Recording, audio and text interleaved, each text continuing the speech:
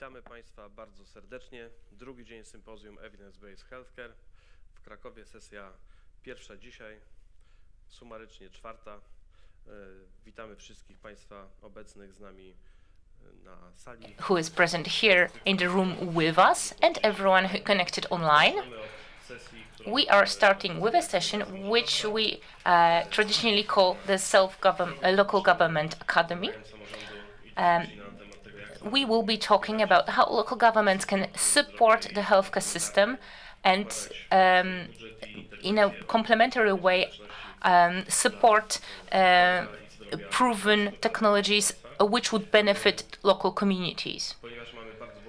Because our program for today is very abundant, I would just like to say that we have another success that we want to tell you about in terms of educating local communities, where often we talked about the need to hold classes at schools with regard to healthcare protection and general health. And it's our success that such classes will actually be held. We consider it a success, and we'll see how it goes in practice. We'll see in practice how this will affect the implementation of the tasks about implementing health protection measures.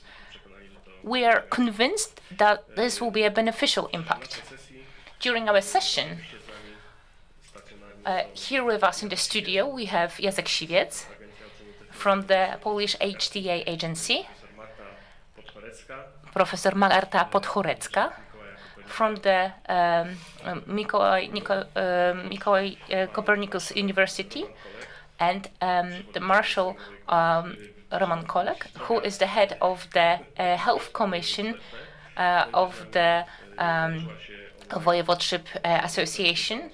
We will also have Ms. Masłowska-Parafian connecting via the internet, as well as Mr. Marek Wójcik from the Association of Polish Cities. Unfortunately, Ms. Maria Pietrak-Frączek was unable to join us. There were some important issues which prevented her from joining us. Please ask your questions online on the chat if you are connecting online, and whoever is here in the room and wants to ask some questions, that we'll do that at the end. Now we have the assessing the efficacy of healthcare policy programs in local governments. My name is Jacek Siwiec. I'm the Vice Director at the Polish HTA agency in Warsaw. For 25 years, I have been dealing with the broadly understood quality in healthcare. I started my career in the Center for Monitoring Quality, and this is the institution where the first measures of assessing health policy programs were created. Obviously, the basis was for that was the Act on Local Self-Governments. Soon we'll have the 35th anniversary of that legal act. Professor Regulski, whom I had the pleasure of meeting, initiated those works. I might refer to him later on when I discuss specific tasks of local governments in terms of healthcare policy protection. The first such implementations were related to the Center for Monitoring Quality at the end of the 90s, and that has been a long time ago. We had the first order from the City Hall of Krakow. We were asked to prepare a report on the health condition of the Krakow citizens. The institution prepared quite an abundant report. They touched upon socio-demographic changes in the society. And as part of those reports, we also included some assessment aspects, assessing the actions taken by the Krakow local government. It was quite specific because this city hall took up the implementation of some actions specified in the aforementioned legal act, which included both obligatory and voluntary aspects. Another important moment in the history of implementing health policy programs that was related to the creation of the so-called health need maps based on the epidemiological data in Poland. First it was implemented in 2017, the next edition was in 2019. I'm mentioning this because the Polish HTA agency had a significant contribution to the implementation of this initiative, because we provide a contribution with regard to making a calculation with regard to the global burden of disease. This is an indicator which first was calculated for Poland in general. Now it is calculated also for specific voivodeships. It is an important part of the health need maps because the source of meeting or failing to meet medical needs, that's related to the needs presented in those maps. It is a very necessary, very important and necessary document. Our agency has also been very intensely involved in the area of health policy programs, while the relations and regarding assessing drug and non-drug technologies, this is quite rigid, and the agency only assesses what it is commissioned with. The agency is very proactive with regard to relations connected to assessing health policy programs. We have a website devoted to assessing and creating health policy programs. I recommend the resources which are available there. And another thing that is often used by various regions is the so-called creator of Polish health policy programs. It is very useful for both you and us. It shortens the time for us, and it helps you avoid any mistakes.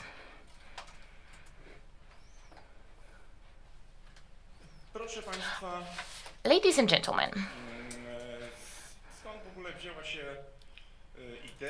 what's the origin of getting the agency involved into assessing health policy programs? It's quite a specific thing, typical for Poland. The agency has been included by way of Article 5, subpoint 29a, where we have clearly defined, it is clearly defined that only those programs can be actually implemented which we as an agency, which are considered safe and effective. And when you hear safe and effective, you obviously think of the agency. Now, just a short side story, side clarification. Our agency only rarely is dealing with certification in terms of quality. It is the tool regarding reimbursement at the disposal of the Ministry of Health, and most resources are devoted to that.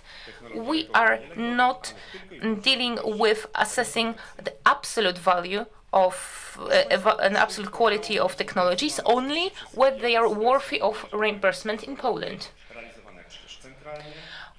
We have some tasks which are some programs which are implemented on a national level, for example, prevention of HIV and treatment of HIV, and also local initiatives implemented locally by local governments.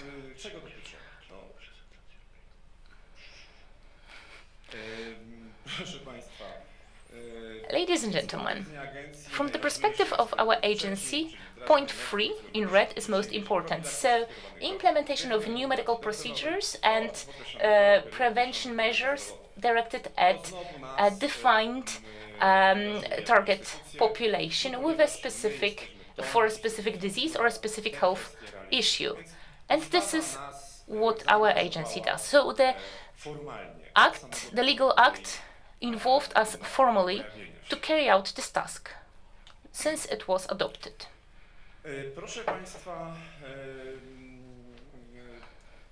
w 2017 roku In 2017, pojawiła się bardzo istotna modyfikacja. there was quite an important modification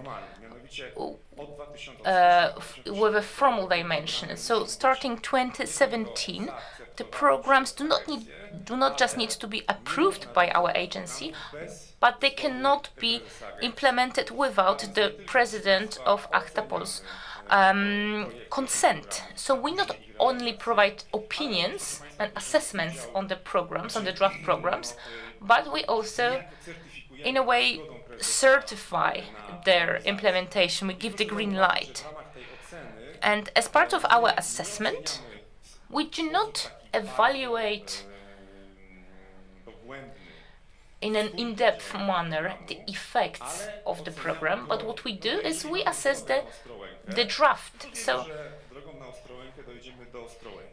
if we have a certain pathway, if we have a well-developed pathway with a specific target, our assumption is that that target will be achieved. And now we reach the problem of assessing the final results and the problem of assessing measurements. It's difficult to do, in particular in issues related to medical aspects. It's all quite difficult and covered by mystery. So we are aware that measuring health outcomes is very often beyond the reach, the capacities of local institutions. The act of law that I mentioned also formally regulated the structure of the document which designs the health policy program, and the structure cannot be freely changed. If there is a change to the structure of the program, the president the agency requires the necessary adjustments to the program. The necessary elements of the health policy program includes, among others, monitoring and evaluation of the health policy programs. An element of that are reports prepared by the local government unit after the implementation has been completed. And we've got the template that is obligatory and needs to be used in the creation of specific programs. I will skip some of this information. And something that was introduced in 2017 as well. So what was introduced by Article 48A. So reference programs, template programs which are developed by our agency. So programs, the implementation of which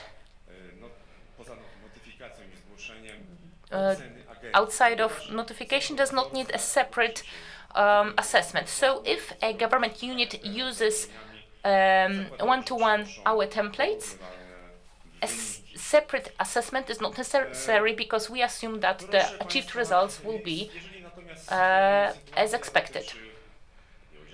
If a situation regards an extension of a given program, this extension, continuation of a program does not require our consent as well.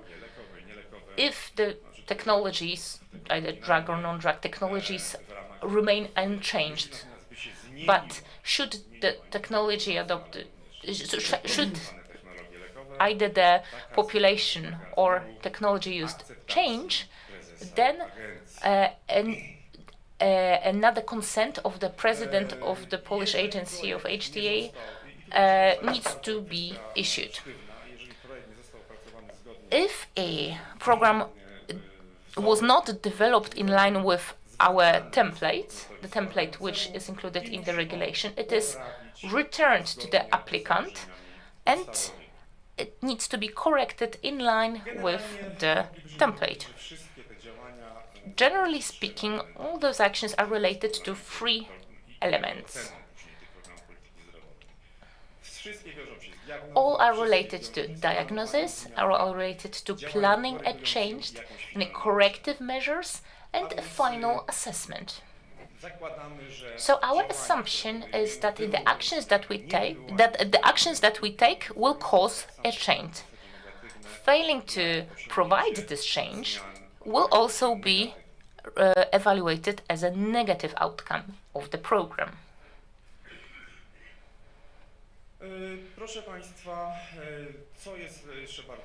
What is also important is that the opinion of the president of our agency is a final decision.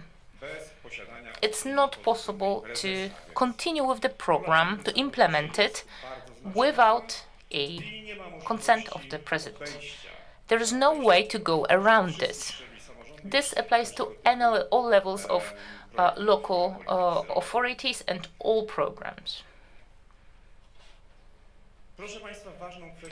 Another important thing to mention is the final report.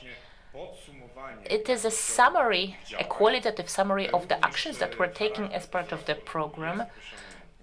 The nature of this report is also specified in the provisions of law, and it includes clearly specified, defined elements which the agency expects to see in the report. The agency has then a specific time limit to carry out the assessment and to confirm that the assumptions of the projects were met. And the local government unit which implemented the program has only 3 months to draw up such a final report. For simple projects, simple programs, this is sufficient, but for large implementations, it is quite a challenge and requires quite a lot of workload. We will skip some of the slides. We also mentioned Article 48A, where we already have a template, a recommendation, a template report which does not require separate approval. It only needs to be notified. However, when it comes to creating such a recommendation, such a template, they are created as a result of a decision taken by the president of the agency, and here we have no time limits. If the president creates a plan for implementing such recommendations, then they are carried out depending on the resources available. But if there is an order from the Ministry of Health that a program is to be developed, a template, then the agency has 2 months to do so. An analytical report is created. The HTA report is the basic tool used by our agency. This analytic report needs to be created.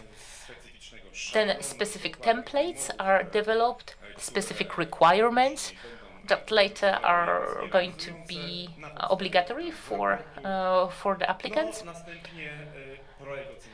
Then the project is assessed by the Transparency Council, and in the end a final recommendation of the president of the agency is issued. Have we created many such recommendations? Since 2019 we've had 19 altogether.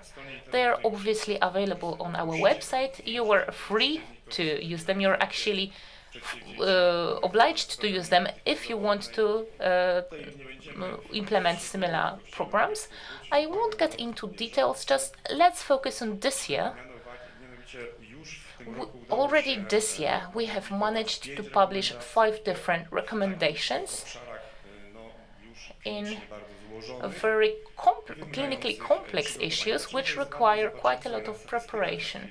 Why it is important? We'll have a look at the statistics, because it shows how valid those issues are for the success of the efforts taken. As you can see, there has been quite a lot of fluctuation with regard to the number of implementations. Obviously,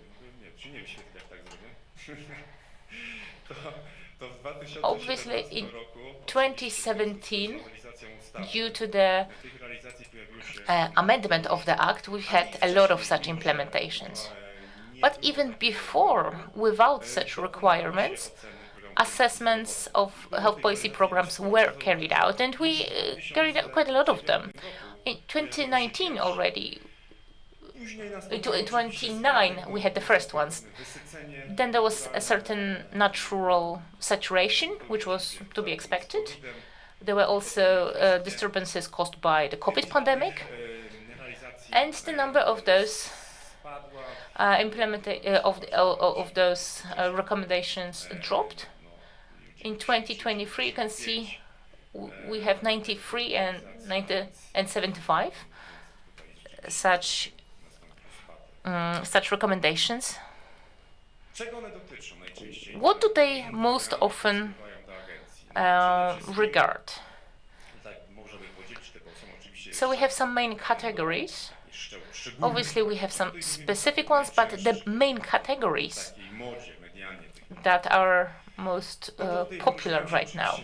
Obviously, we have vaccination programs, so immunization preventing infections. They are often chosen by local governments.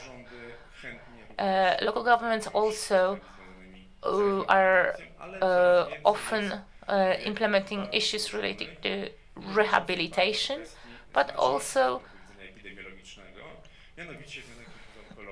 oncology, which are more complex programs.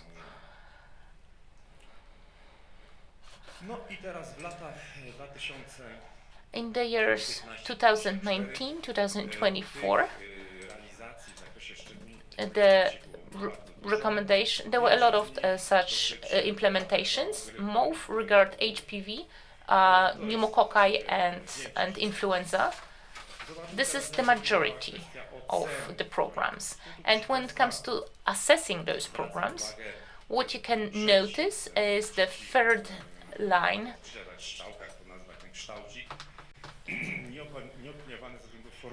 Those reports in red which were not subject to opinion because of formal shortcomings. Although the process is very precisely described and specified, still, and also the creator of the programs is available, the tool is available, still very often sometimes there are formal shortcomings. So we see the area for additional educational measures because formal shortcomings keep coming up. However, in view of the fact that we do have the creator tool, we have reference documents, most programs go smoothly through the assessment process. Oncology, cancer care, the area that I mentioned is on the rise when it comes to local governments getting involved. We have mostly breast cancer, prostate cancer, and colon cancer. Most programs regard those 3 types of cancer. And now the results of the assessments. Here you can see the outcomes are not the best. You can see how many negative opinions we had to issue. And also most programs were not Nie ma rekomendacji, jak Państwo widzicie. were not opinionated because of formal shortcomings. Wyraźnie, proszę Państwa, The lack of recommendations is clearly negatively correlated with the number of. negatywnych opinii. So, I tutaj we wszystkich obszarach. Proszę zobaczyć, w wypadku and this is the case of all areas. If you have a look at the prostate cancer, is the majority are the negative opinions. This area seems to be something that requires more support. And from the perspective of our agency, we can see we have to issue a specific recommendation for local governments so that they know how to create programs regarding colon cancer prevention. Mental health and other areas. When it comes to rehabilitation, this is also an issue which we described in quite a lot of detail, so therefore the recommendations are mostly positive. To sum up, our agency plays a key role in the healthcare system, in the system of assessing health policy programs for two reasons. First of all, it creates the right tools and prepares the process. We provide the creator tool, we carry out training, we support the local government units. And secondly, the whole process is is described in great detail on how to create the programs, and all issues related to the evaluation of the programs is also very specifically defined, which is not always the case in Poland, because very often the recommendations are too general or even contradictory. In our case, the situation is quite clear. We will be talking about this in greater detail maybe later on, but I would like to underline that the role of the agency is not just to evaluate, but also to somehow support the entire process. So our action with regard to our operations, with regard to health policy programs, is different to what we do with regard to assessing drug or non-drug technologies. That's it for me, but I guess we will touch upon some other topics during the discussion. Thank you for your attention. Thank you. This presentation is an introduction to our discussion on the role of local governments.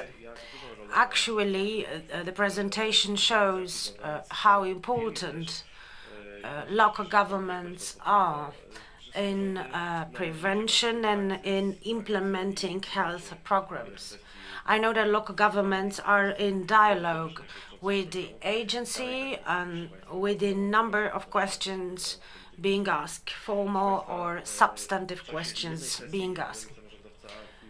We cannot exhaust the full list of all the topics relevant for local governments and health. It is our intention to have a list of the most relevant ones every year, relevant in terms of healthcare strategy.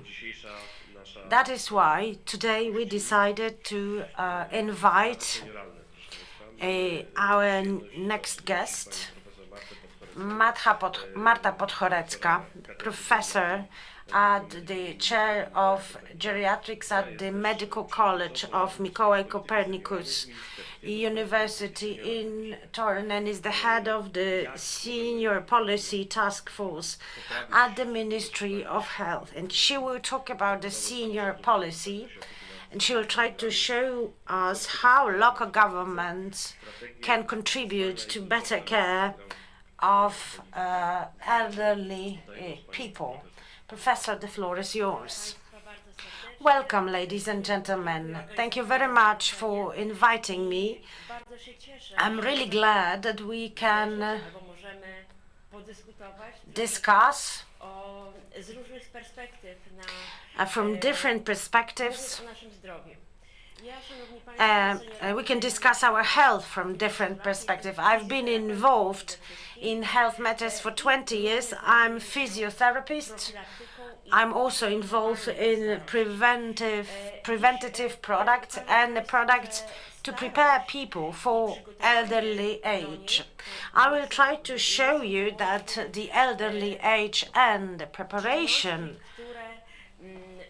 for older age are not typically linked to health only. Let me start from the very beginning.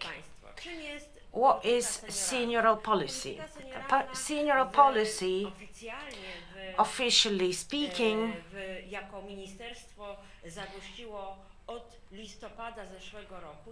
was elaborated last year by the Ministry of Health, and this is the unique case in Poland and also in Europe. In our group, we developed the senioral policy. The senioral policy is focused on the elderly now and in the future. In other words, we need to adopt a long-term thinking. The senioral policy covers healthcare, social welfare, digitization, plenty of topics to be integrated. We are actually a very young body, and which brings together a number of experts from various fields, and I believe that the future is bright for us. Why older age is so important? Well, we've been witnessing global society aging. Just think about it as an opportunity more than a challenge. We have a lot of elderly people in our societies. This means that our quality of life has improved, healthcare has improved, immunization has improved, pharmacology has improved, and the changes in our lifestyles. What are the forecasts? According to the National Statistical Office, in 2050, elderly people will make up for 40% of the population, so almost half of the population will be above 60 plus. And we will have a lot of friends then. Just don't forget that these people will need to be taken care of. Let's have a look at the demographic pyramid, which is reversed, starts to reverse, and the birth rate is reduced, and the life expectancy is prolonged. And there is a sort of a double or triple aging, with more and more people aged 80 plus or 100 plus.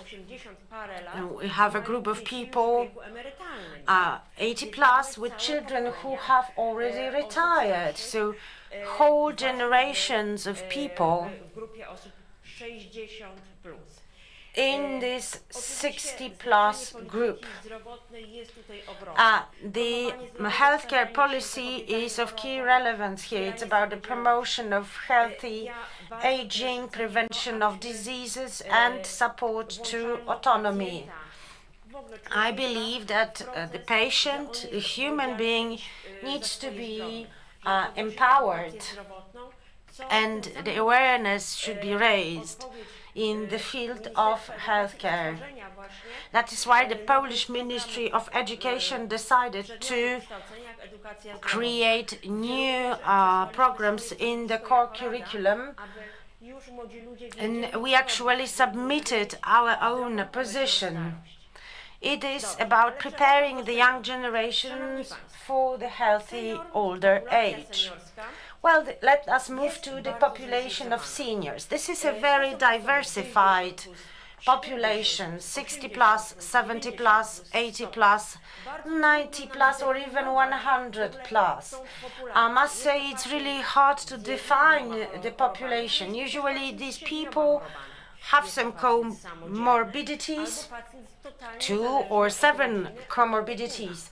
In this group, you have patients who are completely autonomous or completely dependent on their caretakers, well-educated and with a primary education only, living in large cities or in small villages.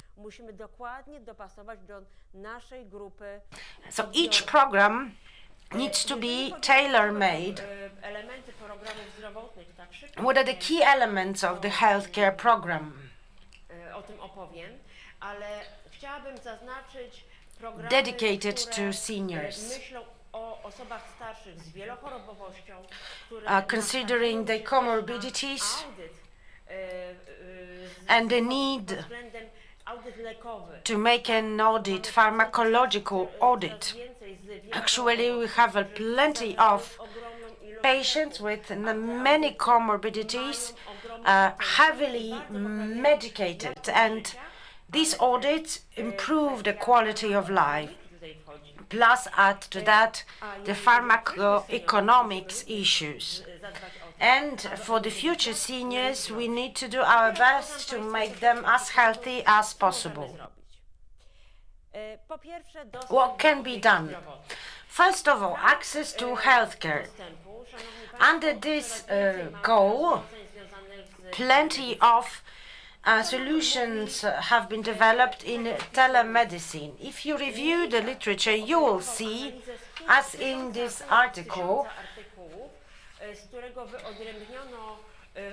the following findings. So there was a sample of 1,245 articles, and 10 were selected as the ones with the most robust methodology. And the findings were as follows. Telemedicine may improve access to healthcare services.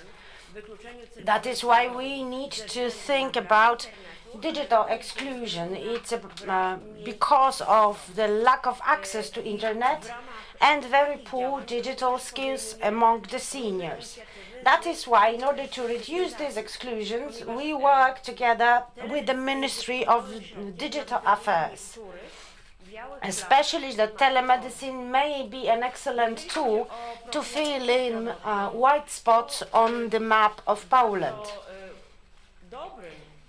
Let us move to the next pillar, preventive actions with bracelets. Have a look. We have people with cardiac insufficiency, severe cardiac insufficiency, with recurrent visits to hospitals, and they got special bracelets with the monitoring software of vital functions. And after 1 month,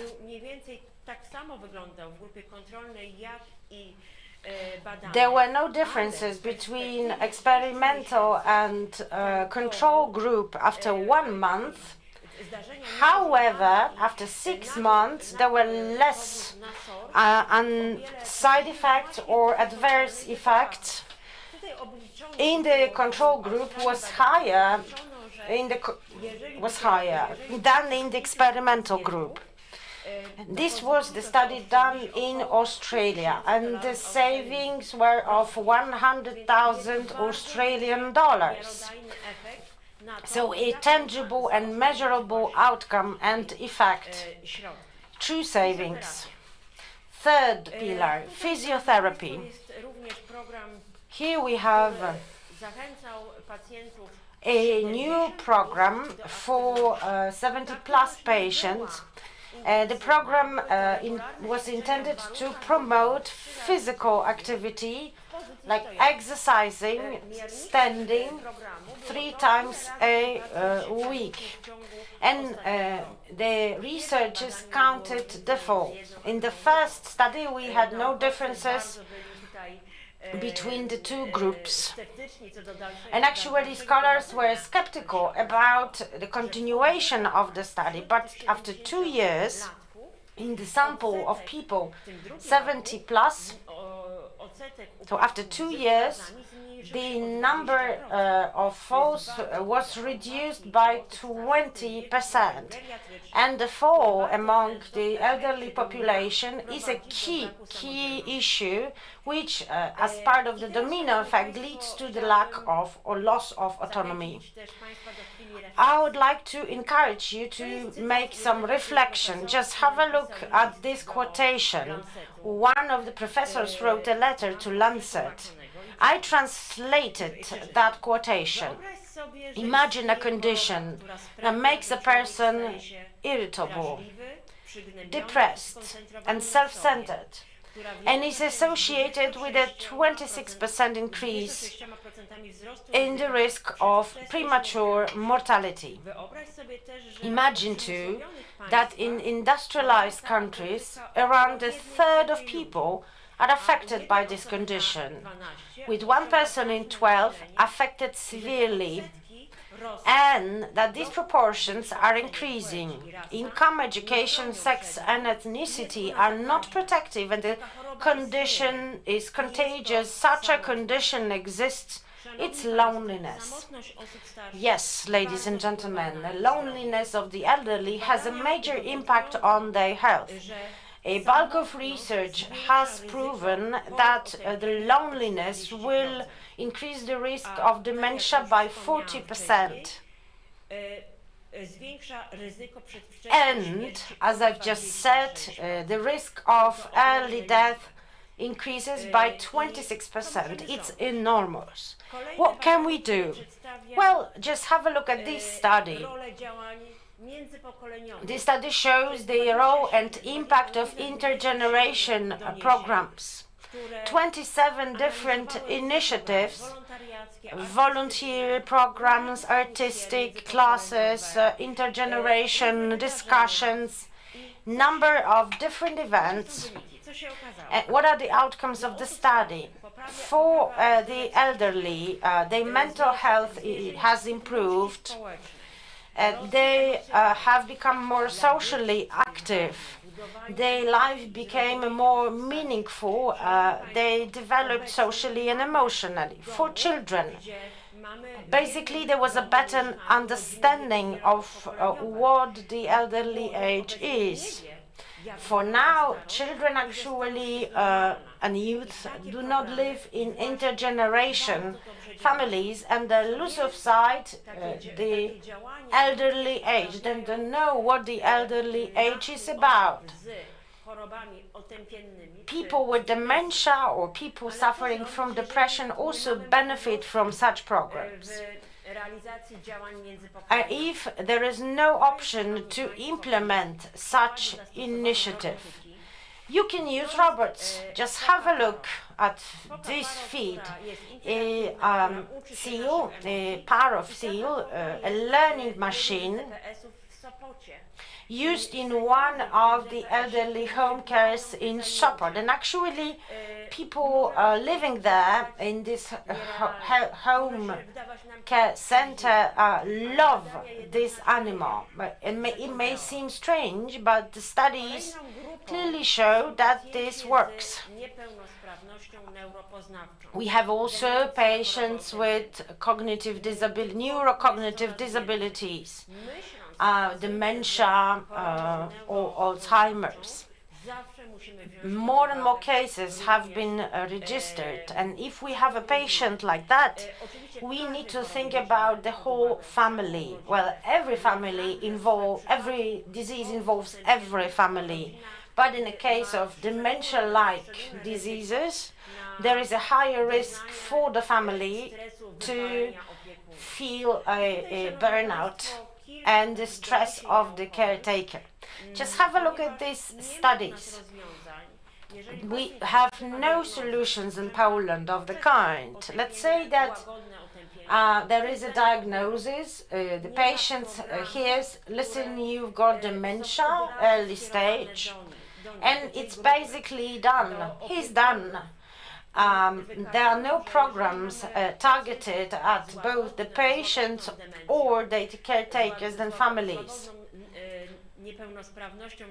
If the neurocognitive disability is mild, udowodniono, że jeżeli te osoby będą mieć treningi and codzienne czynności people with such disability ADL, to oni undergo training, their autonomy, they will stay autonomous for longer. And it's all about autonomy. It's to empower the patient and to make the patient less dependent on any third parties. Have a look. This study is about access to an online platform by informal caretakers. The same platform brought together the support groups and included guidelines on how to communicate with the dementia patient. So as you can see, the platform offered a number of support tools, and people who used that support suffered less burnout and felt better in their role of caretaker. Add to that mindfulness training for informal caretakers. I think this could be a good idea for local governments. On the slide you see the meta findings. According to them, caretakers who underwent mindfulness training coped better with everyday life and the care. I remember our training, 1 week training for caretakers organized in Bydgoszcz. We met every week. We could not do it over the whole week because nobody could afford that. And they met over 6 months, and now the group has stayed, and this is a group of mutual support.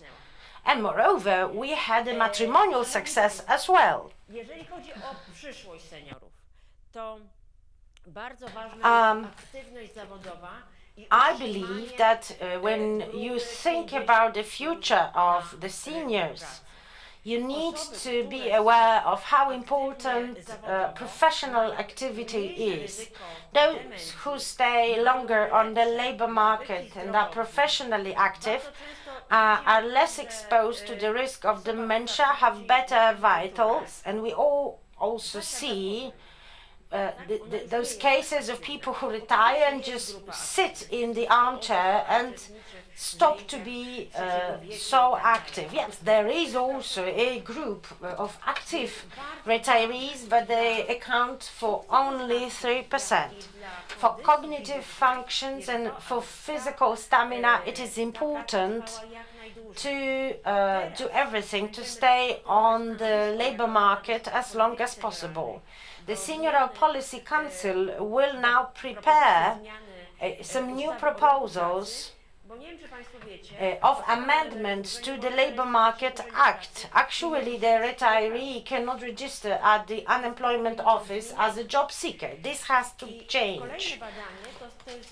The next study, a sample of women, and the study has shown that the regular work at a younger age has an impact on positive life outcomes at the later age. This is surprising. Even if these women didn't like the job, still that job had a positive impact on their life. And is something for you now, example of comprehensive good practices. Germany, care insurance. Every adult chips in order to have a budget for providing care to the elderly. Japan, a comprehensive senior support program, telemedicine, psychological support, rehabilitation. Actually, the Japanese would take a different approach, and the image of the elderly differs as well. The elderly in Japan are basically people who have experience, who are savvy, wise old people. I think that this mentality change is also needed in Poland, Denmark, telecare, e-care. I think that we follow the steps of Denmark, but we have something to catch up with, and that would be a good solution for the generations to come as well. What is the role of local authorities? I believe that the role is huge. The role is huge in terms of support to the elderly people, especially that you have a better understanding of the needs of your population, of the local population, people living on the territory of your community. With that, you can have a more tailored initiatives to help the seniors today and in the future.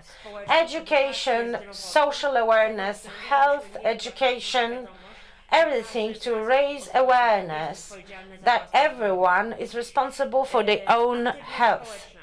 Social activity, prevention of isolation at home. I don't know if you know that Turkey has a special program, and every residential estate has one coffee shop. And if you are a senior and you have the ID card, you go there and you can get 1 cup of coffee free of charge every day. Plus there are playgrounds, and seniors can go there with their grandchildren. So, you know, there is a platform of interaction. Transportation. Well, mobility is an issue because you need to transport the patient for occupational therapy, for doctor's consultation. It's of huge help and need.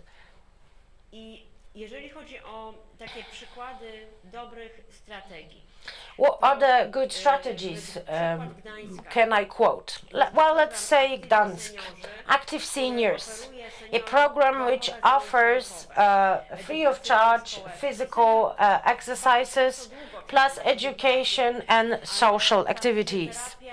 Usually the queuing time for such classes is long, but the physiotherapy is a must for the silver population to be active, and you don't have to go to the outpatient clinic or the healthcare facility. Sometimes can be a culture center in the community with some exercises or with the talking hours, and Gdańsk offers such a program. And there is also a ranking, and there are different culture clubs and community clubs competing for the place in the ranking. The second strategy is about the transport of seniors. I've mentioned that already.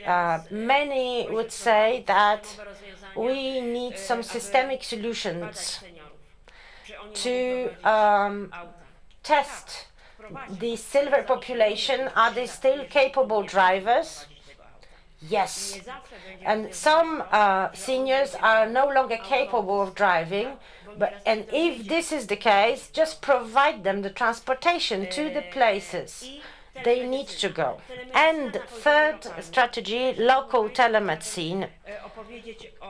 Here I would like to describe a program I'm involved in.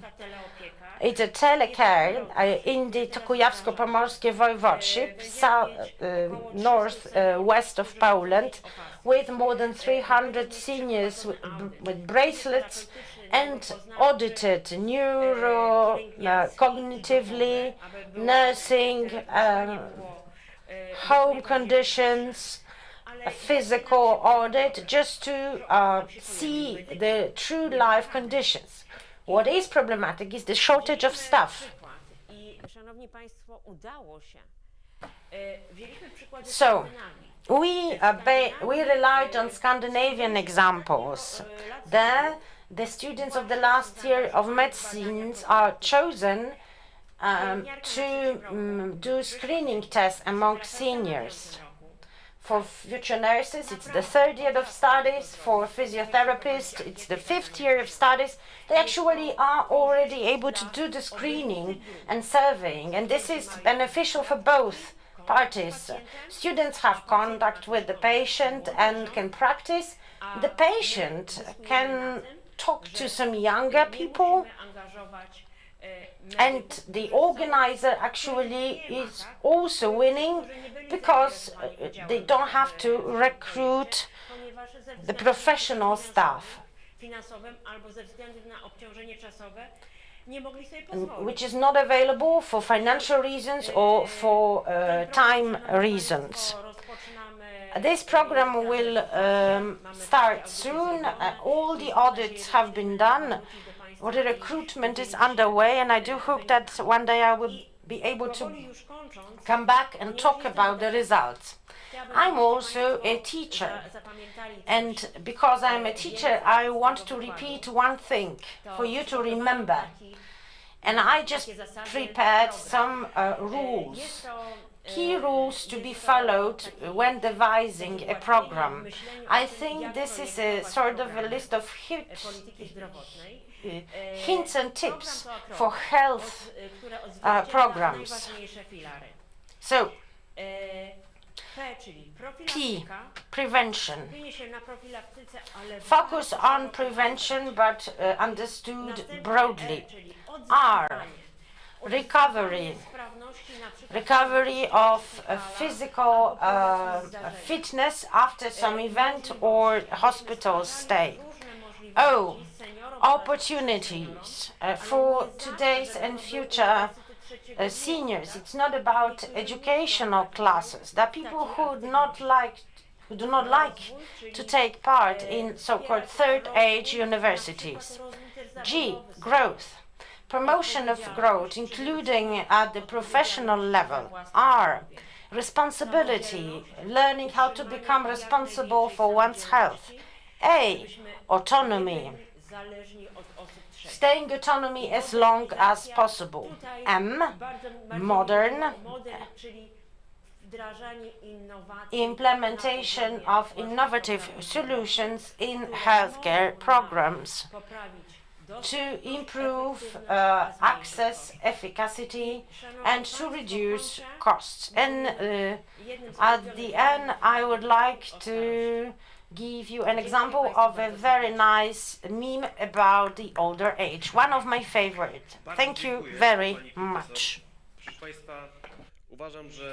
Thank you, Professor. I think that this presentation should be displayed at all meetings of local government councils, at all levels of local government authorities, because this not only discusses the whole subject matter in a very comprehensive manner, but also the presentation indicates specific examples which can be of actions which can be implemented ad hoc, which can be quite easily introduced locally.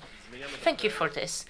Now we will shift a little bit the order of our presentations. That's why, because we whispered a little bit, because some of our speakers are a bit busy. This includes Marek Wójcik, who is a representative of the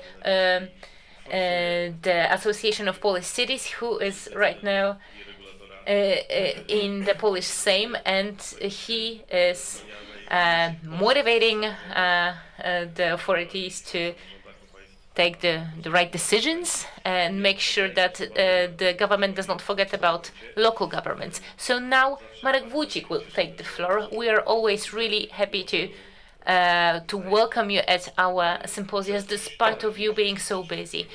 The past, the current time, and the future of health policy programs, from the perspective of local governments and from the perspective of the Association of Polish Cities. The floor is yours. Hello, ladies and gentlemen. I hope you can hear me well. Please give me thumbs up if I'm well heard. Good. I'm really happy to be able to meet you today. I mean, same right now where another sitting will be and another vote will be held. We'll be voting on some initiatives which we've been discussing in the last days and which require fast action, including reacting to the recent floods. I want to start my short presentation with a short thank you and showing my gratitude to everyone who is willing to take the necessary initiatives. I have two observations. One is that you are a group which unfortunately is a bit hermetic, so it's this group doesn't grow. New members don't really don't join the group.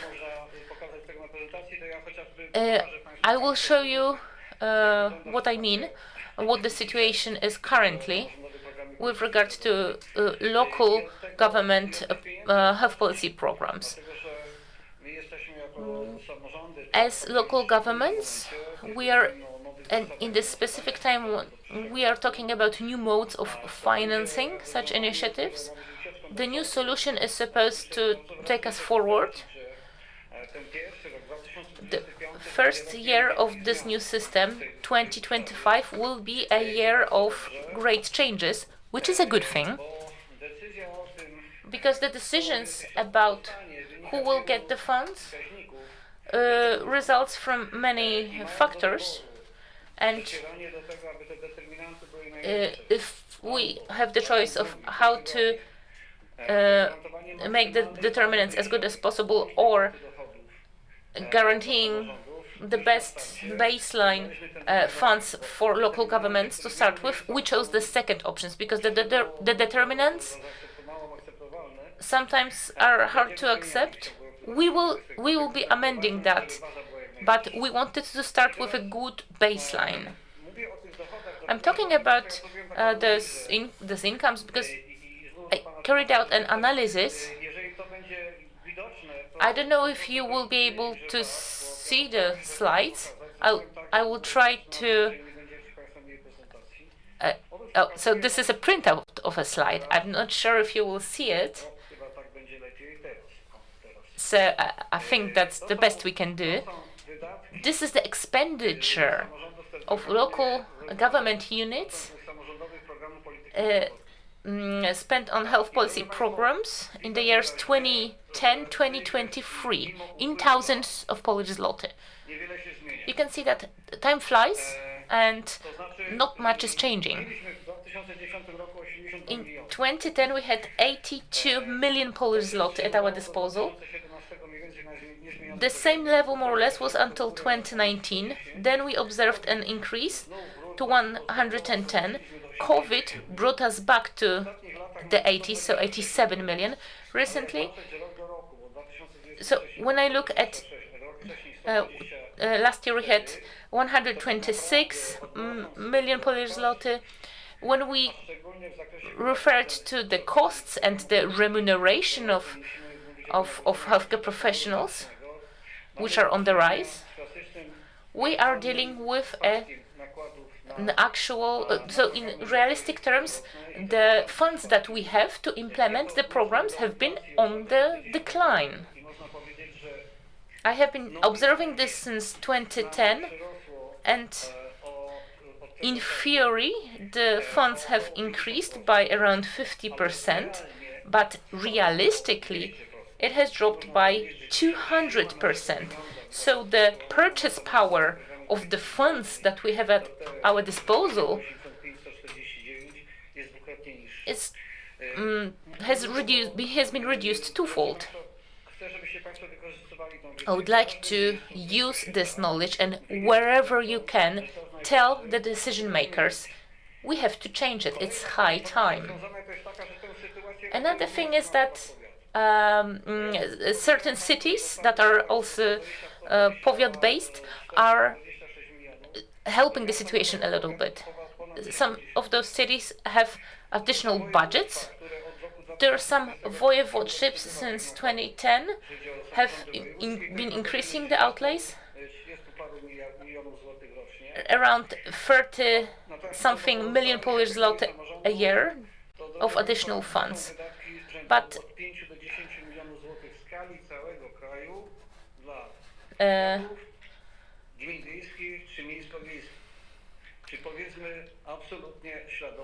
So the amounts that are realistically available are far too low. So some cities help out local governments.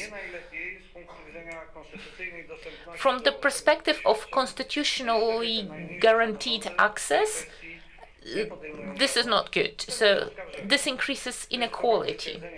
This is not an accusation, it is stating the facts that currently we are talking about huge deficits in local governments, which is reflected in the health policy programs.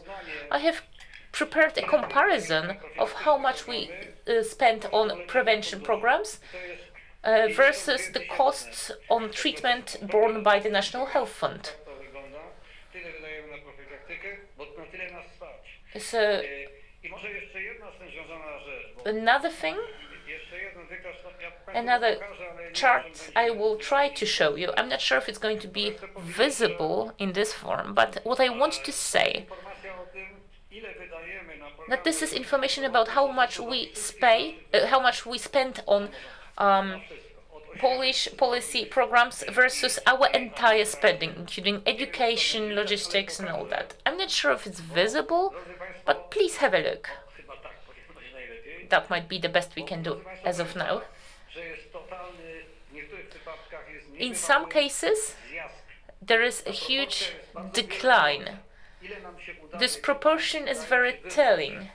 How much we managed to somehow grasp for and allocate to this program compared to other objectives. In general, we had around 0.4% spent on health policy programs. That was in 2015. Now it's 0.3%. But the largest decline is at the powiat level. I regret to say that we have been observing a huge decline of funds for such health policy programs. In the past it was almost 0.5%, now it's around 0.1%. So when it comes to outlays on health policy programs, the powiats, this is something that a few years ago was unthinkable, because the powiats used to be the leaders in implementing health policy programs.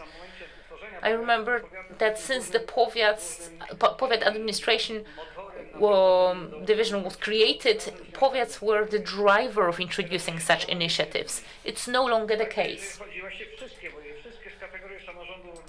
All local government levels have been noting a decline on the available funds for health policy programs.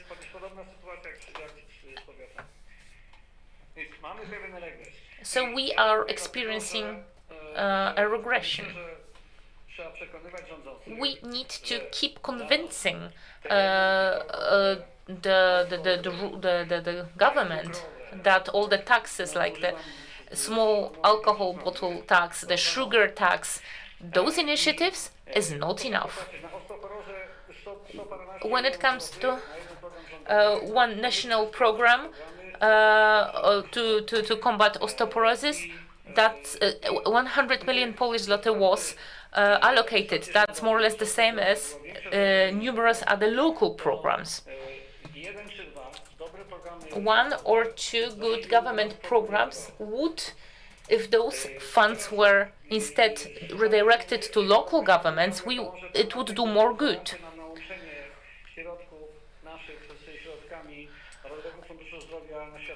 Now coming back to combining our funds with funds of the National Health Fund, I've been noticing a trend which is also negative. In general, I am an optimist, so right now, and I'm afraid I need to be realistic, so the information I'm conveying is negative. We are observing huge polarizing tendency. There are some local governments which are doing really well, but when I meet the authorities of National Health Fund, they say that there are less applications that were submitted.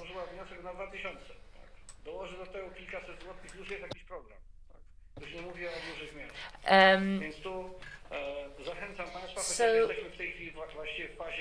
currently we are at a stage where the applications for 2025, those applications have already been submitted, but you can prepare for the next year.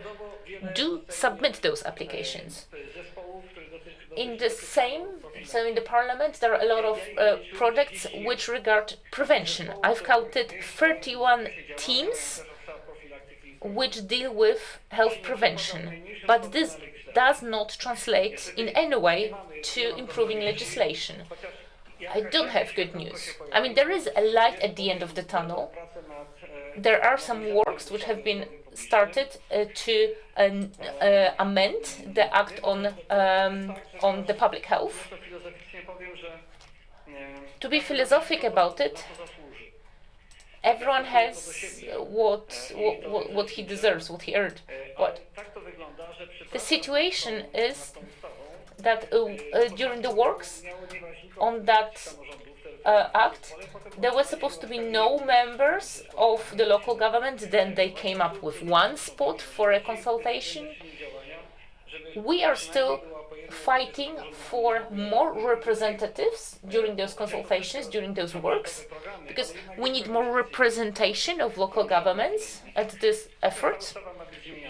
So we are expecting this amendment of this act.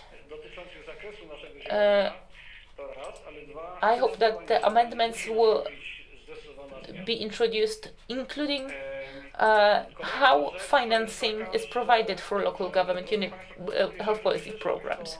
When it comes to coming back to the finances, I keep encouraging to use the so-called citizen budget, but I've been happy to notice that at all levels we are observing grassroots initiatives to promote prevention, health prevention. Use the options that you have. Also in rural areas, it's a good way to get what you need. A bit about the future now. I want to point your attention to two elements. First, mental health, mostly mental health of young adults and children. Contact mental health centers and, using their potential, carry out preventive measures. We've had some pilot programs that have been deeply rooted and have been very efficient. It's a great practice to cooperate between the mental health centers, between schools and the local government authorities. Schools need to be supported in the introduction of such efforts. This is a solution I recommend you copy. Second aspect, primary health care facilities. Coordinated care is a chance for us. 38% of primary health care institutions have signed contracts to provide the so-called coordinated care. There are some disputes, but this coordinated care provided by general practitioners gives us the situation that in the case of a relation with the patient, we have just being in contact, the GP with the patient, there is the prevention element. We can help solve a problem mentioned by the speaker before me. So the the shortages of healthcare professionals. Primary healthcare professionals want to cooperate with us. It is in their best interest. One change, especially for senior citizens in terms of prevention efforts. Starting July last year, something called the nursing consultation was introduced. So nurses have more powers in terms of wound treatment and urology. There is an additional procedure, so 10 home visits. This is something that was introduced, and this is something which is being built on. We should take this example, maybe expand this. Nurses,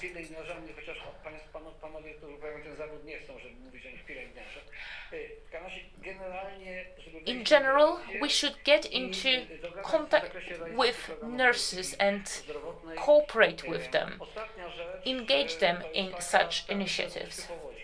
And coming back to the flood, thank you for what you are doing in the flooded areas. We are trying to achieve one important thing. It's not easy, I have to say, but we're doing our best. The funds from the alcohol tax and the sugar tax could be allocated to actions remedying the effects of flood, including those affecting health aspects of the population.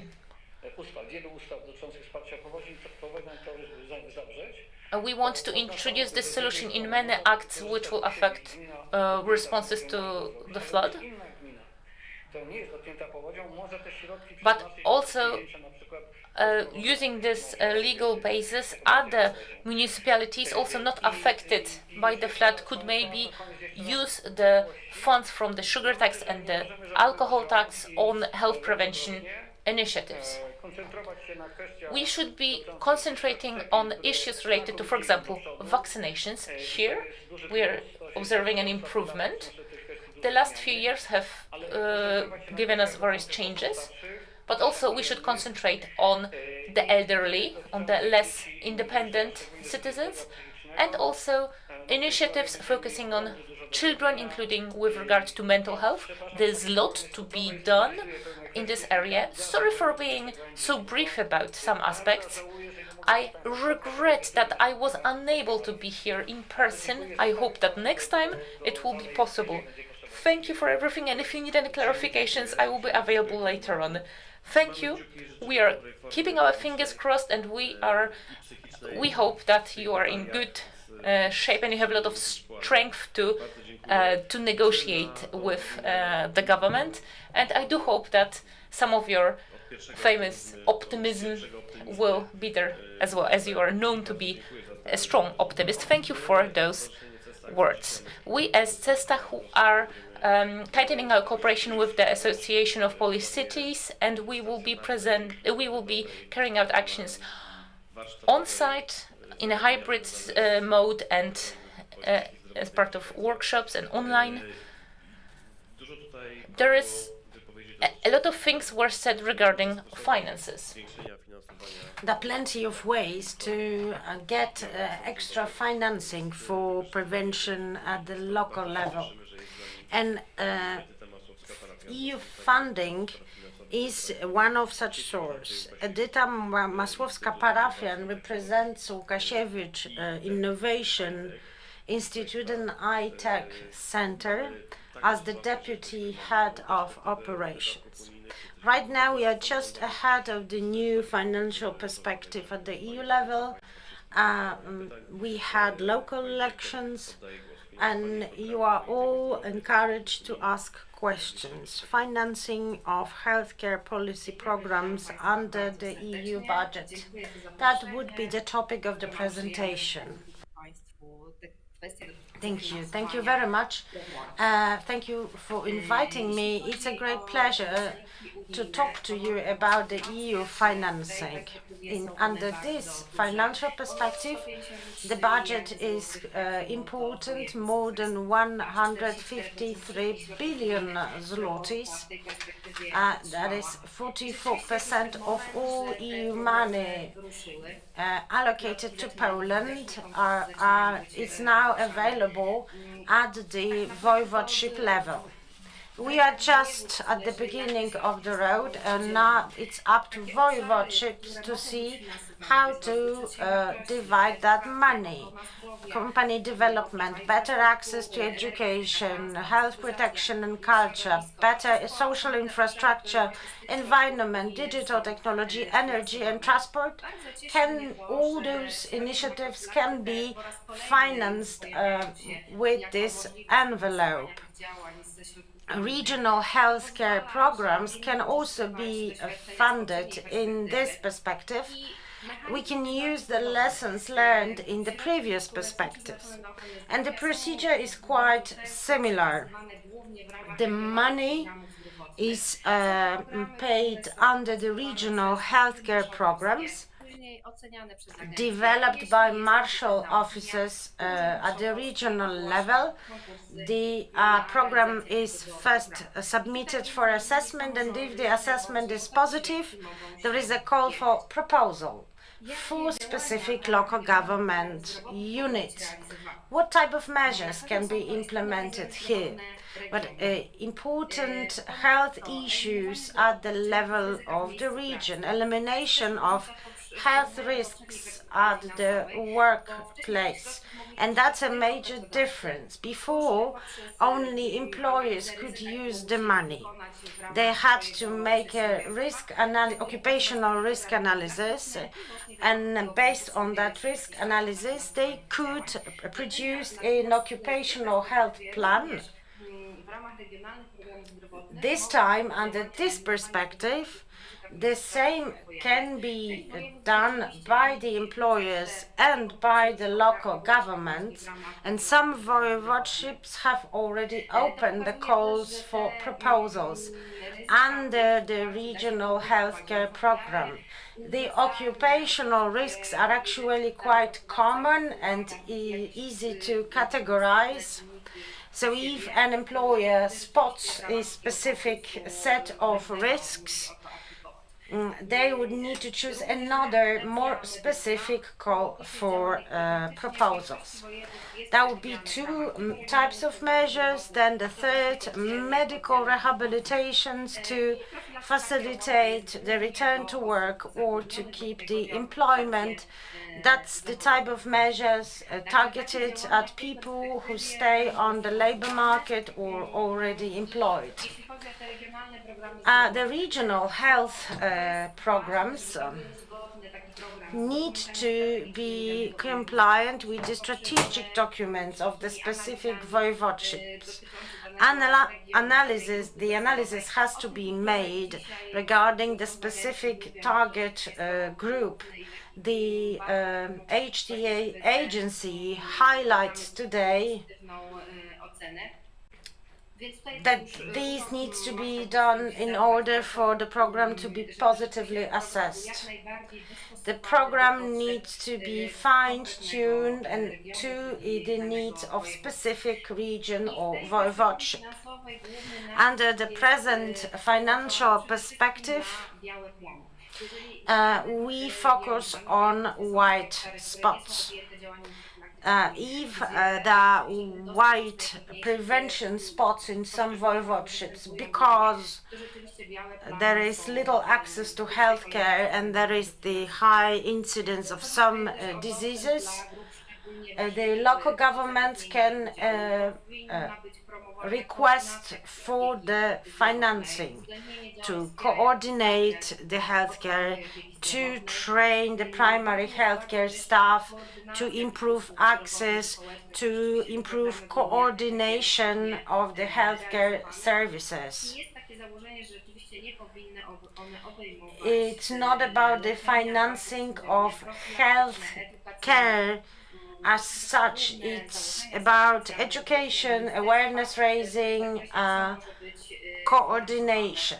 and the Ministry of Health has provided a precise list of what can be financed under the regional health programs. Such programs have to be consulted with experts from specific area of knowledge to make them even more and better adapted to the needs of their beneficiaries. It would be advisable to use the experience of other local governments. The studies from the previous financial perspective, 80% of the programs got a positive opinion from the HTA agency and got the financing from the EU budget. So we already have a database with programs, positively opinionated programs, and I will show you some examples in a moment, just to illustrate that there is a stable group of needs, occupational diseases, other diseases, unmet needs, and so on, is quite stable. The patient should be taken care of in a comprehensive manner. In other words, a sort of coordination is needed. So you just establish a coordinator as a sort of a single contact point for patients who can call, make requests, ask questions. The intervention should also be part of the program. It's not only about or just guaranteed healthcare services.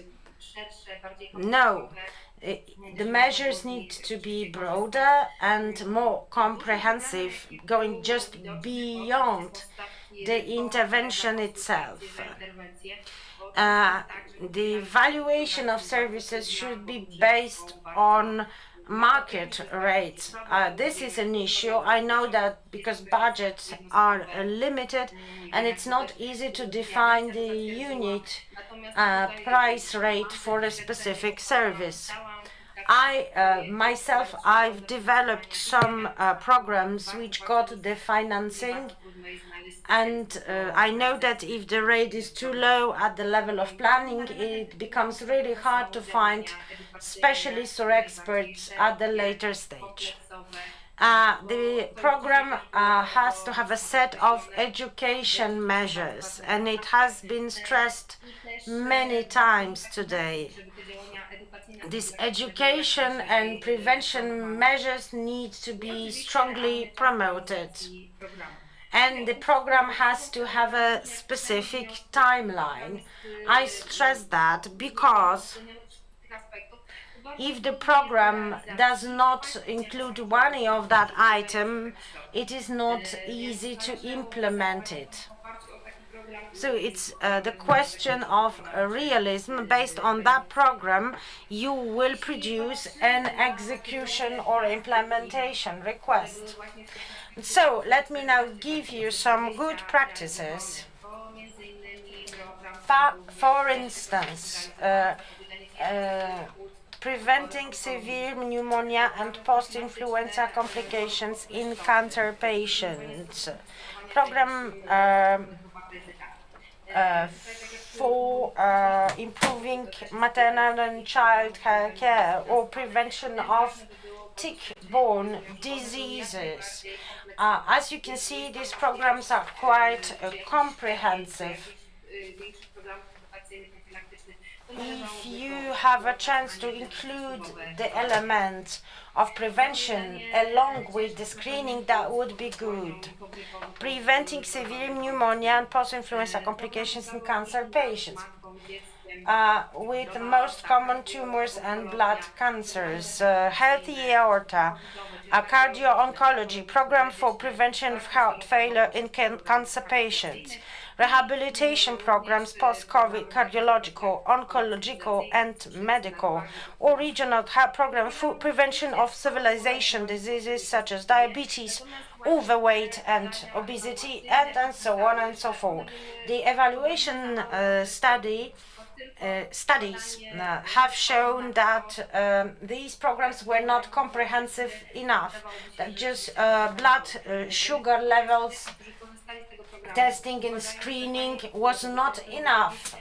That apart from screening, you should also include a sort of nutritionist consultations or culinary workshops to help people change their eating habits. So again, I repeat, it should be comprehensive, it should include prevention measures. I remember the question from yesterday about financing the equipment and the infrastructure, but that's a very, very rare case. But I do have experience from the previous perspective. The colon cancer program had the plan to buy the equipment for screening tests. This infrastructure, healthcare infrastructure, is financed under different funds. European Social Fund is used to finance prevention, while the European Regional Development Fund will be used to finance infrastructure, so that different measures and the different calls for proposals. And indeed, there is a separate budget for that, and I know that the first calls for proposals have been open in Podlasie. There is a call for proposal for improving infrastructure in primary healthcare, and the value is quite high, 36.5 million zlotys. And in Małopolska Voivodeship, there was a call for proposal for rehabilitation measures, around 11 million zlotys in the budget, including infrastructure. As you can see, quite important envelopes. I'm a huge proponent of the EU financing and the use of EU financing. If it's made available, just don't hesitate and use it. It's an extra money, and local governments and employers can simply use them. Well, depending on the applicant, you will get the level of co-financing of 80% or 90%. It's important as well. So with little money from your side, you can develop and promote the programs of value for your regions and for your areas. Thank you very much. That would be all. I cannot move to my last slide. Well, that's my last slide. Thank you again for your attention. If you have any questions, I'm ready to answer them. Bardzo dziękuję, pani dyrektor. Thank you, ladies and gentlemen. Gdyby państwo mieli jakiekolwiek Thank you for this presentation. If you have any questions after those presentations or after the entire symposium, we will be happy to provide you with, to contact you with our speakers. Thank you for this presentation. We also encourage you to use European Fund when it comes to prevention and health promotion. Now it's time for my short presentation. I will squeeze it into 15 minutes so that we have time to hold a short discussion. The time we had for the local government academy was too little, unfortunately, but we are always limited by time constraints. We are now going to discuss in general our campaign Poland Free of HCV, and I will present a few model health policy programs which were created recently. This is the list of our cooperation with local governments and the various tools we developed. They are quite The list is quite comprehensive. Last year we worked, for example, to develop osteoporosis prevention tools, also prevention of pneumococci infections in cancer patients, and our latest actions include prevention of HCV infections, diabetology, and TB prevention. Yesterday we held workshops at our first day of symposium. We had a Q&A session directed at Mr. Tomasz Tatara from the Polish HTA agency. I think a lot of your doubts were explained during those workshops, so you can see a record of that. And now I will present the objectives of the campaign to eradicate HCV. Poland free of HCV, the assumptions are that chronic inflammation of type C hepatitis has not only medical consequences but also social and economic consequences. Currently, we do not have well-developed systemic solutions with regards to testing for HCV infections, even though the treatment that is available is very effective. So one of the most urgent needs to eliminate HCV, to eradicate it, is to make testing more common. That is why we took the decision to launch a campaign which would bring together all stakeholders, both local governments who already have experience, as well as various patient organizations and other stakeholders. This is our objective for the year to come, or maybe 2 or 3 years to come. We'll see how it works. Yesterday we discussed how long it would take us to test all the population if we engage also the local governments. The main tools is the update of the health policy program and presenting practical aspects of the new solution during a workshop. We also created a website, the address of which you can see on this slide, which includes resources, so educational materials that are downloadable, who can be also given to the beneficiaries of the program. We will be presenting epidemiological data which will help us evaluate the number of people in the program. We will have an epidemiological calculator and a barometer of the objectives of our campaign. The campaign is in line with WHO objectives in terms of eradicating HCV infections as a threat to public health. In Poland, over 110,000 people are infected with HCV. These are the estimates, and 70% of them have no idea that they are actually infected, and the infection is detected accidentally, by chance. Usually people the typical patient with this infection is usually still professionally active and is in his 40s or 50s, and in nearly 100% of cases it is possible to cure this affliction. It is a of huge importance to identify those cases. That is why we will be testing people. And furthermore, our program is in line with the recommendations of the Polish group of experts on HCV. This will include more broad testing in both hospital settings and in primary healthcare facilities. We want to allow local governments to choose a pathway, depending on the local preferences. So one solution is introducing testing in hospitals, both in emergency departments, where a lot of people have their blood drawn anyway for lab tests.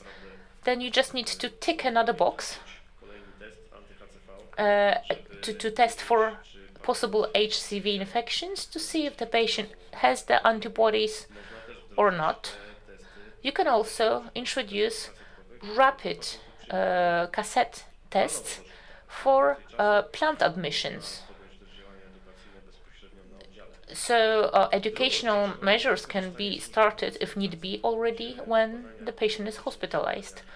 Also during occupational medicine testing, this is something which could be an aspect of testing. This could be financed by local government funds. Those tests are not expensive. The cost of such a rapid test is around 5 to 10 Polish zloty. Using it takes 2, maybe 3 minutes. So our understanding is that it will be not very time-consuming or resource-consuming, and it can help solve very significant problems. Occupational medicine professionals have often participated in similar actions. They performed additional tests, and we know that this is an effective measure. Another option is introducing testing in primary healthcare facilities outside of the so-called delegated budget. There can be additional funds allocated to this measure from local government funds. Here we have a list of patients who are in the risk groups. This will be included in the calculator, our epidemiological calculator. Our anticipated results is reducing the risk of infections in the general population, increasing the number of detected infections, increasing awareness in the general population, and educating the healthcare professionals. What are the long-term goals? On the 24th of July 2024, on the Global Day of Hepatitis, we had a meeting in the Polish Parliament where we discussed long-term objectives, when we discussed the fact that we could have an improvement of the current situation by way of testing either all admitted patients to emergency departments or plant admissions, and introducing the obligation to test for HCV upon admission to drug programs. Currently, only 33 of the existing 133 drug programs test for HCV as an eligibility criteria. Also introducing in primary healthcare, introducing to occupational healthcare, and this can also be done in pharmacies. This is our roadmap. That's where there are different stages at which you can join us. You can find examples on the website that I already presented on the slide. Another topic is diabetes prevention.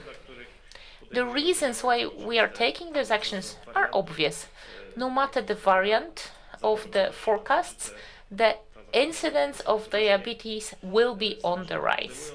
Local governments are taking various prevention measures to prevent diabetes. These are some statistical data. So why don't we have sufficient programs? What are the causes? We analyzed this, and it turns out that a lot of local governments, on the level of voivodeships, for example, did allocate a lot of funds, over 90 million Polish zloty. Those programs were opinionated positively. However, most of those programs were very standard. The find risk survey, maybe fasting glucose tests. Those programs were not particularly popular among beneficiaries or organizers.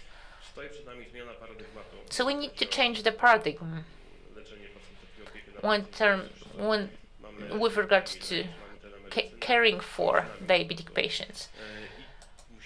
We have to think about how we can make those programs more attractive.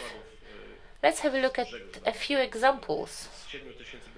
Of 7,000 potential participants, less than 400 actually took place. In Śląskie, the program was not implemented at all because the interest was so slight. Of the planned almost 15,000 participants, less than 1,000, so far less, actually did take part. So something's not working. We have to make it more attractive. And how can we do that? How can you make this more attractive?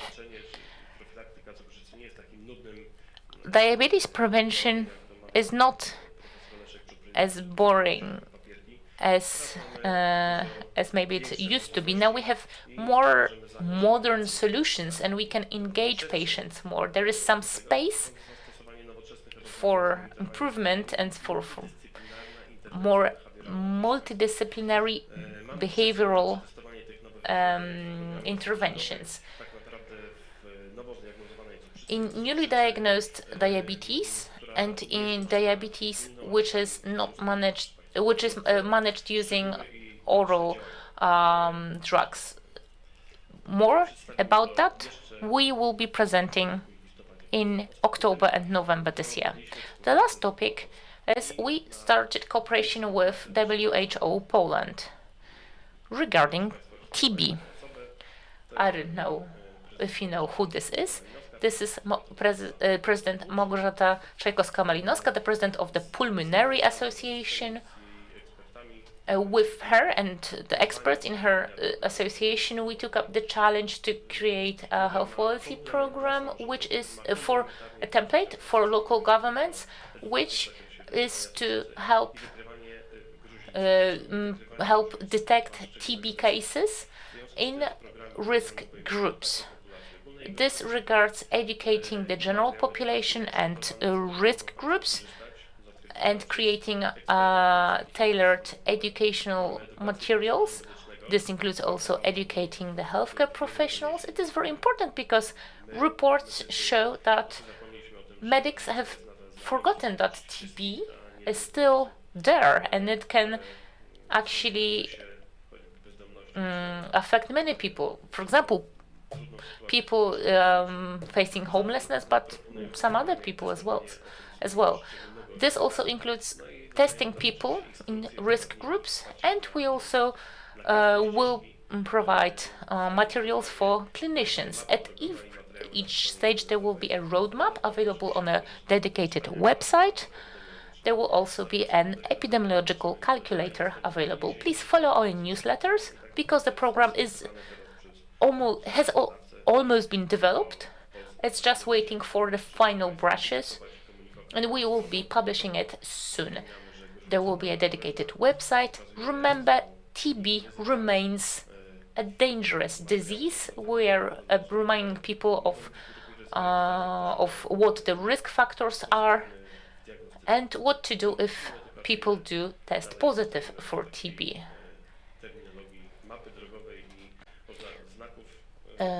Now moving on to another topic before we move on to the discussion is our program Pneumo Onco already has been developed. We have developed a program for the capital city of Warsaw. It enjoys an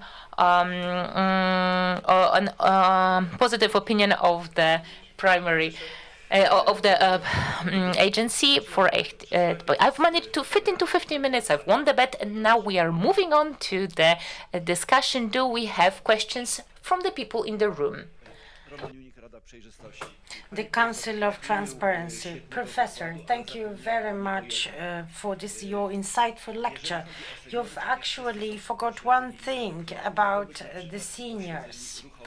There are cognitive disabilities, but there are also physical disabilities, and we all know these expressions slaves of the fourth floor. We all know what I mean. But I was told that 90% of seniors are digitally excluded. Is it true or false? And is there anything that your task force is going to do to reduce this digital exclusion? And what about hardware and IT maintenance? Do you do anything to ensure access of IT maintenance stuff for seniors? Thank you very much, Professor. I didn't have enough time to tell you everything. It's true that the people who get stranded on the fourth floor, especially that if you have a building with 4 floors only, you usually don't have a lift. And it's true, a lot of seniors simply don't go out. If you want to take care of the senior, you can organize a telemedicine or audio services, but the face-to-face contact is necessary as well. So you need to find the middle ground for digital exclusions. As far as I know, a number of measures has been planned. First, intergeneration schools. At school, the door will open for seniors who in the afternoon will have classes, IT classes, and even the young students can teach them. This is an excellent intergeneration initiative, and it will start really soon. During our last session of our Senior Policy Council on Wednesday, I met one of the heads of departments at the Ministry of Digital Affairs, and we agreed that some new joint initiatives will be launched to eliminate digital exclusions. So we are just at the beginning. Thank you very much for this question. Thank you. Before giving you the floor, I have some important question to Marshal Roman Kolek from the Union of Voivodeship of the Republic of Poland.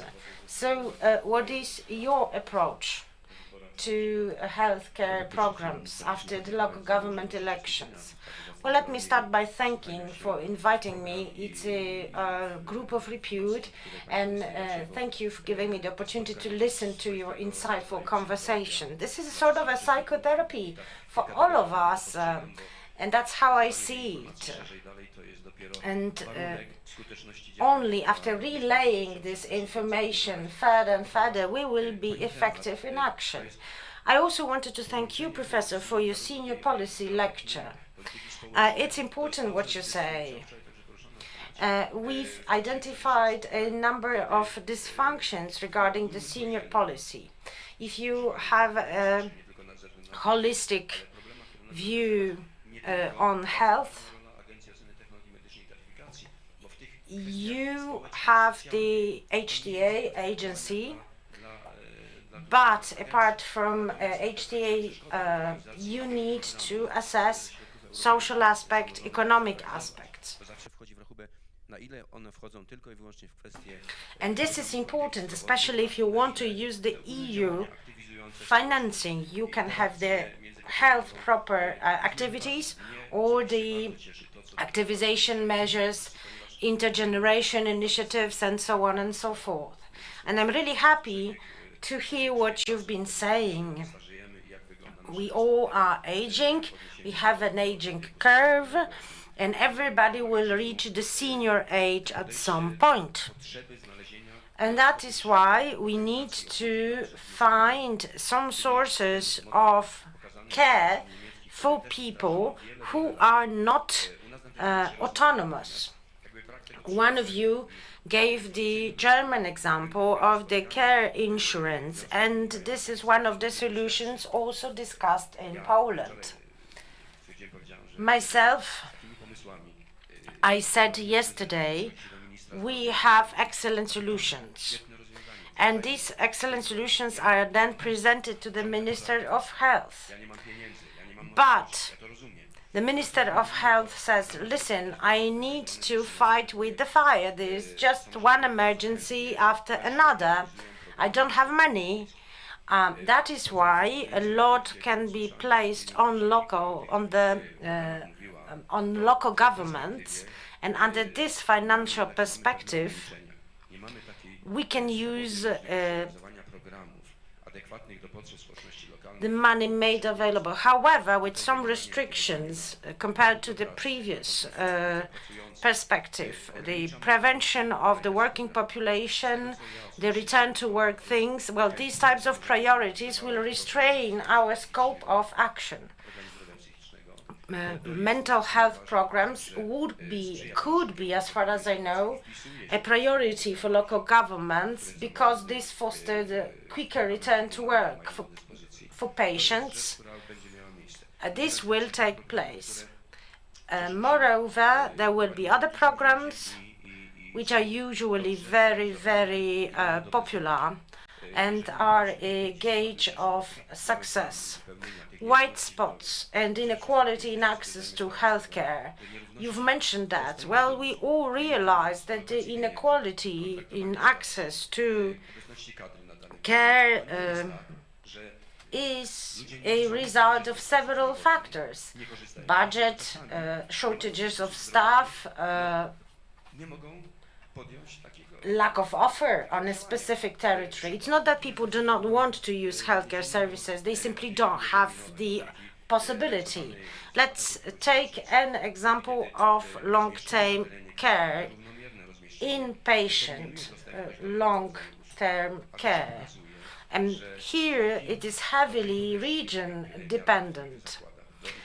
The life has shown that with good hygiene practices and nursing practices, people have a better quality of life and live longer, even if such inpatient long-term patient care. There is prevention and there is repair, medicine. All local governments, bottom up, should be actively involved in education, and this is one of our liabilities and weaknesses. For that, we have the European budget, and it's good that this budget has been made available. The local budget, the national budget, would be definitely insufficient to do any education campaigns.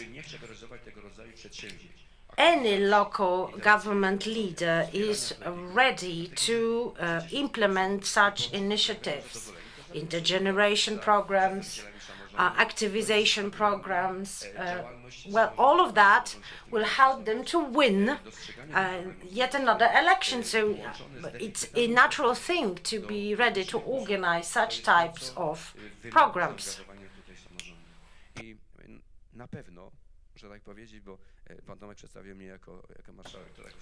I'm the marshal. Well, I was introduced as a marshal.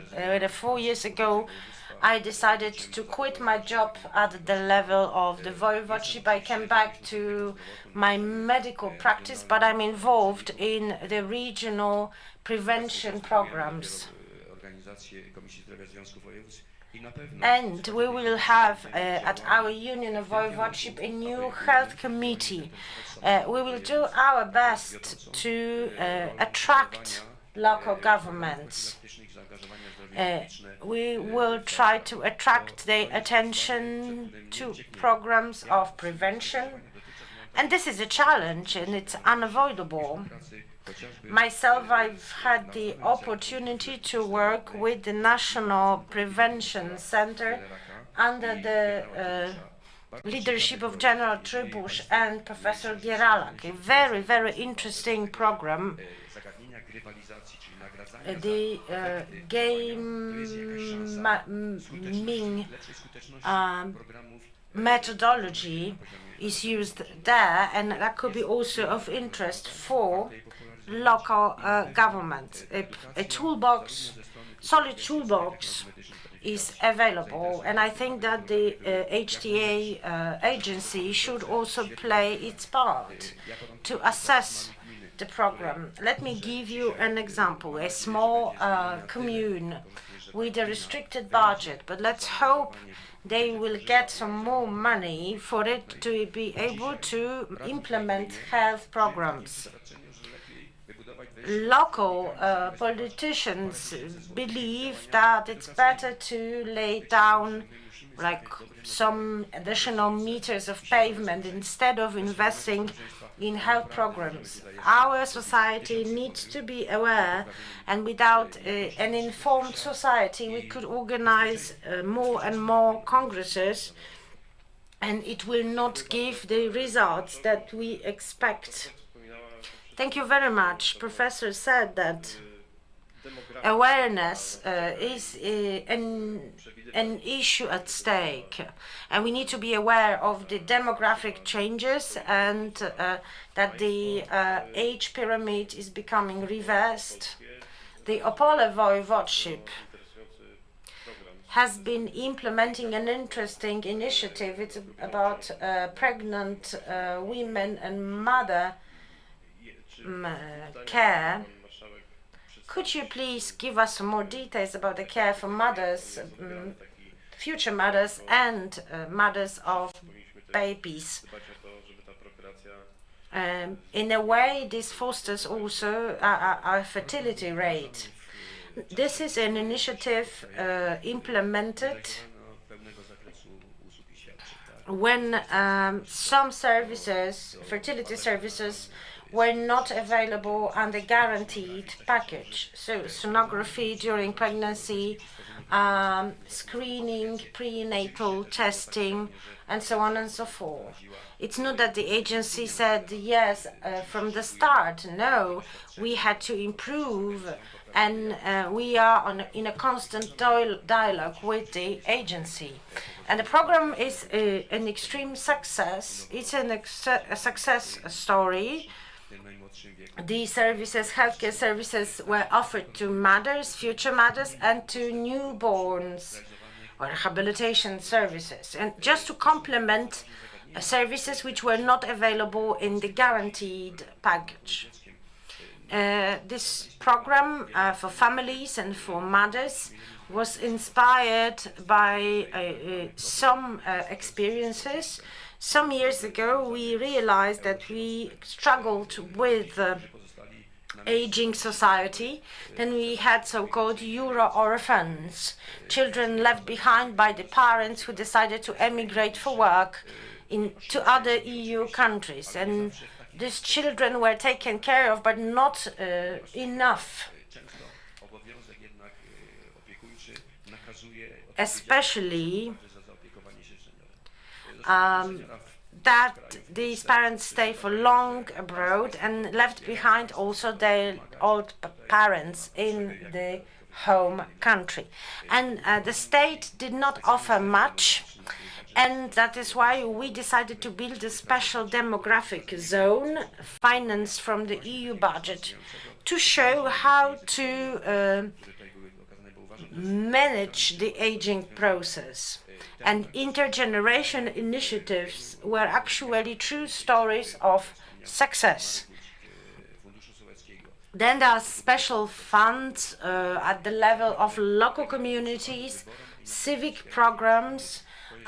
They are voted on, they are actually extremely resourceful, and they get the financing, and even if the budget is limited, the outcomes are really very, very satisfying.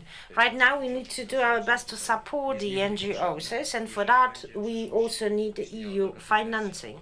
So if the trend is positive for the local budget, we will manage, and local governments will manage and will better implement the tasks ahead. 5 minutes till the end of the session. One question to Director Siwiec, one question to Professor Podhorecka. Please be brief. And one to Director Edyta Masłowska-Parafian.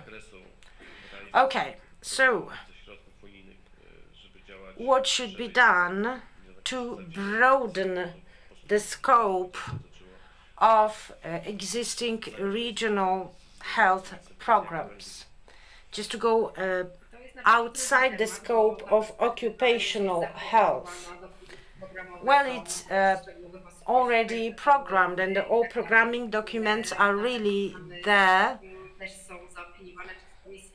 And the Commission has issued opinions. Maybe during the midterm reviews, you could suggest something, and that's the only option, to make recommendations and then to introduce change to the programming documents. So that would be the best moment to propose changes. Well, for what has been programmed for regional health program, well, you have also other funding available from under different funds, and you can shift the money or reallocate the money left under different budgets just to complement the regional health program. And it's up to the steering committee. It's not easy, but if you really want it, it's possible. But it's still a challenge. And midterm reviews. Do you have any dates approximately?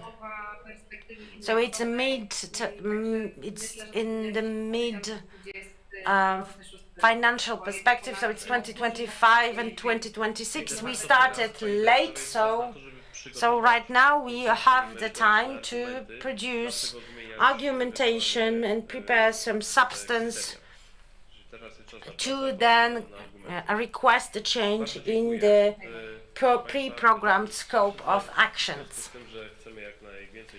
Yeah, we want to have as many health programs as possible. That would be my questions to the director from the HTA agency. So, what would be your recommendations? Well, progress, ladies and gentlemen. You said that there are different discrepancies between the programs implemented according to the template and the guidelines. It's 90% success, and programs which were implemented without the template or without the guideline, there the efficiency is 80%. So if you have such discrepancy, 90% on the one hand and 40% on the other hand, just follow the recommendation. This is also a motivation for us as agency to develop recommendations. Some of them were developed 5 years ago, so we would need a review of those produced in 2019 or 2020. And the extension of the catalogue will take place, better coaching, because that's your expectation, but you need to highlight more and stress more your needs. Our agency is local government friendly, believe me. It's true, it's not always the case with other agencies or other bodies, but we as the agency, we are open to work with local government. And we also have our academy. And the academy may organize education and coaching activities. And just to give you one argument, 30 years has passed since the adoption of the local government acts. And there are plenty of discussions about the split of tasks between different levels. The local government cannot buy healthcare services. And it may be a paradox, especially that some of the local authorities are the owners of hospitals or outpatient clinics. And for the wider scope of healthcare services, no, it's not wide, it's restricted. So maybe there will be a modification of the act, and maybe the scope of services available for purchase, procurement by local government will be broadened. Maybe. But that's also the question of fairness. You know, there are communities which are wealthy. Krakow is a wealthy commune, a wealthy municipality. And Krakow definitely has much more opportunities than the commune of Liszki. So it will be good, probably, to have this option for local governments. But how to finance the same stomach? Well, there is always the same stomach. I'm against this solution.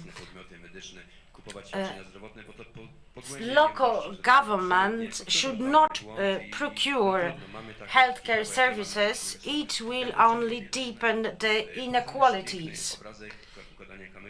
You see here the picture of stones. That's a beautiful image and symbol.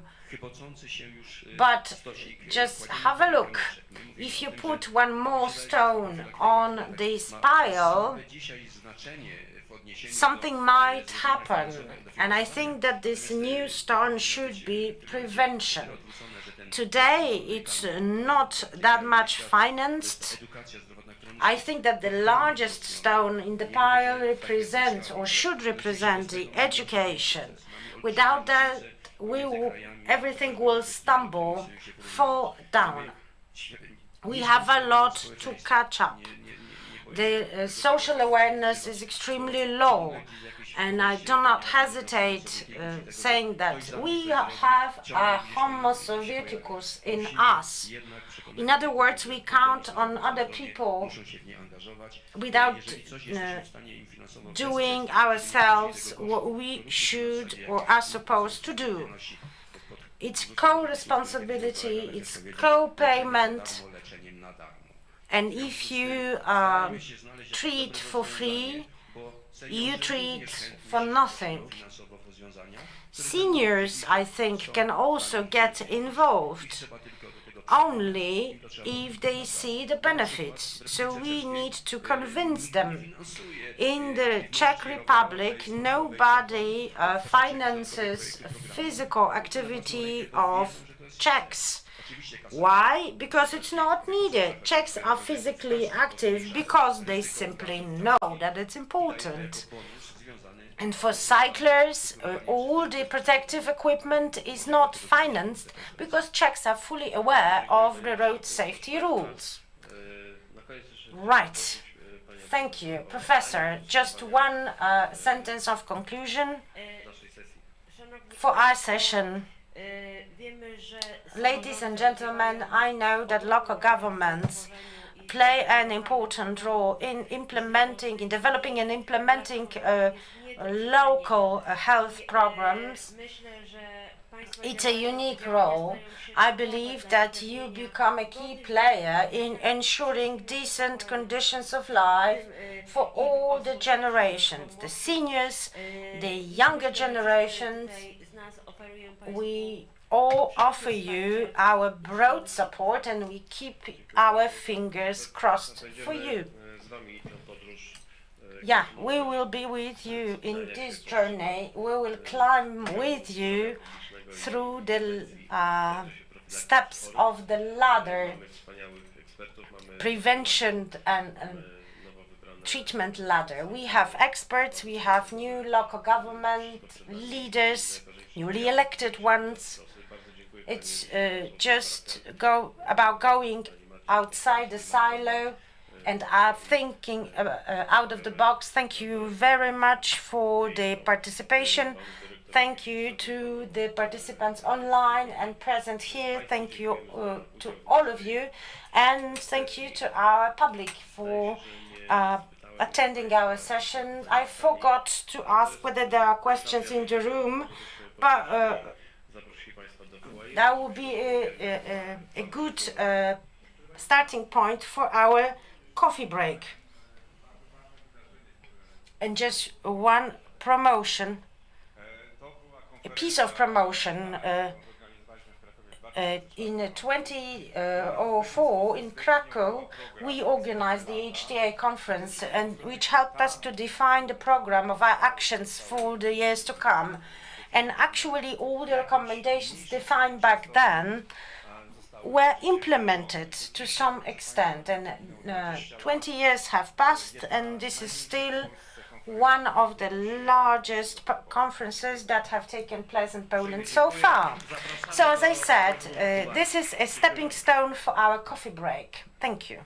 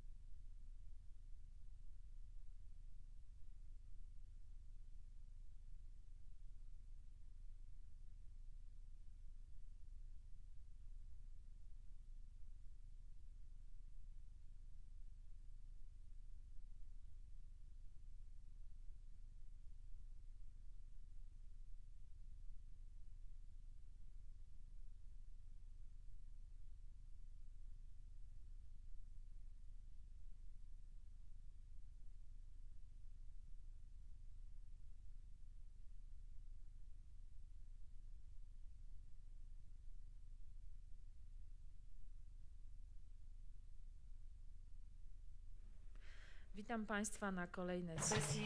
Hello, ladies and gentlemen. We'd like to welcome you at yet another session at our symposium. I'm really happy that the room here is full. Now we are going to discuss medical devices. This will be a continuation of a discussion about the efficiency of the system. I would like to propose, and this is a question to the, do we have Elena's recording? Unfortunately, Elena informed us that she has come across some issues and she will send the recording, but not now. If we don't have it in time, we will upload this recording on our website.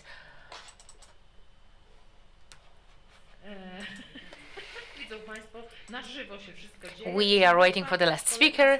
The next session, I'm really happy we have two guests in our studio. Now we will be talking about medical devices, but in about healthcare services in general, access to non-drug technologies, and in this regard we have two guests. Ewa Warmińska-Friberg, who will be presenting the perspective of the industry, of the marketing authorization holder, but also a representative of the decision maker, that is of the Ministry of Health. He will be kicking off our session and we'll have a look at the perspective of the Ministry of Health.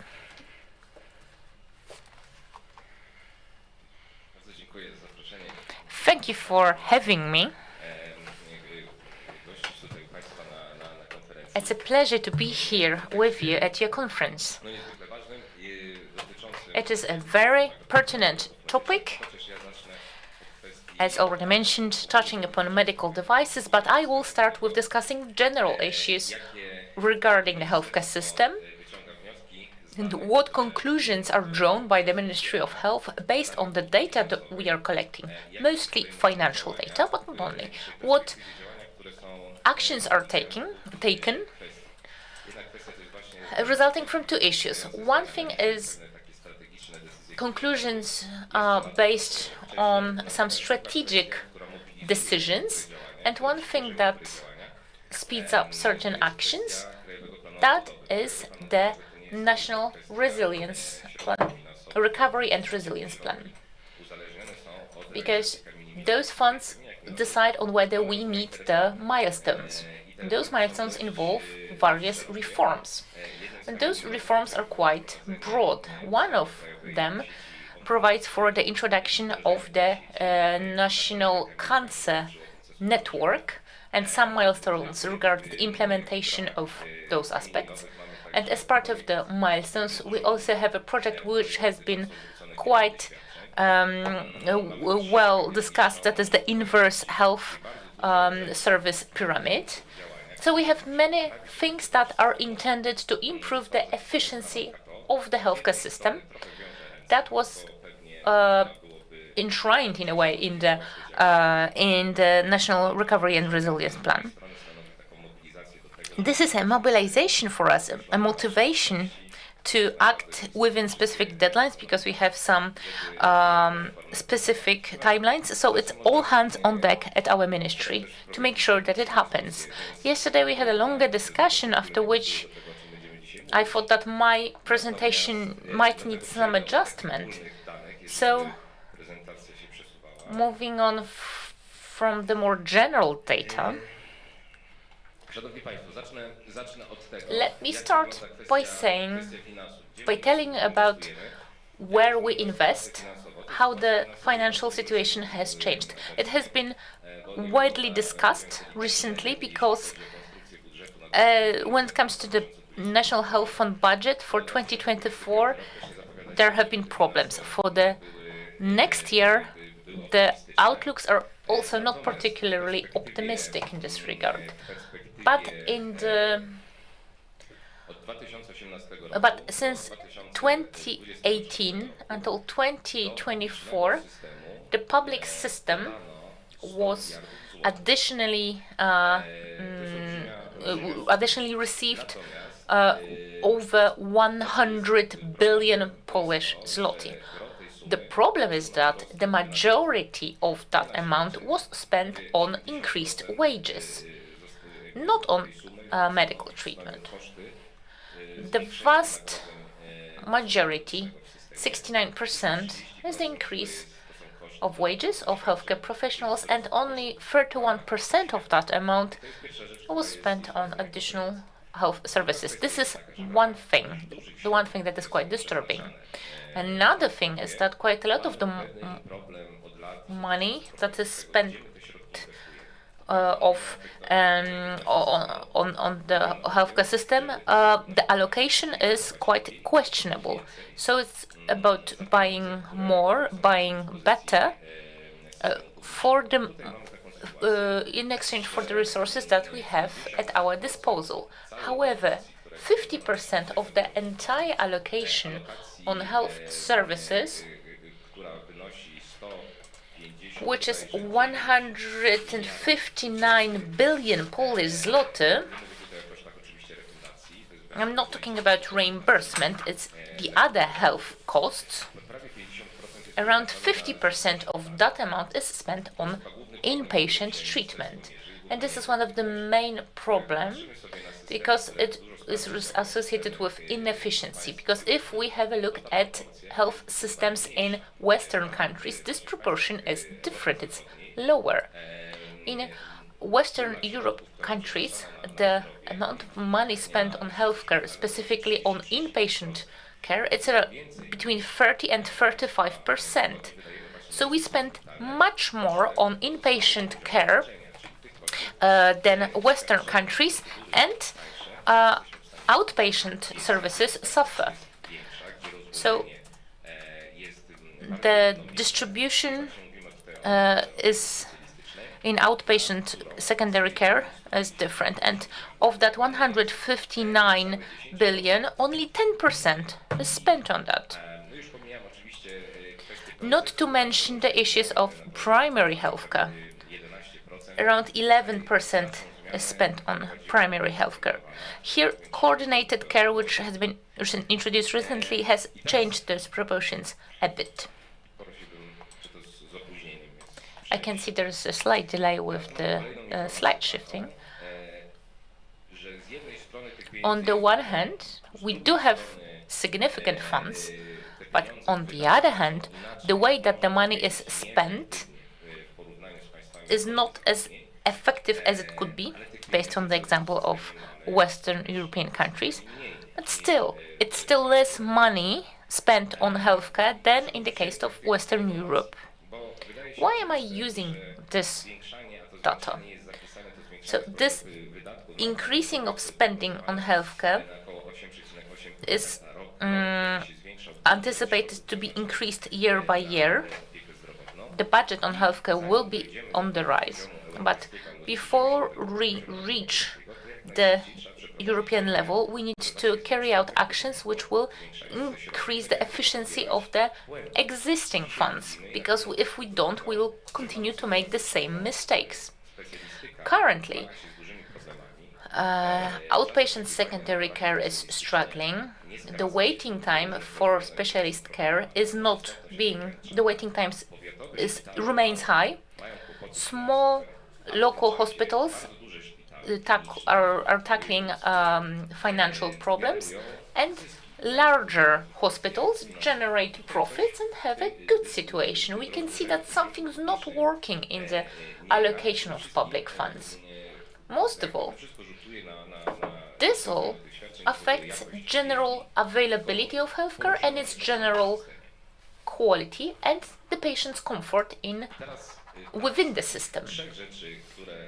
Of the three things that will be happening soon and which are related to optimization of the system and increasing of its efficiency, it's coordination. It's a frequently mentioned word. Coordinated care first came up in the subjects of transplantology and cancer care. Then on the example of Dutch and Danish programs, we introduced some pilot programs and coordinated care in various areas is developing. More and more primary health care facilities have signed contracts to carry out coordinated care. What is happening is the fact that we have the introduction of various coordinated programs like the National Cancer Strategy.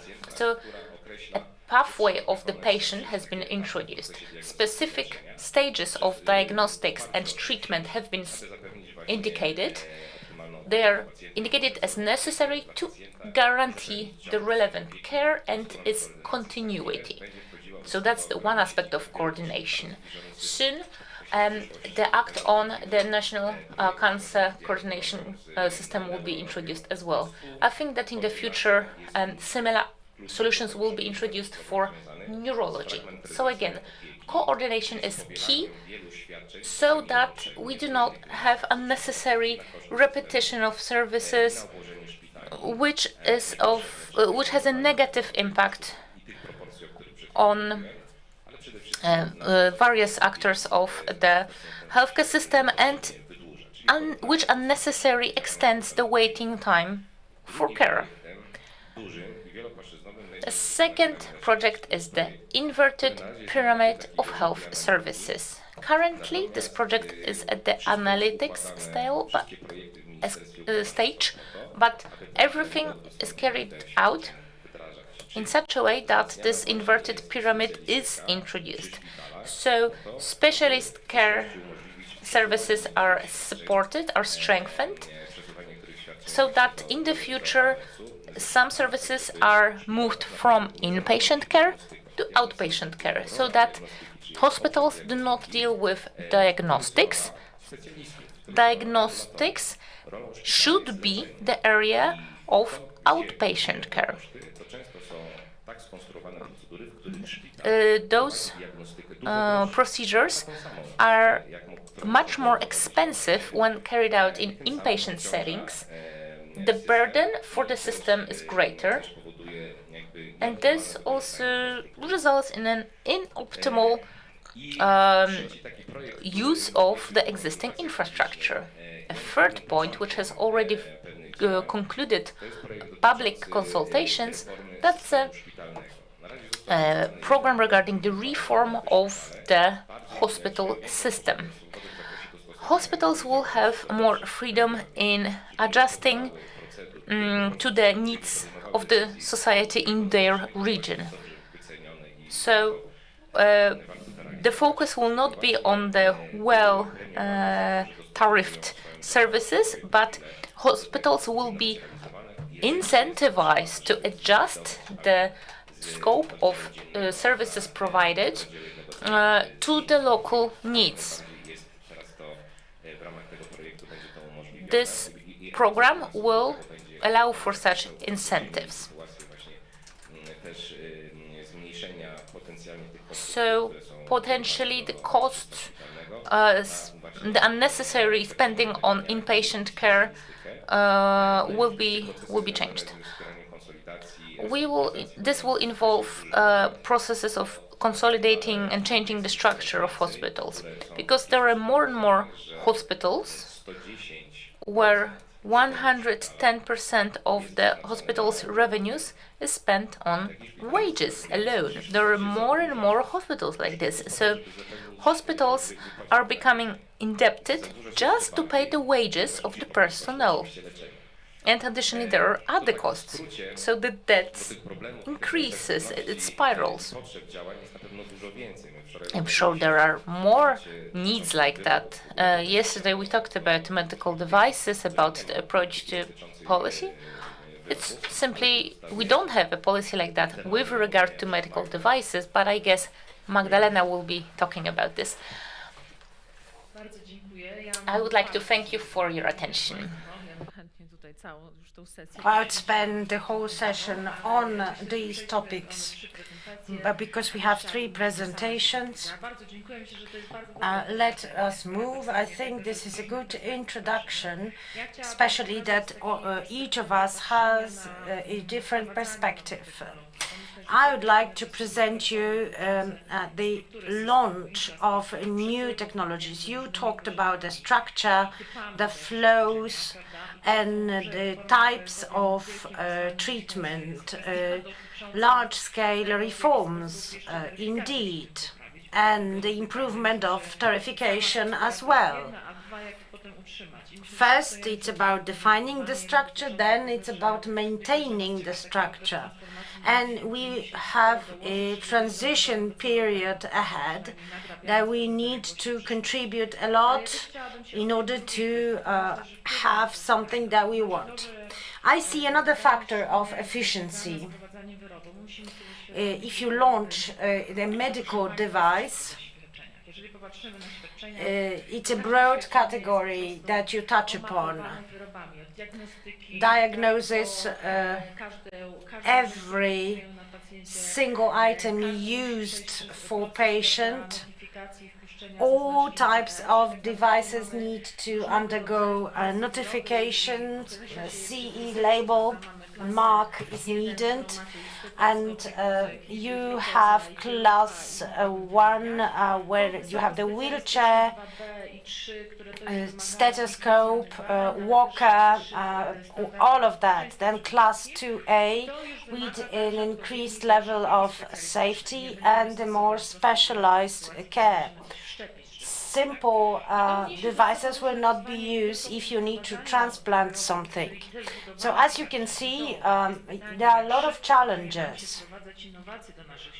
And it's about the speed of innovation in our services.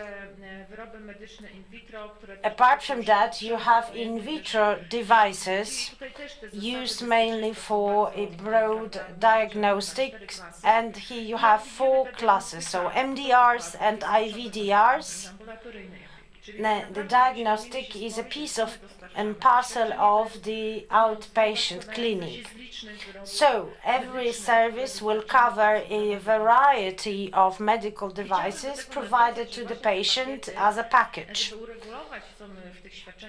And I think that we need to take into consideration a number of elements. First, the Ministry of Health and the decision makers would decide what will be in the package. Then healthcare professionals will use state-of-the-art technologies, guidelines, procedures, standards, solutions in the system, indicators in the system, accreditation, and the act on quality.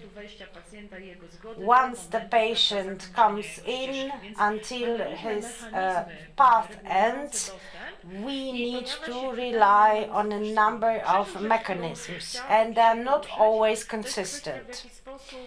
Moreover, the services are made available at different levels. First, you have the guaranteed package, then you have the co-financed package, and the investment process. The investment process. This is something that is happening in Poland. For instance, in cardiology, coronography is no longer used in different countries, and instead of you use the multi-organ CTs. We still have some older mechanisms without any changes, simply because the budget is still there. We have a representative of Spain with us, and Spain realized that the investment needs to be done in order to avoid money waste. So, does the system react quickly to the changes around? So I will try to show if we are quick or not. Let me start with the medical devices in the Polish healthcare system. As you can see here,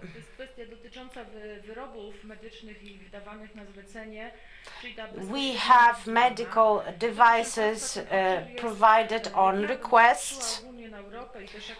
If we compare Poland and Europe, we have a relatively good place. We are extremely flexible. It's true, new technologies are, and the uptake of new technologies is slow, quite slow, but still we are flexible, and we include some medical devices on the request of the patients. Don't forget that there are inequalities in access to information, and my recent study showed that patients are fully unaware of their rights, and the healthcare professionals are not always advised about the rights of the patient. So inequality in access to information. That would be the first group. Second, the list of reimbursed drugs. I don't think that medical devices should be reimbursed. Well, requirements are very restrictive here, but just compare drugs and medical devices. There are procedural inequalities here, and the Reimbursement Act was introduced in 2012, and nothing has been changed. With the third group, you have the guaranteed package. Psychiatry, primary care, rehabilitation, palliative care, well, different types of packages. ACD9 was used to define them. And actually, we got the co-financing from the National Health Fund. In the tariffication, you have the scope of medical devices to be used, the scope of diagnostic tests and other devices. This scope of services is defined not by law, but by the National Health Fund, and that is why it is subject to changes. And because there are changes and there is a very poor follow-up in the system, we have gaps. The National Health Fund reporting system is not enough, and we actually feed only the basic data to settle the services, and I do hope that the digitization will help. For a moment, we have real difficulty in monitoring what has changed in the system and what has been used and made available. What are the challenges regarding medical devices in Poland? Basically, we are in a delay. Individual hospitals or clinics are ahead in terms of innovative technologies. But on average, in the systems, the delays are significant, and such delays are caused by the shortages of staff, and sometimes the flow top-down is not always speedy. The system does not foster the flow of innovations top-down. Moreover, we fail to build adequate standards or recommendations. It's true, scientific societies would develop such standards, but they are not widely accepted. In 2017, the Society of Oncology could provide guidelines to be used nationally. And right now, we will have the first nationwide guidelines on oncology, and that's the only case. That's why there is plenty of uncertainty, and especially if something is new or time-consuming, or when you need to remodel completely the concept of treatment. Oncology is already there. For cardiology, well, we will probably have this set of recommendations. What's next? What are our plans? Third challenge, unclear rules of access to patients. Patients don't know what is offered in the primary health care, in the outpatient hospital care, where the reforms are underway and the communication will be organized on that topic. However, this good communication requires the improvement in the quality of care. It's true, we need to change the structure, we need to change the form, but also the quality, the accreditation, the certification, and so on and so forth. We need to be clear, we need to define what is missing, and I think we have this mentality problem. We are unable to say what goes wrong, still painting the grass in green. We'll just be honest with ourselves. Standards are not always kept. We need repair, we need reform. I prefer to be honest with myself than at some point discover that everything went wrong. There is little investment in technologies, and it's top-down. The Recovery and Resilience Plan provides some funding, but we don't have local plans. It's not operationalized. We have a strategy until 2030, but it's too general to become really operational and to give us this assurance that we really react and respond to the needs at hand. We forget that there is this disinvestment process underway, and I think we fail to recognize that. We can talk about with our Spanish colleagues about the process, but basically it's the question of reactivity, and here the decision makers are a key role to play, and change management should go top down, not the other way around.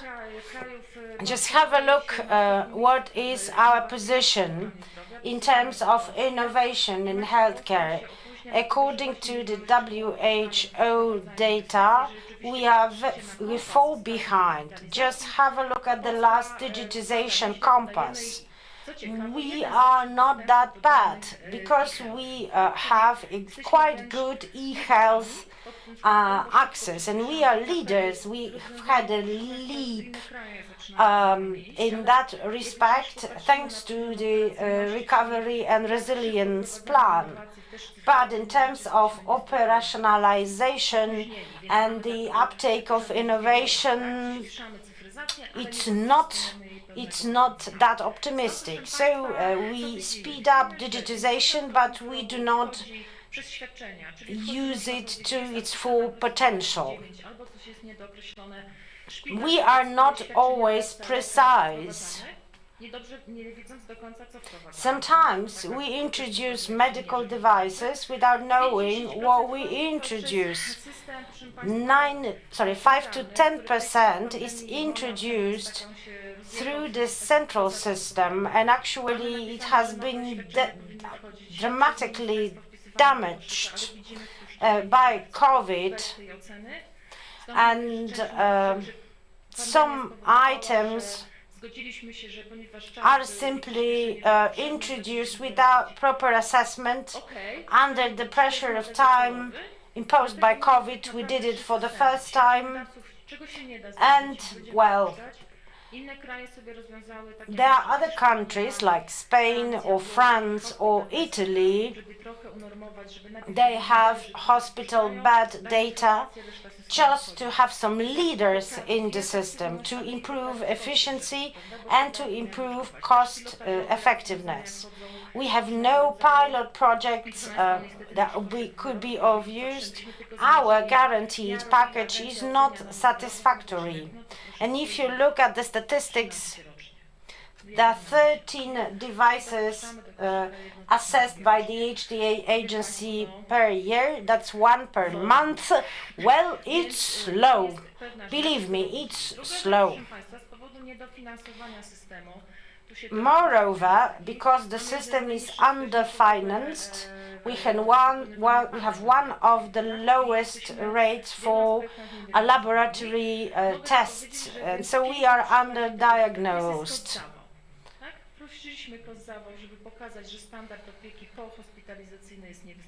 And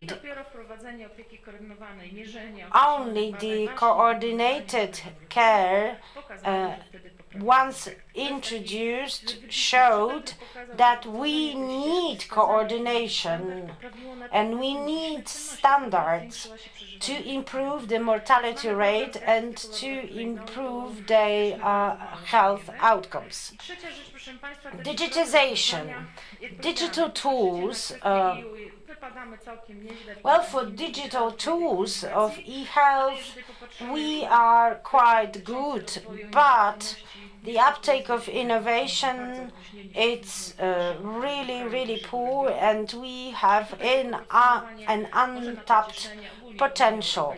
But generally, EU struggles with innovations. We are late, but the EU as such is much behind the US, Canada, so this is an issue. In Poland, I think this is a sort of a mentality problem. Probably the reaction times are long. This is an issue to debate. Just have a look.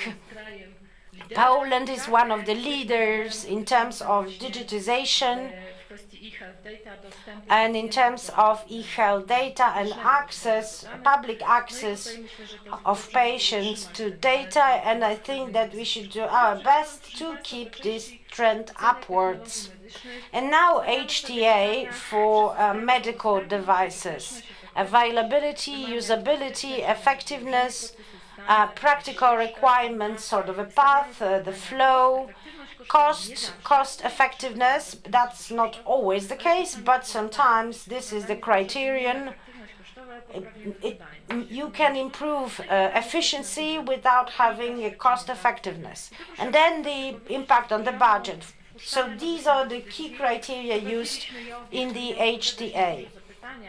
So we failed to introduce a system to measure the impact of our decisions.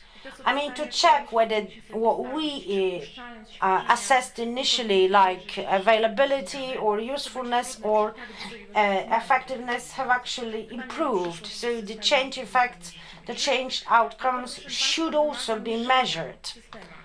And for that we need proper system features. The German system is a case in point. Here the tariffication is based on the automatic flow of data. There will be no separate plans, no separate statistics done manually. No, everything is automatic.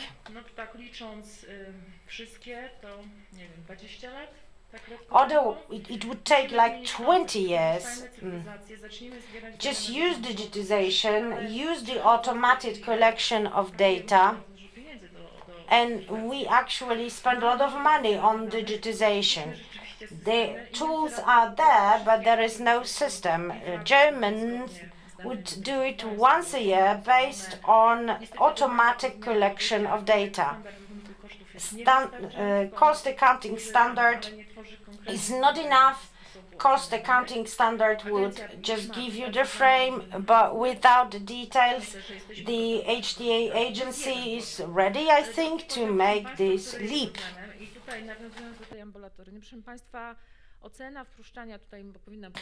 I should show you the next slide, which is about procurement. We have a post-containment system.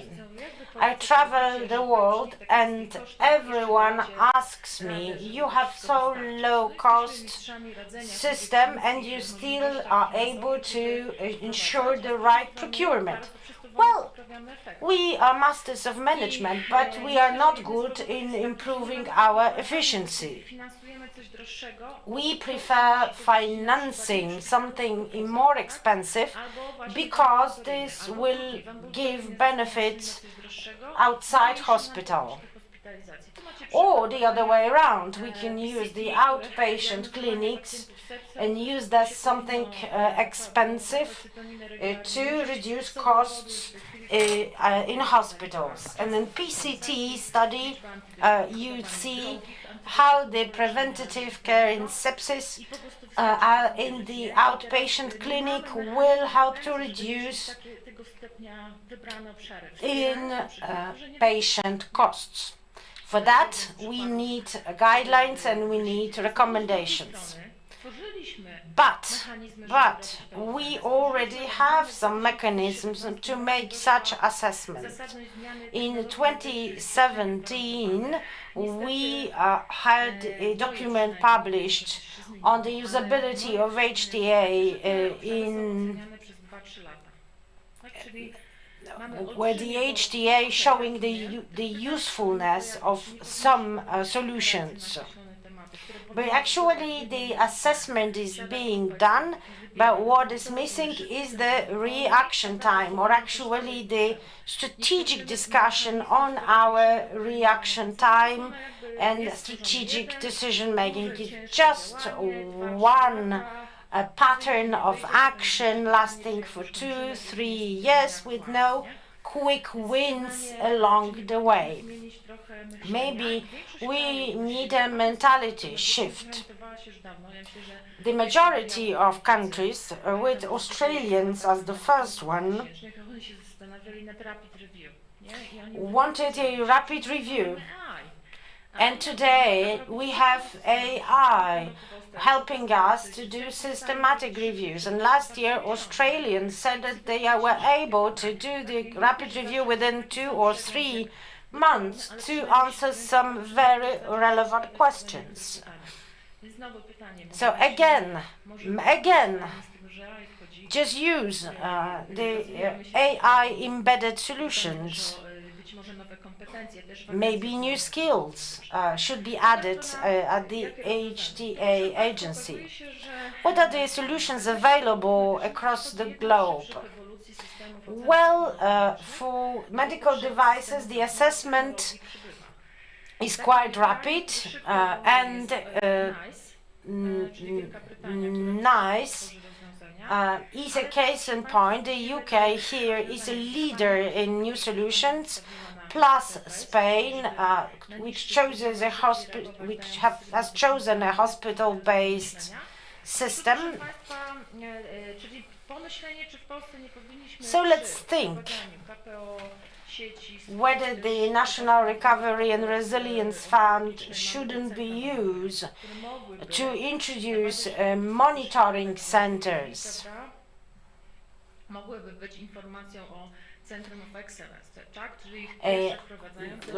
Centers of excellence and the first single point of assessment. A rapid assessment to tell everyone, is it worth or not worth doing or implementing. HTA. Well, I think that we need a redefinition. It's not the report only. What the world needs now is rapid assessment, evidence gathering, quick assessment, RCMC, the digital centers to collect data. Maybe there should be again a mentality shift for the new centralized and strategic thinking. Response time, that would be another need. We need to respond quickly, and I think that was the beauty of the pandemic. Agency was able to reply in 2 or 3 months. That should be probably the norm and not the emergency measure. And some key questions need to be asked to implement or not to implement. And for that, I think we can use pilot project, POS Plus, POS Plus or others could be used here. After 4 or 5 years, we can say what went wrong and what was successful in our pilot project. Maybe the decision-making process based on pilot projects should change as well. Is it the model we want for the future? I don't know, but that would be my conclusion. Ale jeszcze jest druga strona. Czy my monitorujemy, czy to, co wdrożyliśmy, rzeczywiście przyniosło efekt? Are we monitoring? Do we ensure a follow-up of what we've just implemented? Well, we don't.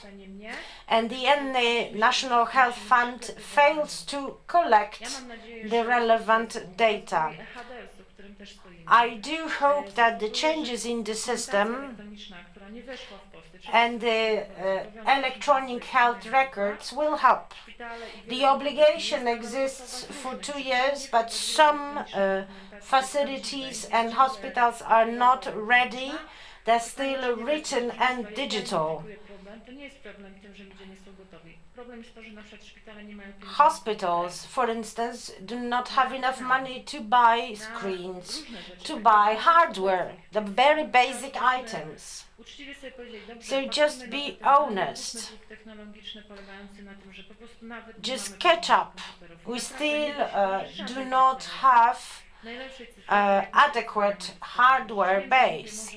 Without that, we will not be able to implement any advanced technologies. I've just seen the type of hardware hospitals use, and there is one workstation and one computer PC and 3 people assigned to such one PC, or there are no computers at all. So just the technological debt which should be paid.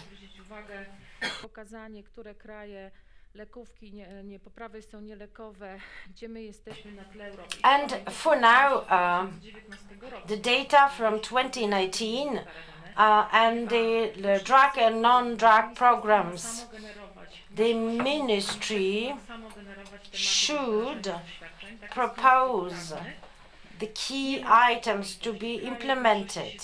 However, it has changed. The producers, the manufacturers, the medical societies should propose the items. And our legislation is actually not adapted. We have no timelines, we have no specific procedures, so we wait. 10 years, that was the longest period I waited to get a recommendation for a specific medical device. We need some different reaction times from 2 to 3 months to 2 years, depending on the case at hand, and JCA, Joint Clinical Assessment. We see that medical devices 2B3 will be covered at the EU level, and the rapid review and approval path is being built at the EU level. And some things will happen at the EU level and we will be behind again, and that will be again a question of adaptation. That would be all from me. I know that I asked too many questions and give too few answers, but that was just a food for thought. Thank you. Ewa. It's time for Eva now. Hello, ladies and gentlemen. I promised to Magda that my presentation would include everything she said, but that I will be doing it in an inverse order, but or that I will counteract what she said. But no, I actually agree with most of what she said. I will say similar things to what Magda said, but from a different perspective, from the perspective of companies. Because I represent Technomed, which brings together entities active on the market of medical device manufacturers.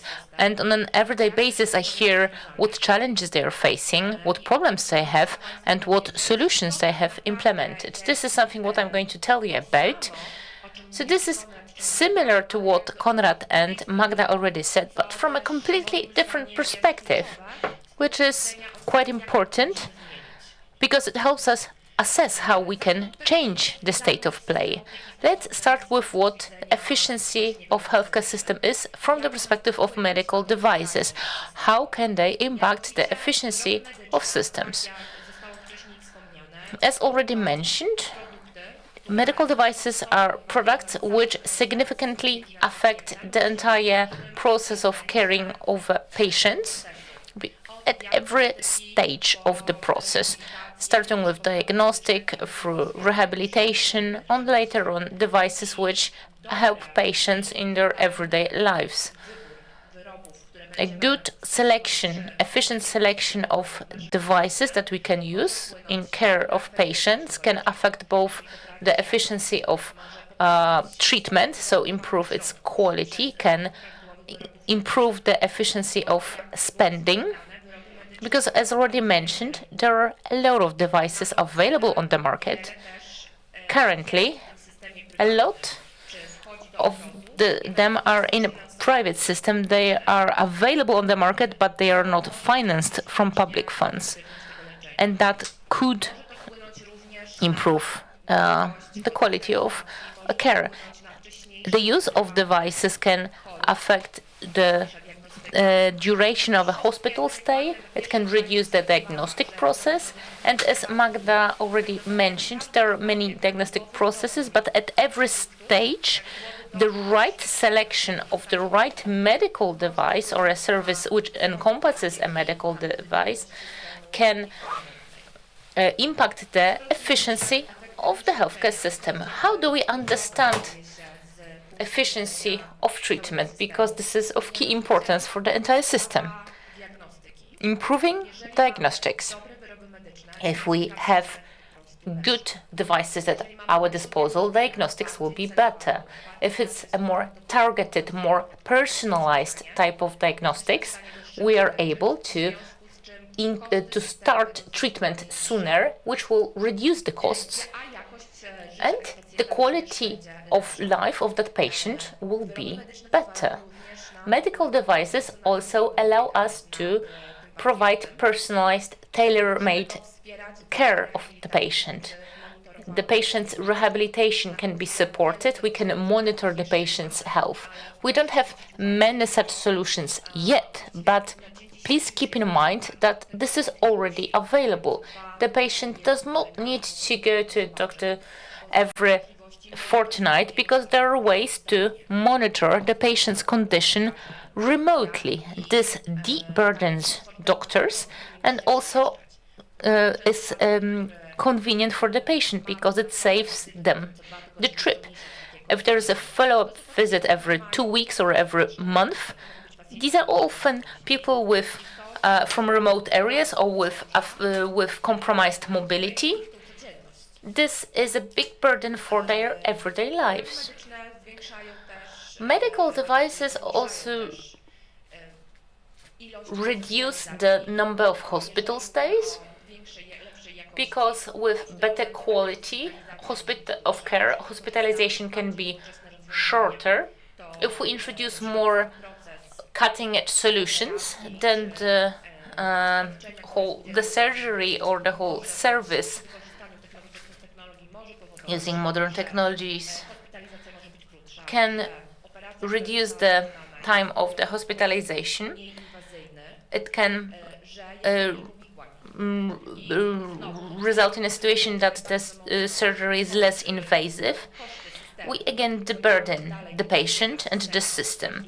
The system is deburdened because the patient no longer requires care, and obviously there are other indirect social costs that are also reduced.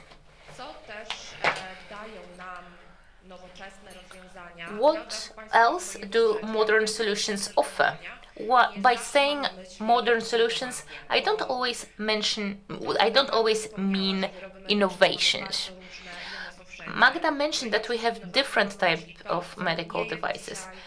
By innovations, I mean things which are not covered in the guaranteed health services package. It's not always things that are the latest things, but things that are not reimbursed in Poland.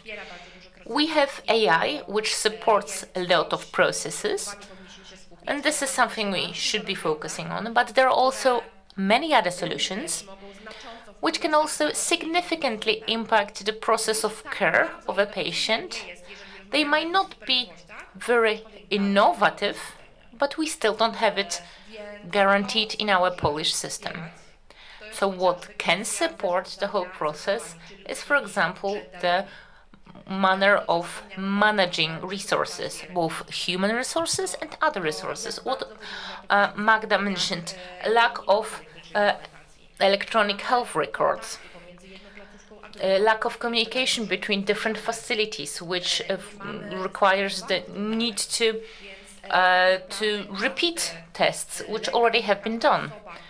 Each new healthcare provider needs to do some aspects anew, for example, collect new data or reanalyze data. It all extends the process of caring of a patient and could not be necessary.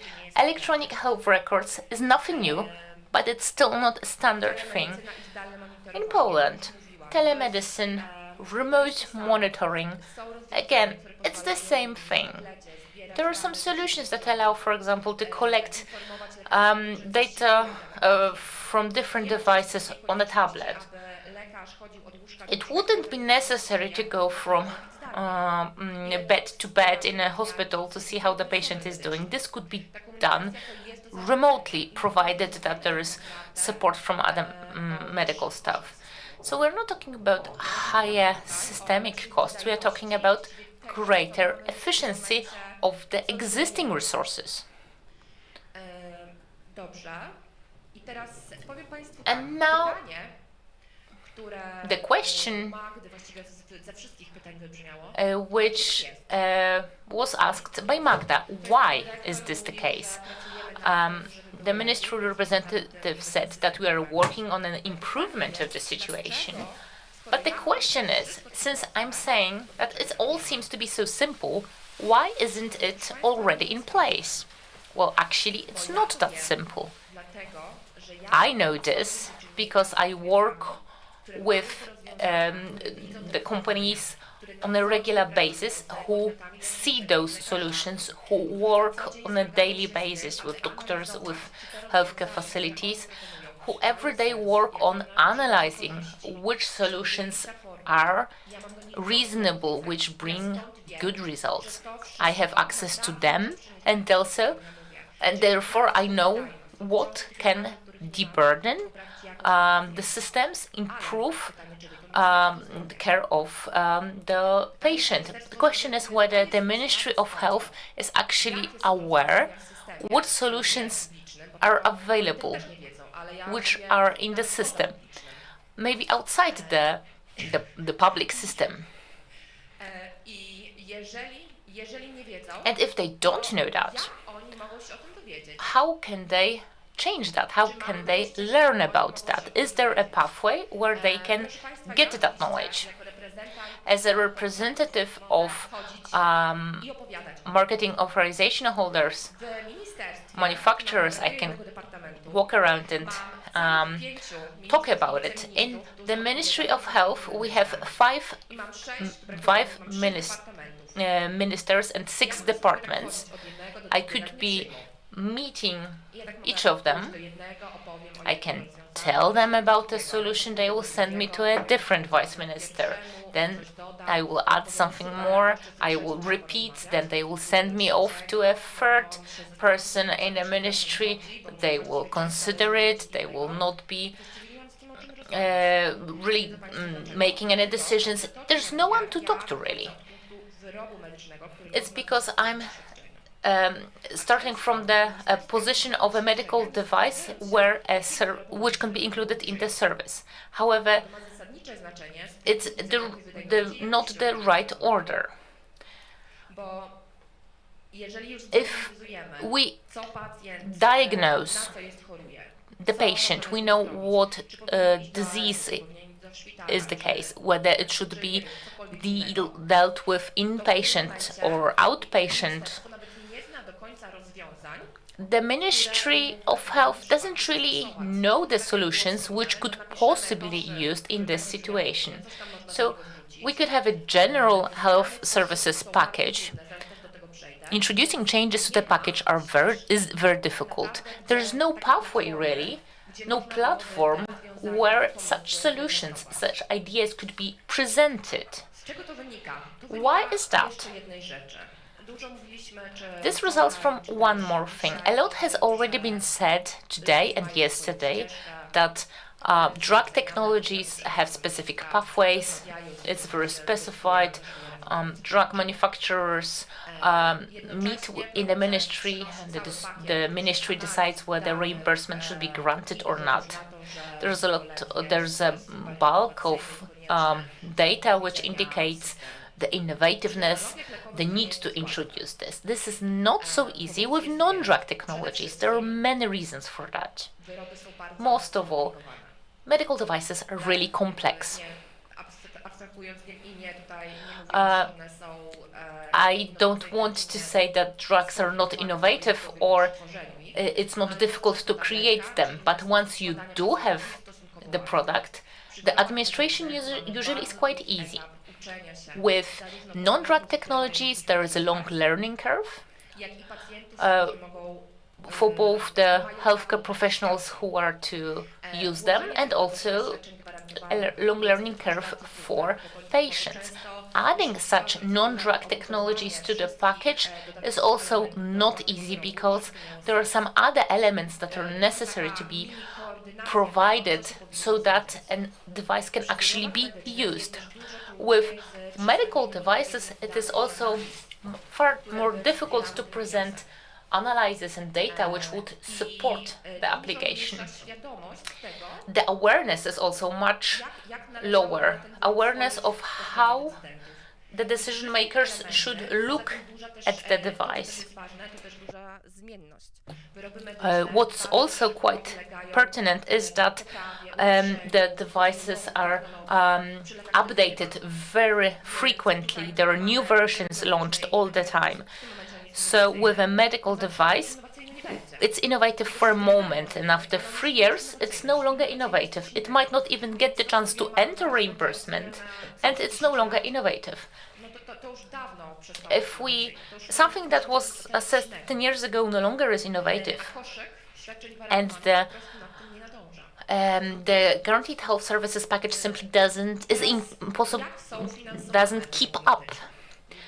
How are non-drug technologies financed?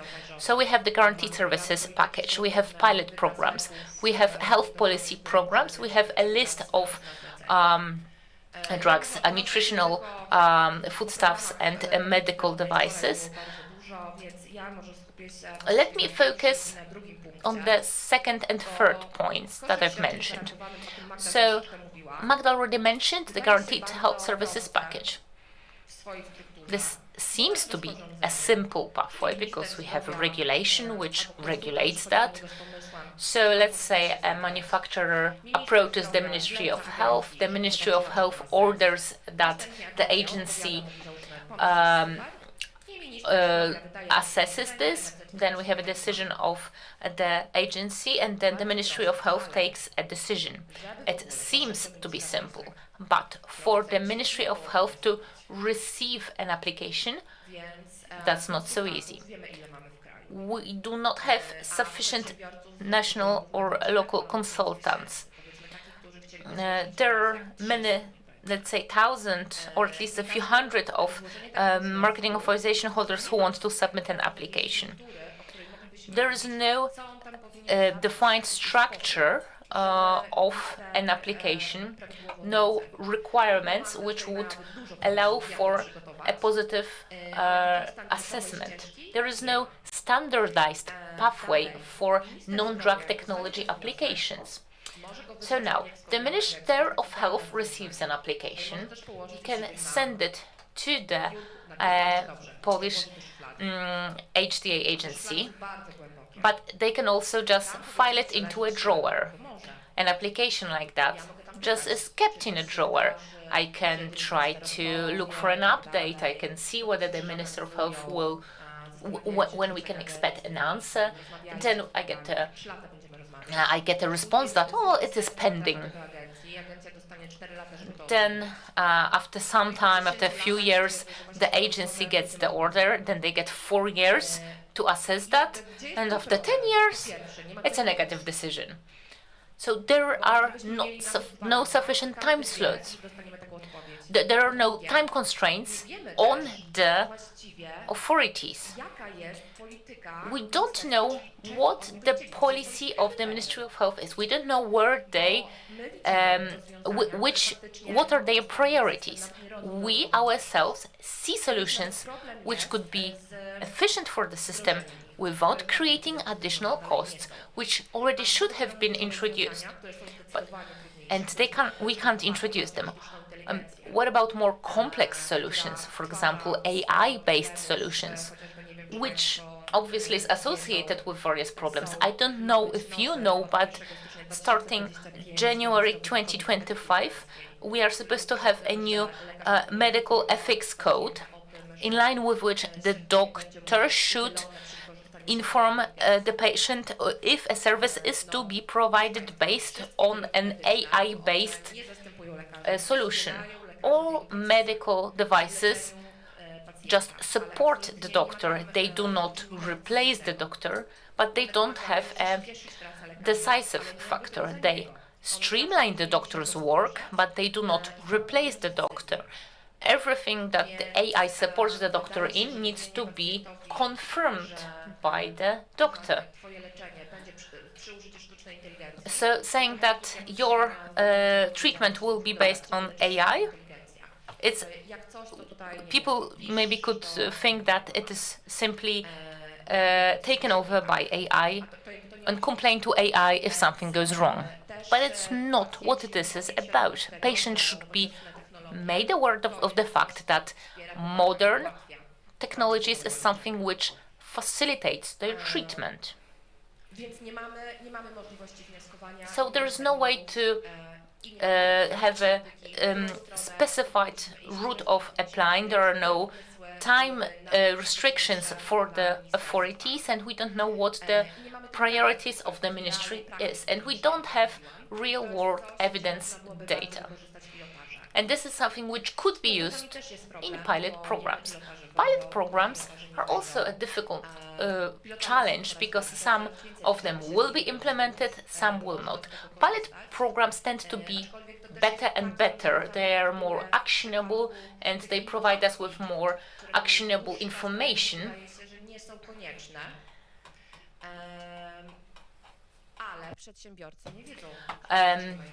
The manufacturers don't really know which direction they should take because they are not being informed.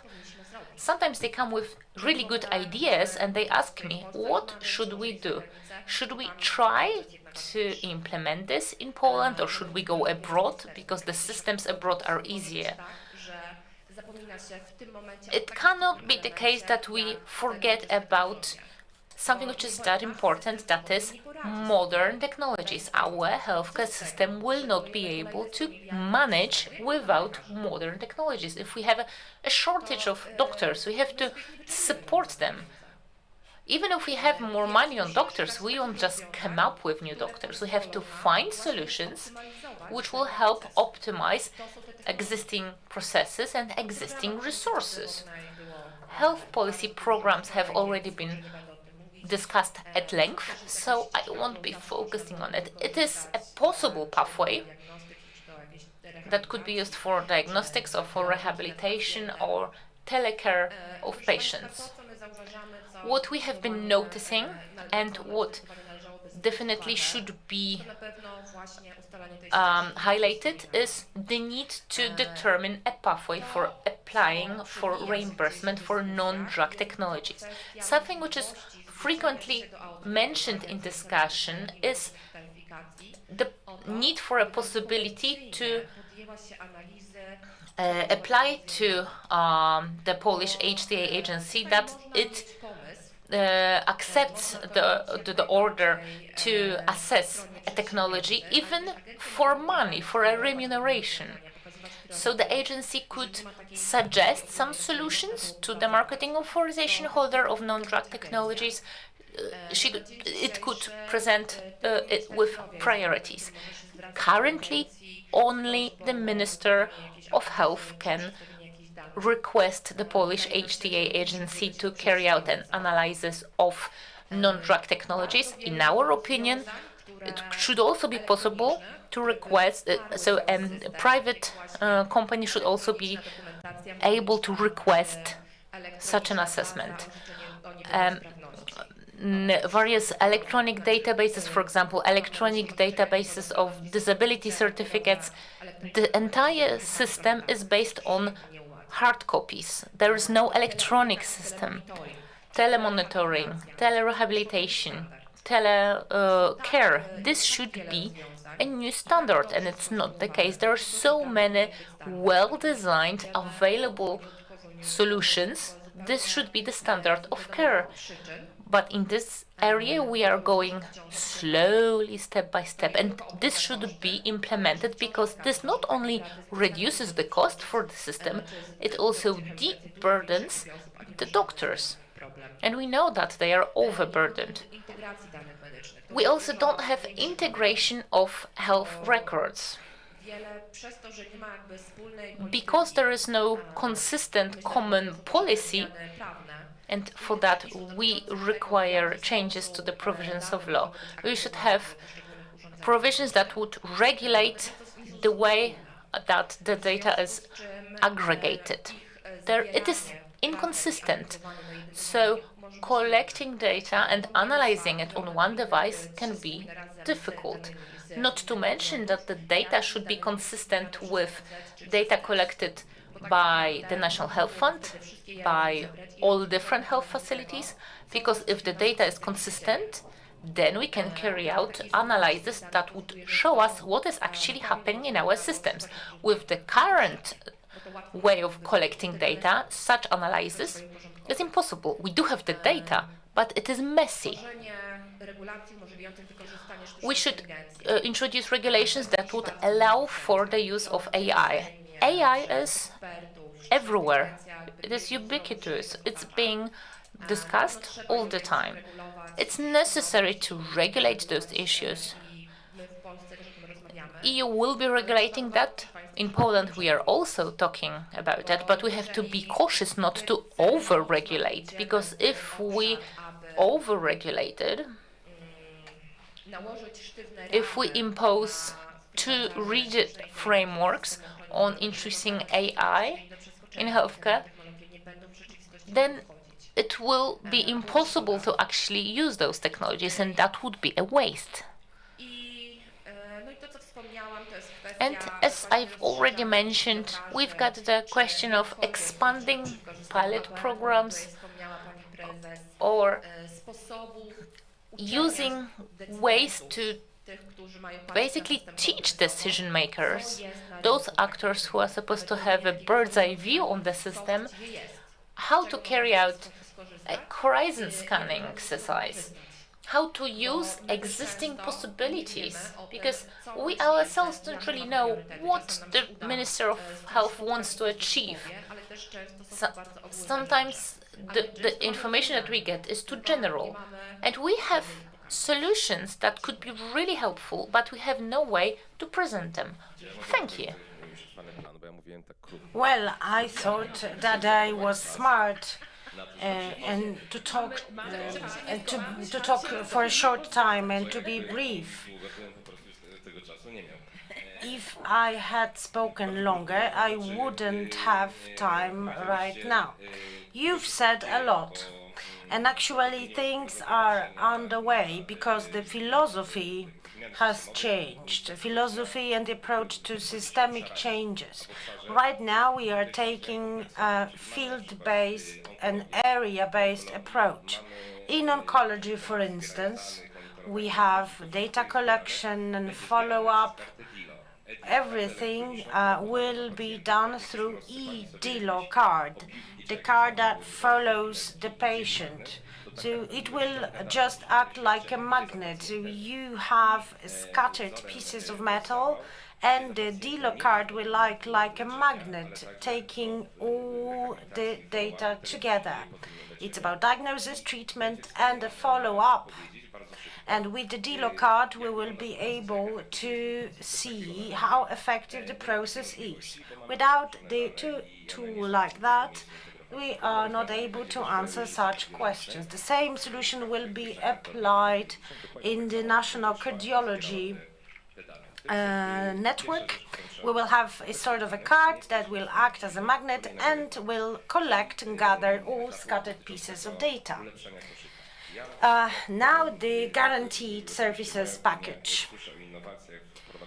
Innovation is a buzzword today. We are extremely late in terms of novel technologies. We don't have resources, time, and space to implement innovations. We simply have to catch up.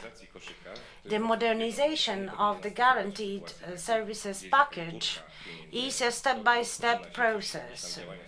And it should be continuous. Depending on the budget, the strategy was to either get into the reform or withdraw from the reform. The Ministry of Health, in the chart we have today, you know, it's like the speaker's button. I think that the Ministry of Health should not be involved. The HTA agency would be a better body to do it. The agency right now has no possibility to run its own research.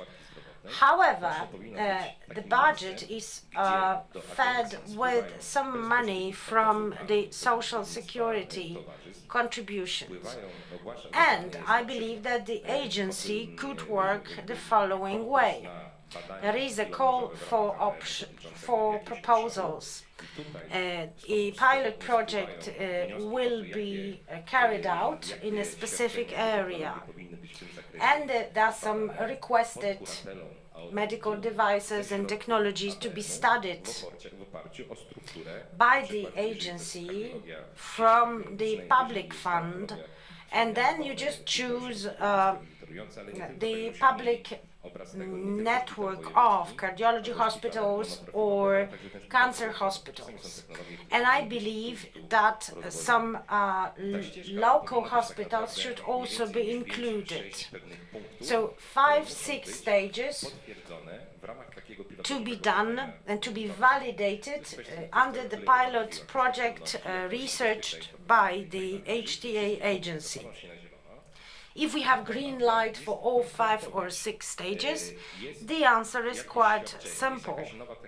A new technology, a new service, a new benefit, ensuring better quality of care or better cost efficiency.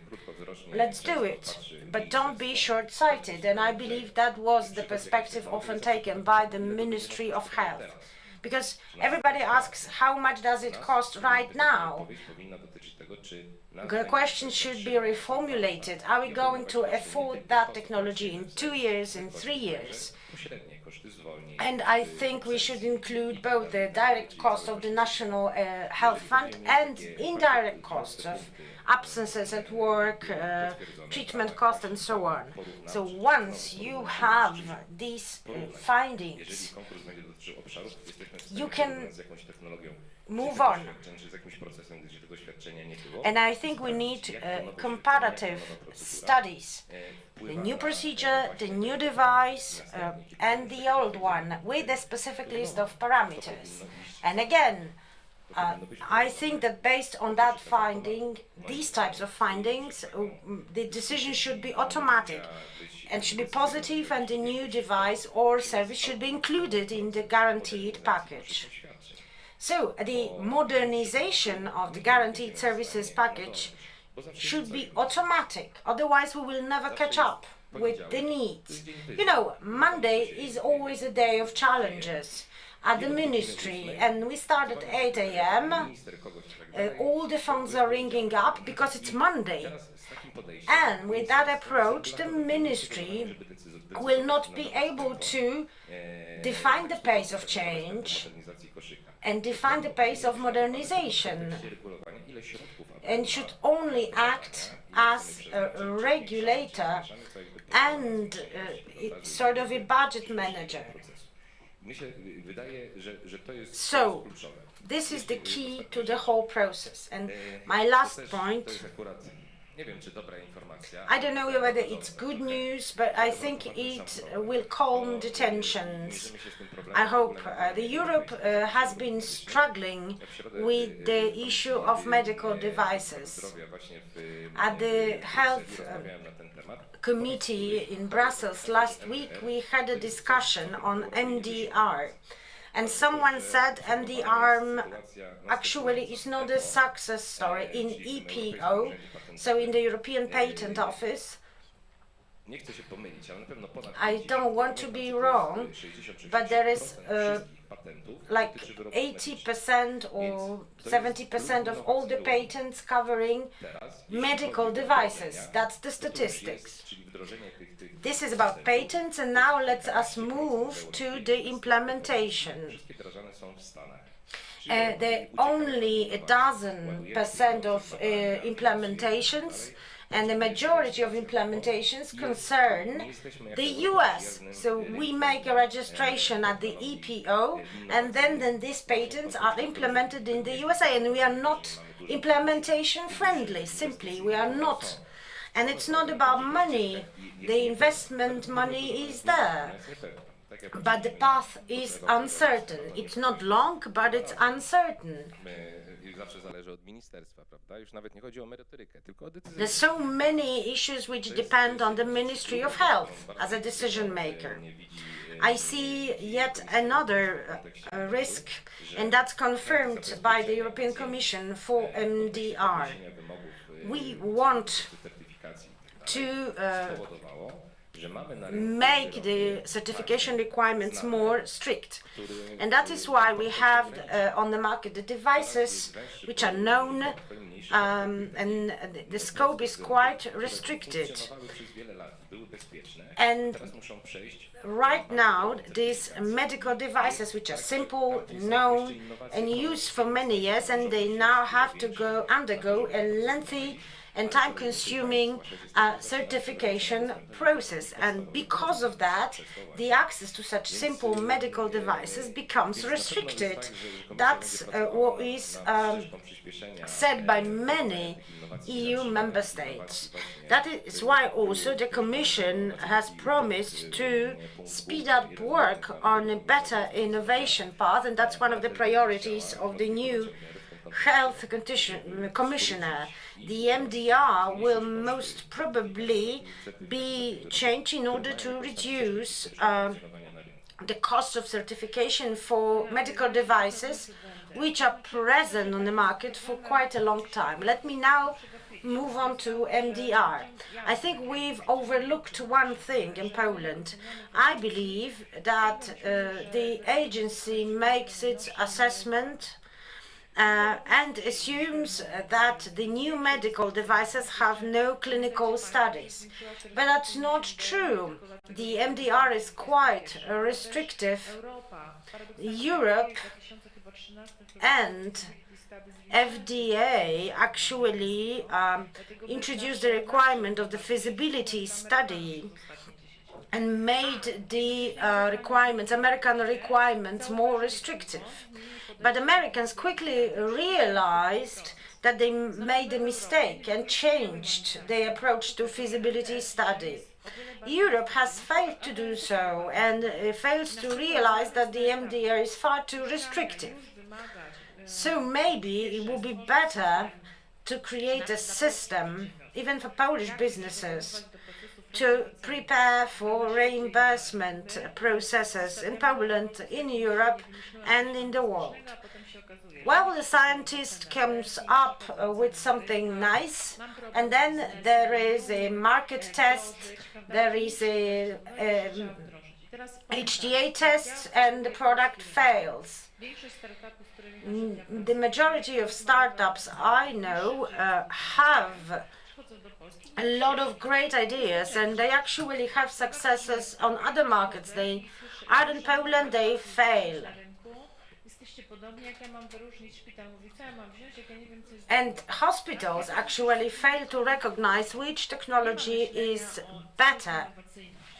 And the only criterion of choice is cost.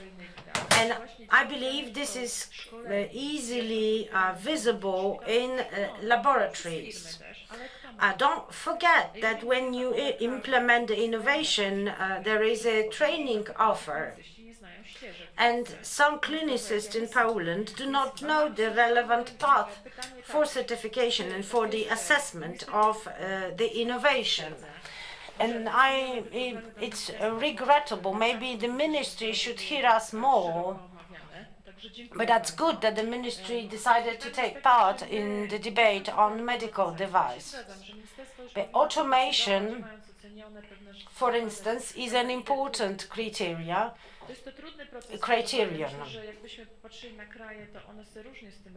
And there are differences from one country to another. But let's just start with the most time-consuming things. We have GCA, we have new test options. We can also see how to organize the revision with a strict time framework. It's about timeliness. The agency has 250 staff. That's one of the largest HTA agencies in Europe. Are these resources used properly? And there are plenty of resources. CS is a case of in point. E-registration is a good example. It's a political topic, a hot topic. But if we have a pilot project, and the pilot project under the pilot project, there is a transfer of data between the IT system of the National Health Fund and the other IT system. We simply create an extra burden for the provider. A dealer is also created by the external provider, but I know that the features will be there to align the systems, and that's an ailment, that's a nuisance. The pilot projects are based on external databases, and they actually disappear once the project is over. Well, they can be used for research, but they cannot be used centrally, and that's a waste of time. Why the CS cannot create tools in cooperation with the National Health Fund or with the healthcare providers? Something is created under the pilot project, maybe it could be changed. And then you spend 1 million zlotys on a database, and the database is unused. Maybe we should work more on the standards of documentation for the HIS system. And we don't use this potential. I have a dream. I do have a dream that once we will have a meeting to talk about the key factors of better efficiency at the central level, and then the key factors of better accessibility. Is it the question of the provider or someone else?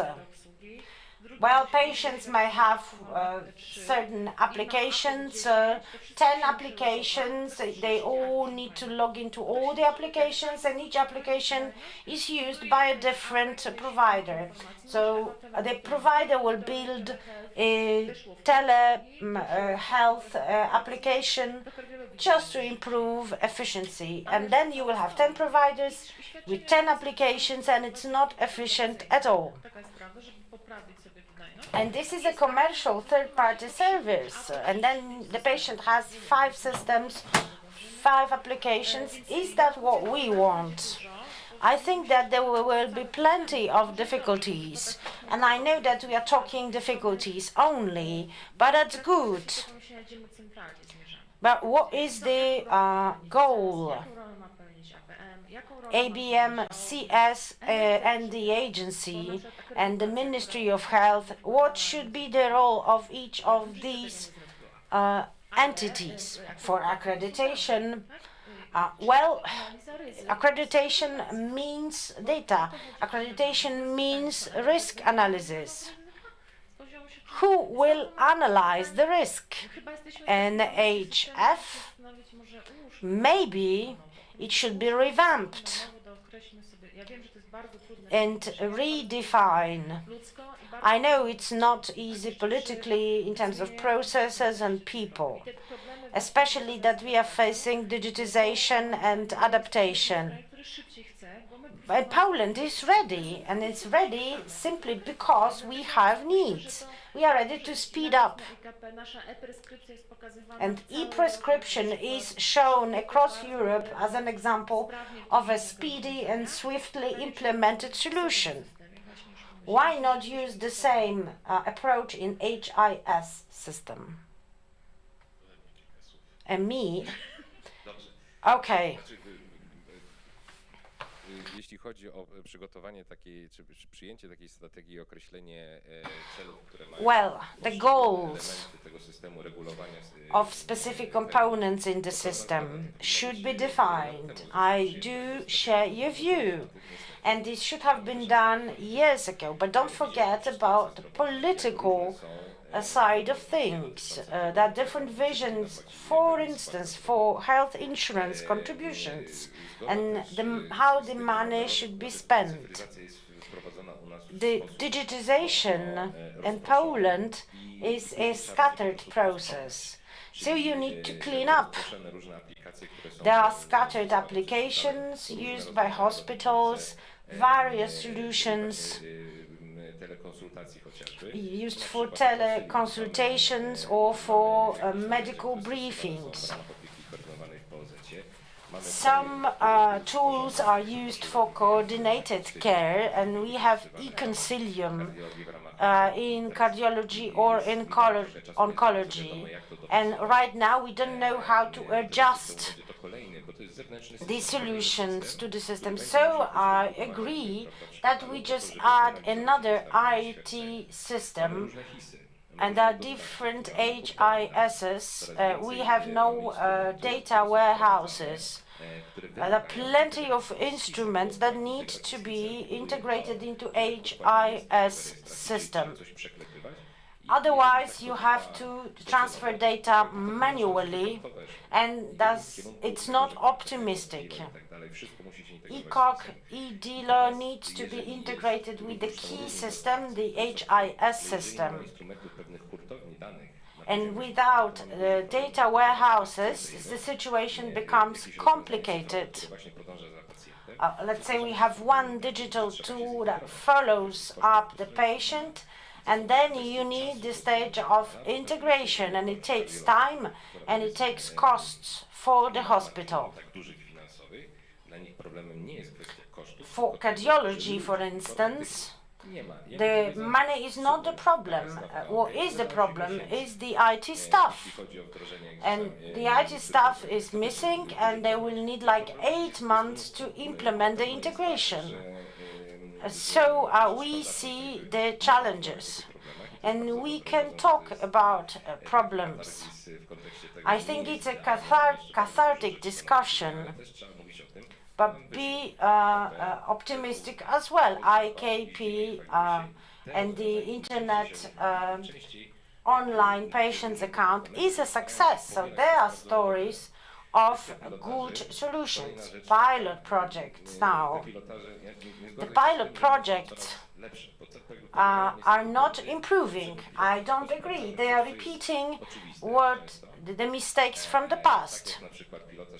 For instance, the Cardiology National Network had a pilot project. We wanted to check if this coordination gives some effects. It does. If there is a coordinator employed and paid extra money, the outcome is positive. for the patient. If there is no coordinator of care, the patient will queue.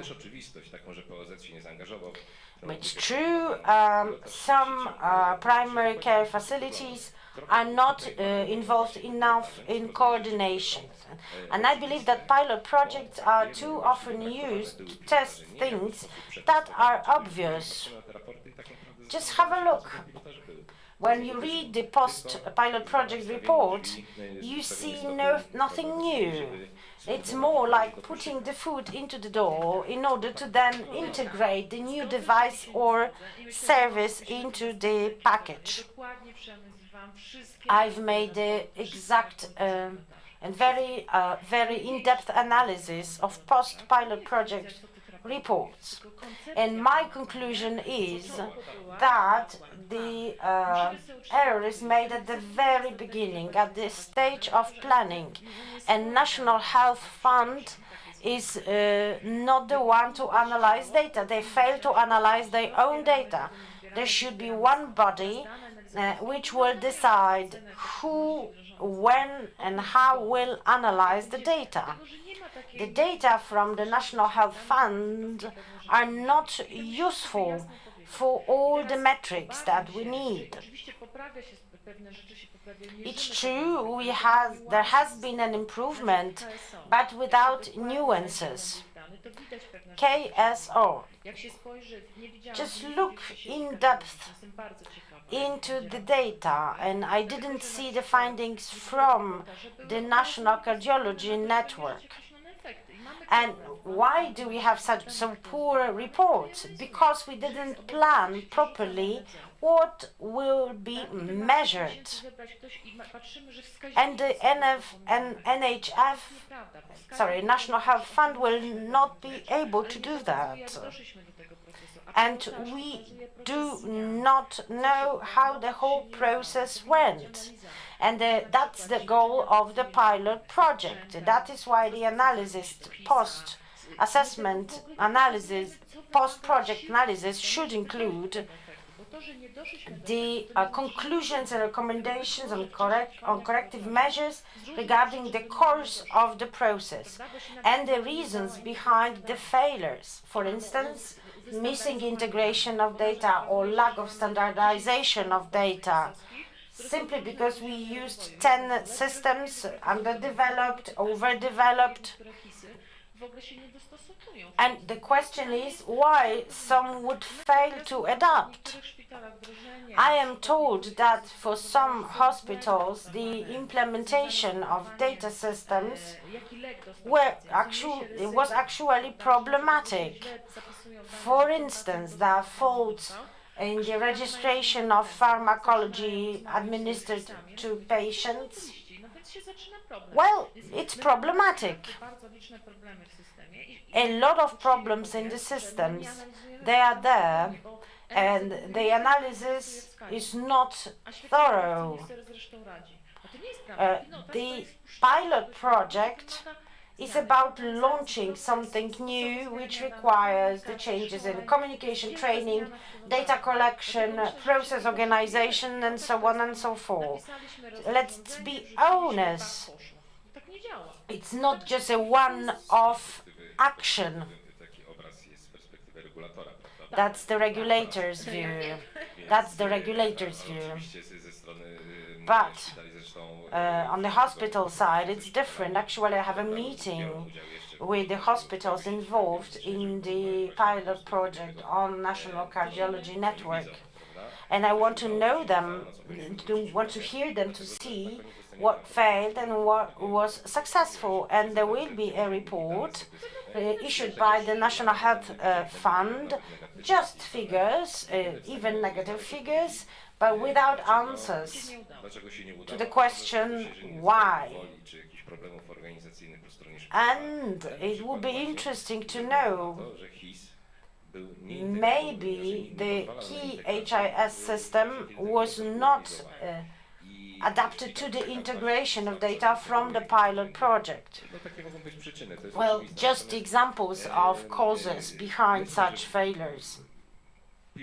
pilotażach błędem też jest to, And there is one more fault błędem jest popełniane, in jak już the mamy pilot robotę, musimy project. się nauczyć, And as we dobrze already je have przygotowywać, a te, które były so przygotowane, have które had wystarczą, so many jak pilot teraz projects, przygotowane we should 2 learn. lata temu, no niestety miały przyjęte, wydaje mi się, błędne założenia.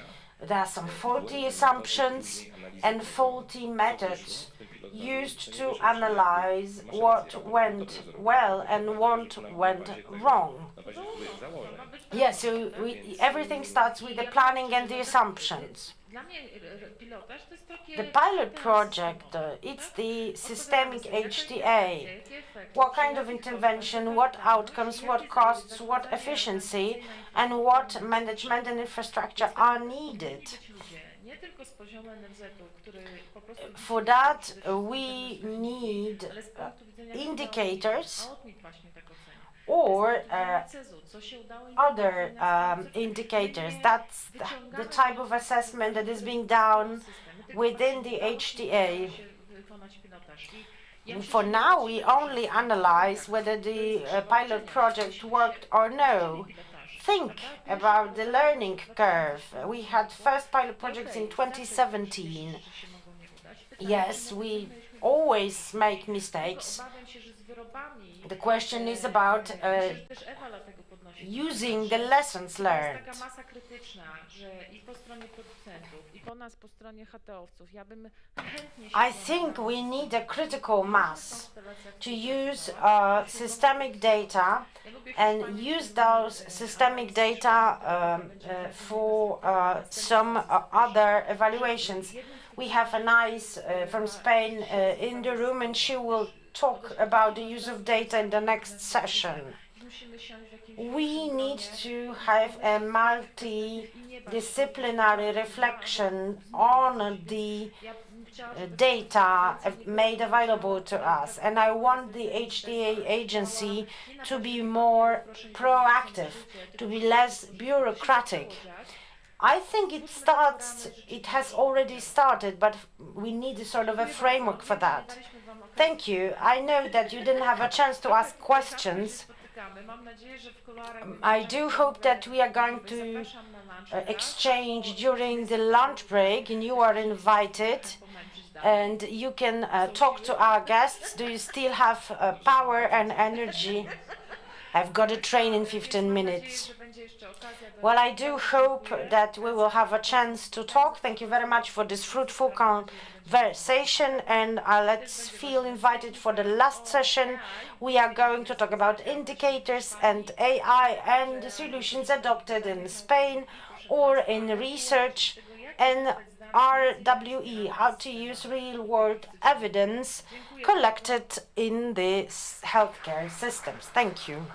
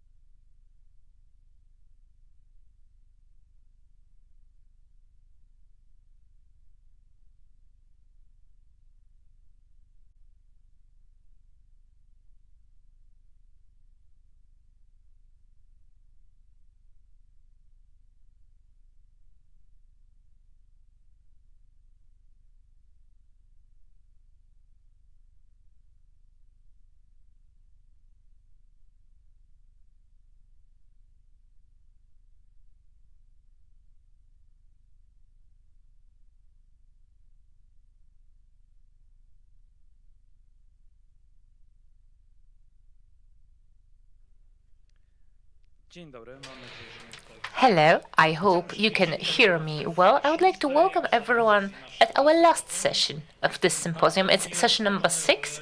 I'm really happy that you are still in attendance, and so many of you. I am also counting on the people online to be joining us here and in the future as well, because I imagine that the recordings will be on our website. This session is devoted to new technologies with particular focus on AI. We have 5 experts in this session whom we've invited, 2 of whom are from abroad. And we will start with the presentation of Ms. Aleksandra Studer. She will be talking about quality indicators in cancer care and Polish experiences. She will be connecting online. She is the representative of the Lower Silesia Oncology and Hematology Center. You are free to take the floor. Hello, ladies and gentlemen.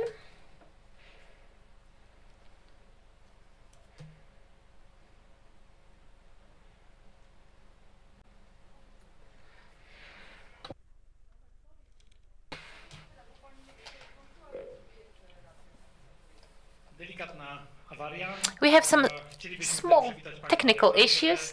At this point, we'd like to invite Aleksandra Studer. She is the representative of Wrocław Hospital, where she's the representative for cancer care issues. She will be presenting the implementation of quality indicators in cancer care in that hospital, and we are looking forward to your presentation so that we know more about this topic.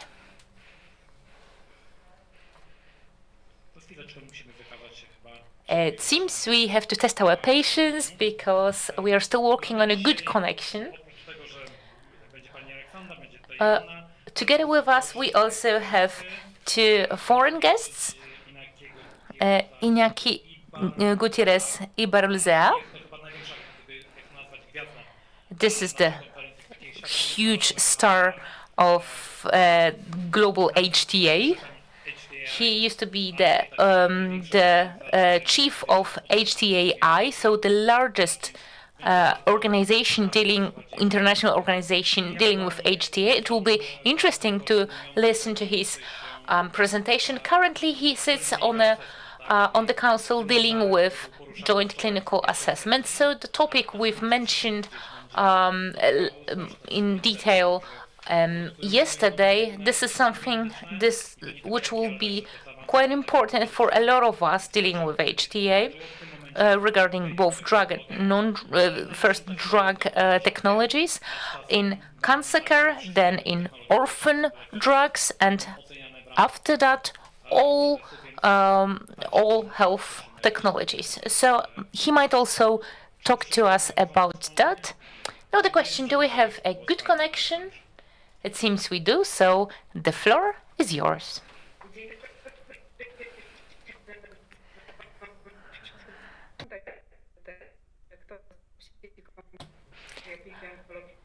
I'm afraid the connection is not good. It is not audible.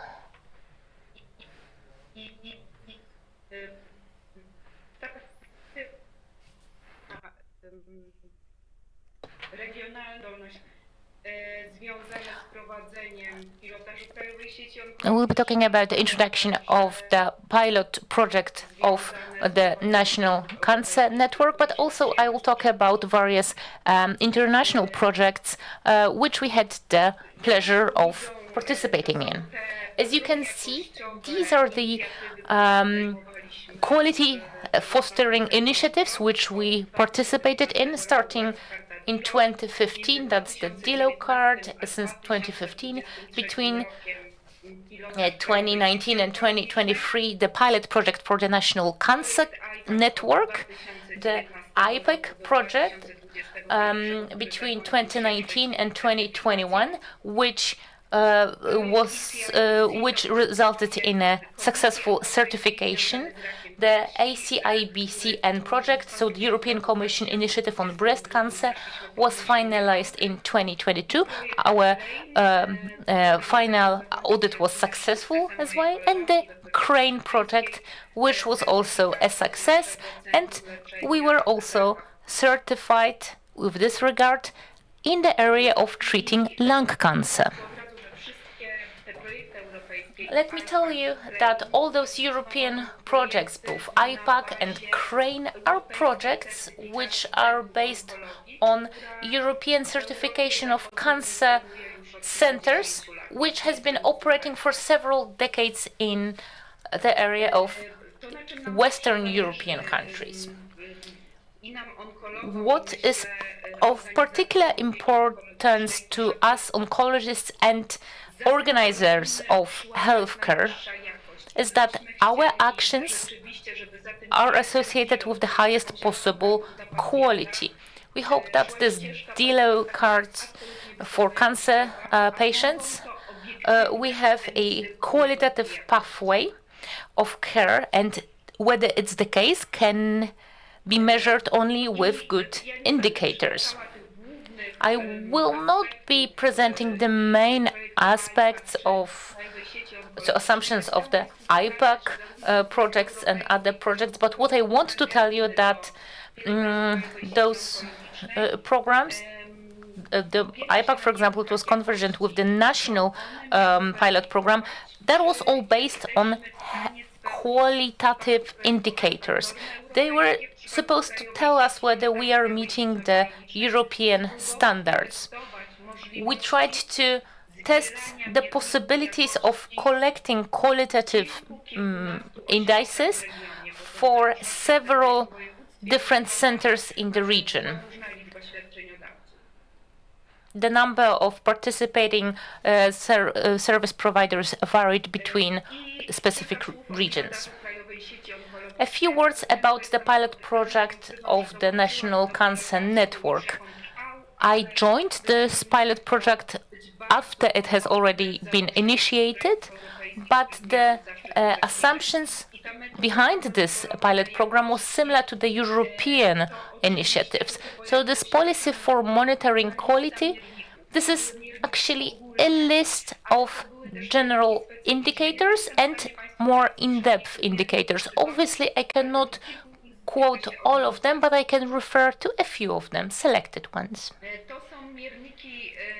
These are indicators, for example, for the prostate cancer and for colon cancer. You can see a few examples. For example, the percentage of patients with rectal cancer in whom pre-surgical radiotherapy was applied.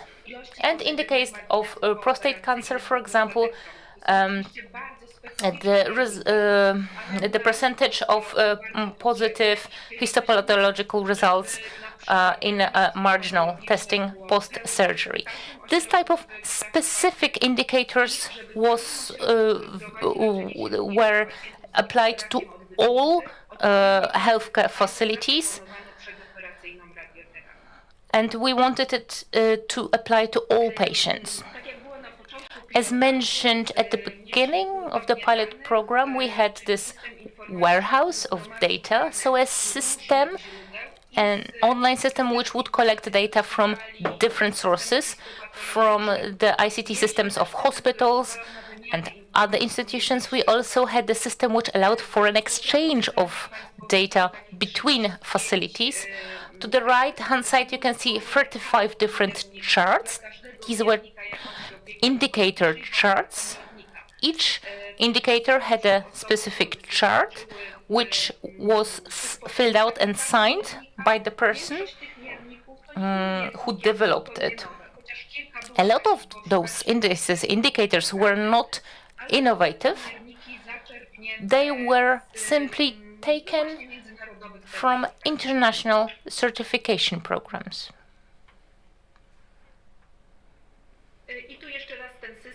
And here you can see more examples of how the ICT system works.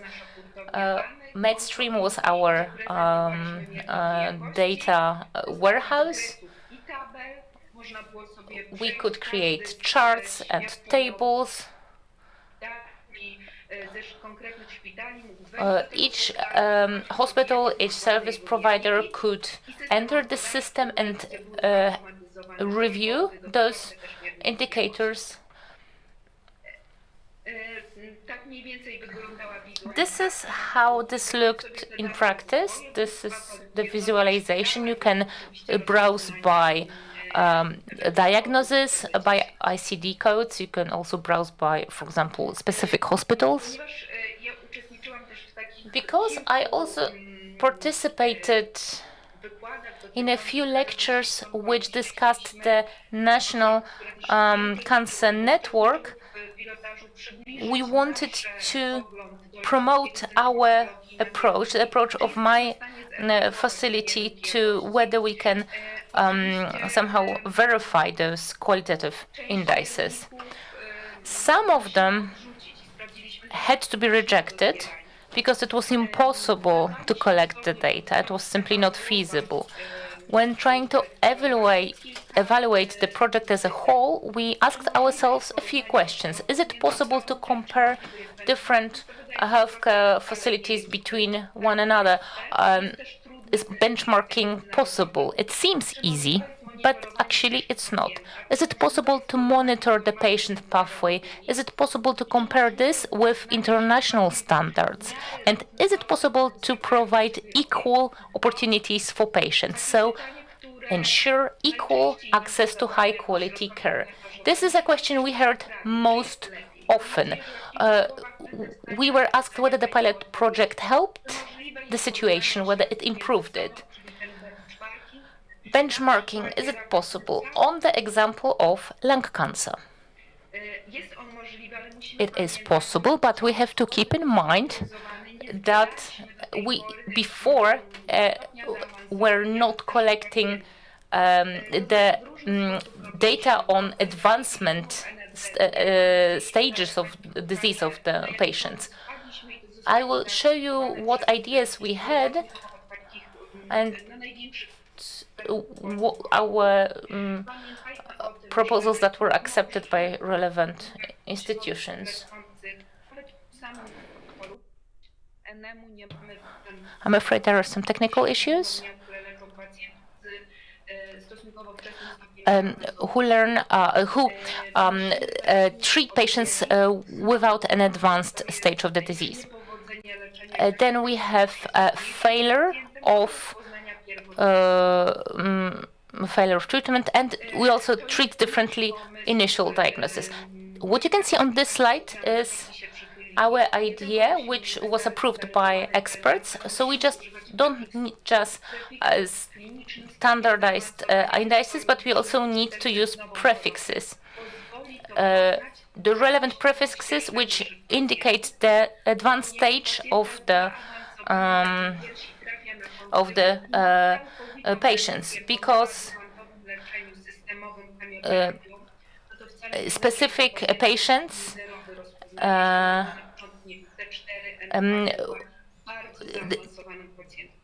there are specific cases which must be treated differently. So we not only need to report on the advanced stage at the beginning, at baseline, but we have to do it on several occasions during the patient's pathway. Here you can see the percentage of patients in stage 3 or 4 of lung cancer. This is of pivotal importance for specific healthcare facilities, whether the facilities should be ready for very advanced patients. In some cases, it was 70% of patients were very advanced, and in other, only 40% were in the most advanced stages. This impacts the decisions that need to be made by the hospitals, by the cancer centers. They, for example, need to have more. They need to have more surgical teams ready. Also, measurements regarding breast cancers. We had this qualitative indicator regarding chemotherapy administered in inpatient settings, and now we know what percentage of facilities does this in inpatient settings. In one center that was 6%,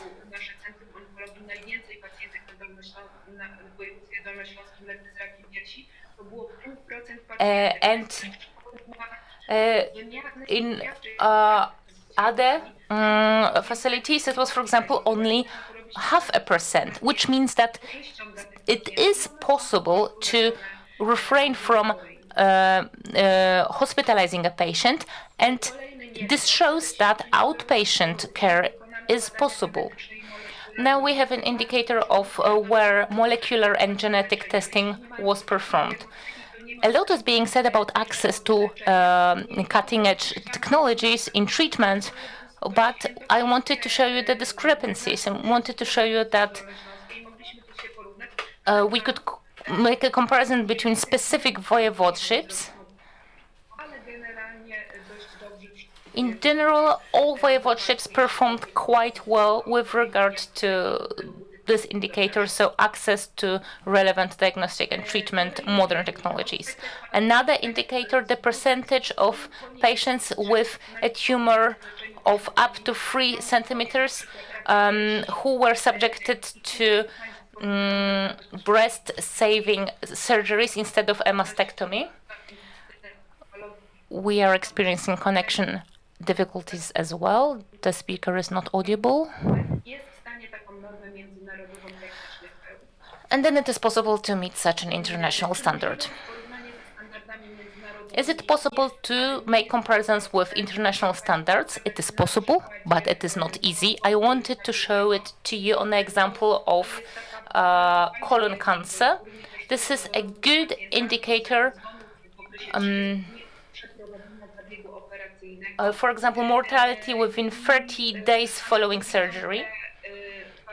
As you can see, the values in Dolnośląskie Cancer Center, but also in other facilities, these rates were very low. So we could use this data when talking to the patient. We could tell them that mortality rates are below 1%. This is something I could use when talking with patients, and we could monitor this. We did not have two categories for stable patients and urgent cases. This division has been introduced in international standards. We did not opt for this division. Evaluation of the indices usually takes the form of such a table. Those who do not meet the standards are highlighted in red. We prepared a similar report, and we saw that indeed some indicators we've managed to be successful. That's the green fields, and the red fields are where we were not successful. This was a similar slide.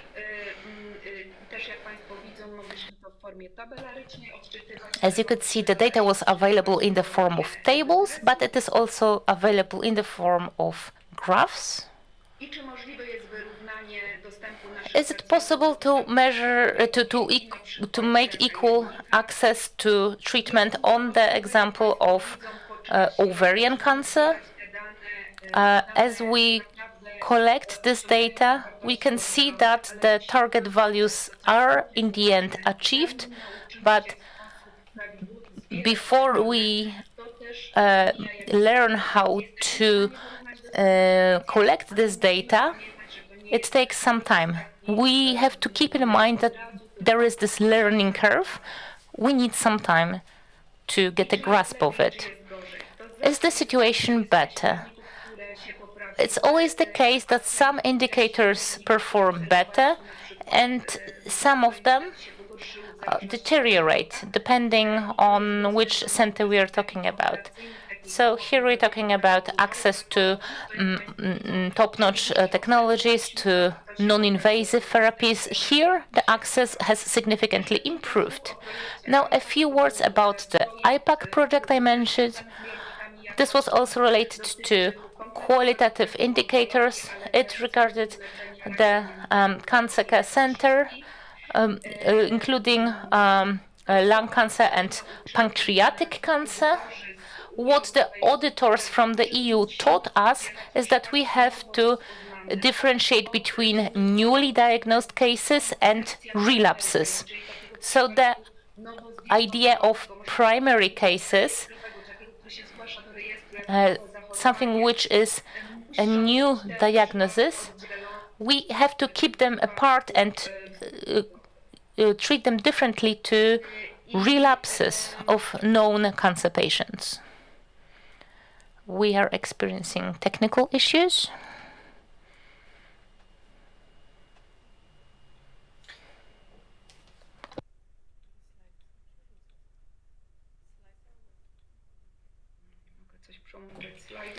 I don't know if you can see subsequent slides.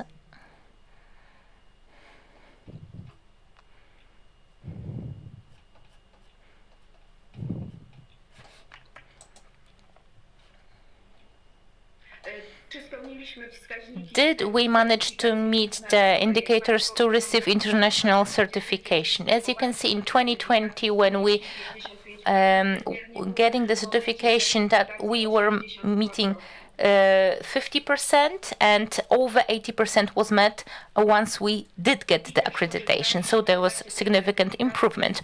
During the certification process, we also used the program for monitoring quality, which was created for the purpose of the pilot program of the National Cancer Network. It's not just we declared the values of the indicators, they were verified on 2 occasions, in the pre-audit and in the post-audit. We had the visit of 5 auditors from the EU and there were 5 experts from abroad auditing and 1 person from Poland. The indicators were marked at the patient pathway in a structured way. We developed this pathway with the Dresden Technical University. This pathway seems to be very complex, but it helps us find the right place for all indicators at the patient's pathway. Obviously, for the purpose of certification, we digitized a lot of forms which used to be there in paper form. This allowed for automation of data collection. And now the quality meetings, this is where we would brainstorm on which solutions to introduce in our hospital to ensure that specific indicators can be improved. These are the certificates which we've received in the IPAC project. And let me tell you that we had the pleasure of participating in a very radiotherapy-focused project. This regarded collecting indicators only for radiotherapy efforts. We were the only center from Poland to participate, and I hope that it will be possible to collect indicators specifically for radiotherapy. So benchmarking is really important in this area.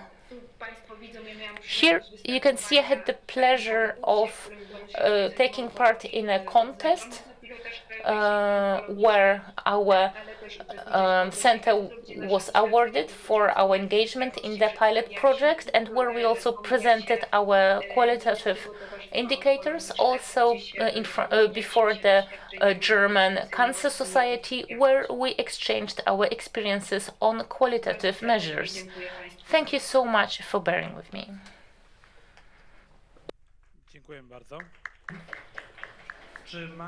Do we have any questions so that maybe we can ask any questions to Alexandra?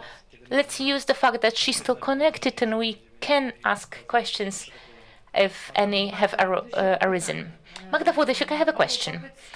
Could you please tell me what are the chances for the indicators to become national indicators and so that they can be implemented nationwide?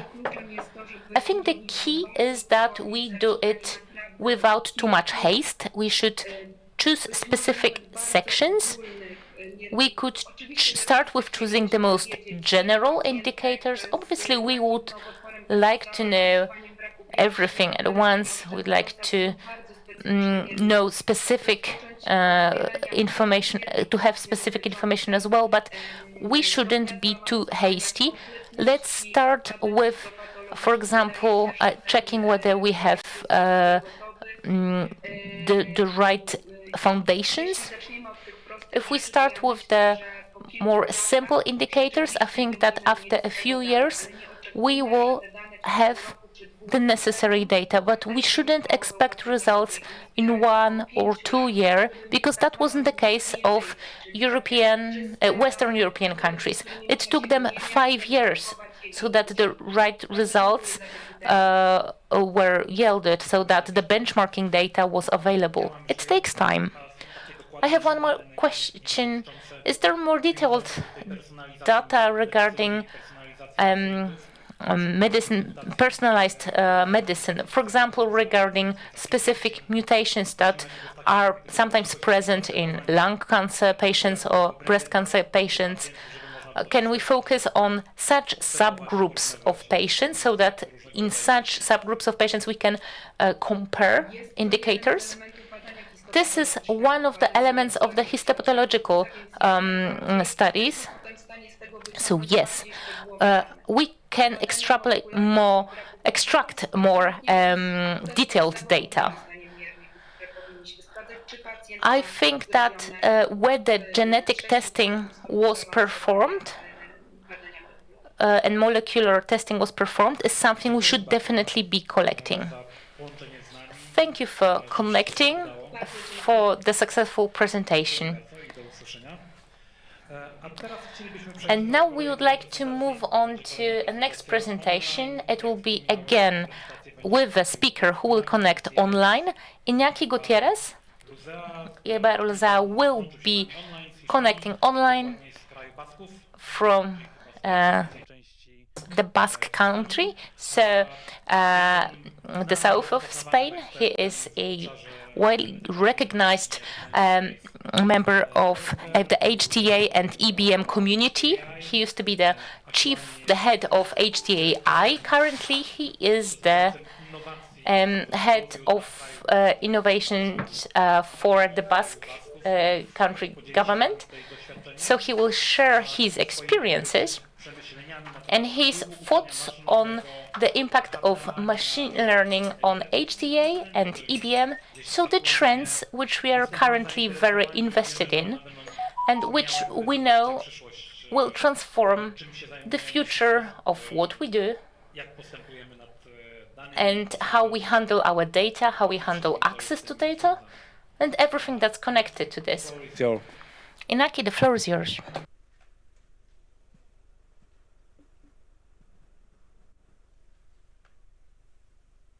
We cannot hear you.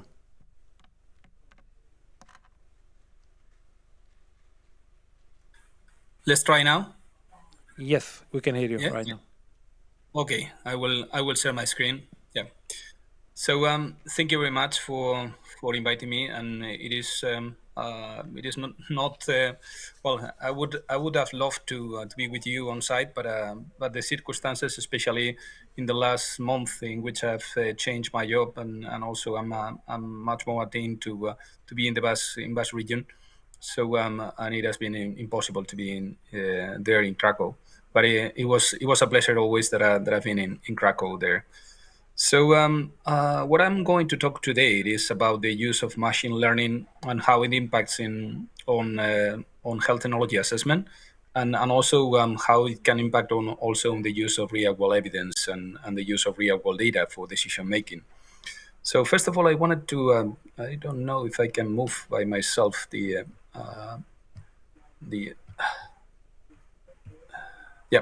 So some insights.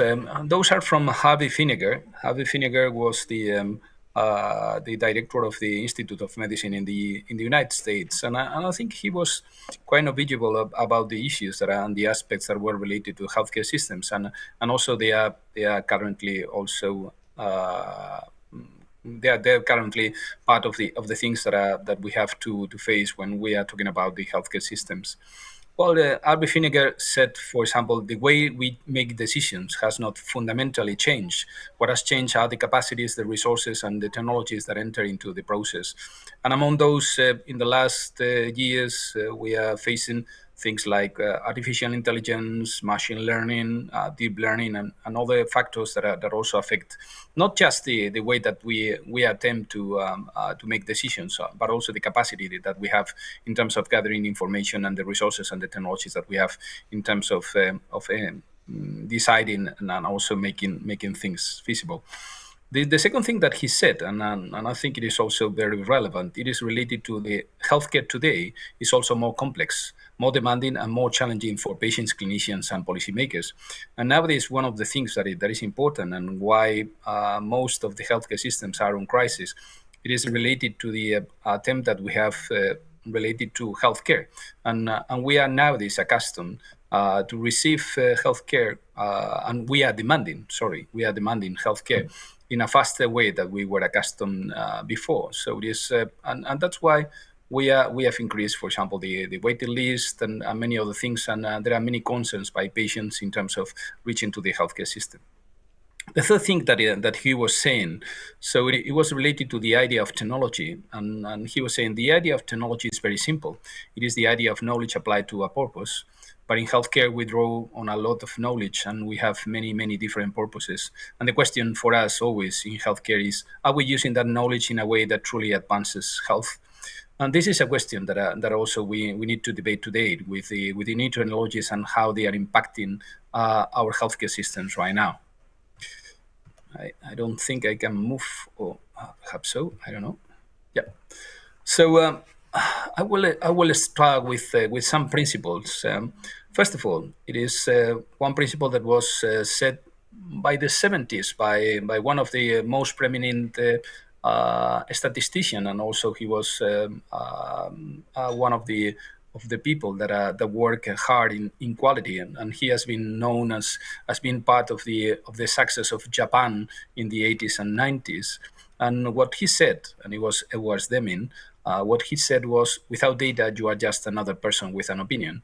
But also we need to could use the quota from Milo Jones and Philip Siverson that they were saying, without an opinion, you are just another person with data. And I don't think they are not those two statements. They are not conflicting in principle. Why? Because on the one side, if we don't have data, in principle, we cannot provide evidence, and that won't be informative. So it will be our opinion. So anyone's opinion, it is important.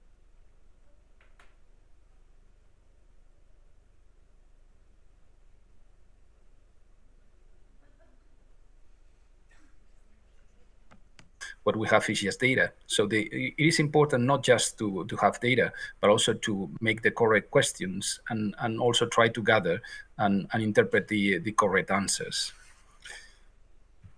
So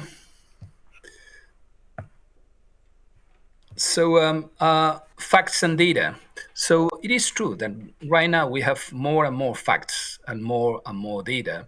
And we can see that that data is everywhere. This is something that has changed dramatically in I would say in the last 20 to 25 years. And it is crystal clear that any time that we spend on the internet, the sites that we visit and the services that we use accumulate an enormous amount of data on our behavior and our preferences, and that is also related to how we relate also in the healthcare systems. The next one, it is how we interpret those data, and one of the things that we need to think about it is that having data without creative interpretation is not only inefficient, but also it is useless. And knowing what the data means and what the implications are for the organizations is in principle what matters. So it is not just, and this is a big debate nowadays in the healthcare systems, and especially related to which is the data that we need to gather on the one side, and on the other side, how we are interpreting those data in terms of advancing in our organizations and in our case in the healthcare systems. So the what and the why. So this up to now, the main focus on data and data use were related to data collection and also to maintaining the rigor of the method and ensuring data accuracy. And one of the main focus was on data curation. So this, but it's true that we were forgetting why the data has been collected in the first place, and we were not thinking about why we need to collect that, which the purpose is, and many of the things that we have even imposed to the healthcare providers and the health professionals have been related to collecting data that in principle it is not used in terms of making further decisions, and that way of collecting the data, it is annoying on the one side the health professionals, and also it is increasing the burden that they are suffering in terms of relating to the system. So they are talking to themselves saying, why should I collect those data, and how that is impacting in reality my way of working. Furthermore, if we go to what we call real-world data and real-world evidence, I'm not going to invent the wheel, and I'm referring to some well-established definitions. On the one side, real-world data, it is observational or administrative data that provides information on the routine delivery of healthcare and the health status of the target population. And real-world evidence, it is the evidence derived from the analysis of real-world data. We can refer to what we have done in healthcare system for so many years, and we can say that real-world data could be registries that we were using. For example, the registry of mortality, the registry of cancer, the registry of data related to costs in the systems, and many other things. So we were accustomed for many years to collect those type of data. I think the challenge right now, and also the things that we are doing different, it is that nowadays we are trying to use those data in terms of making decisions and combining those data also with some clinical data that are available. But one of the questions that we need to observe, it is to which extent those data that we are collecting, first of all, they are sufficiently accurate and they have sufficient internal validity on the one side, and on the other side, to which extent they are useful in terms of making decisions in some way. So, in principle, nothing has changed.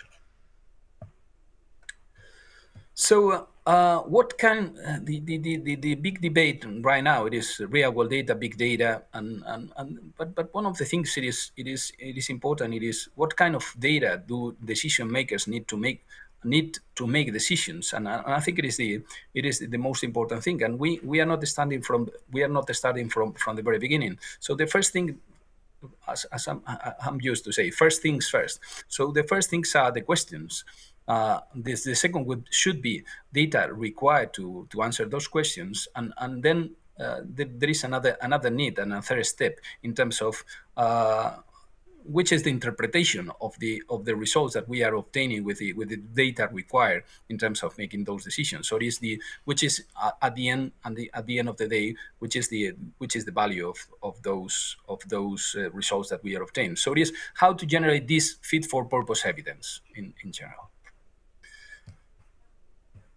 So how that is that applicable to specifically health technology? It is true that health technology, for most of us that we are not English speakers or English native speakers, it is a little bit confusing. In most of the languages, technology it is related to something that semantically could be related to a gadget. So something that is touchable that we can have on our hands.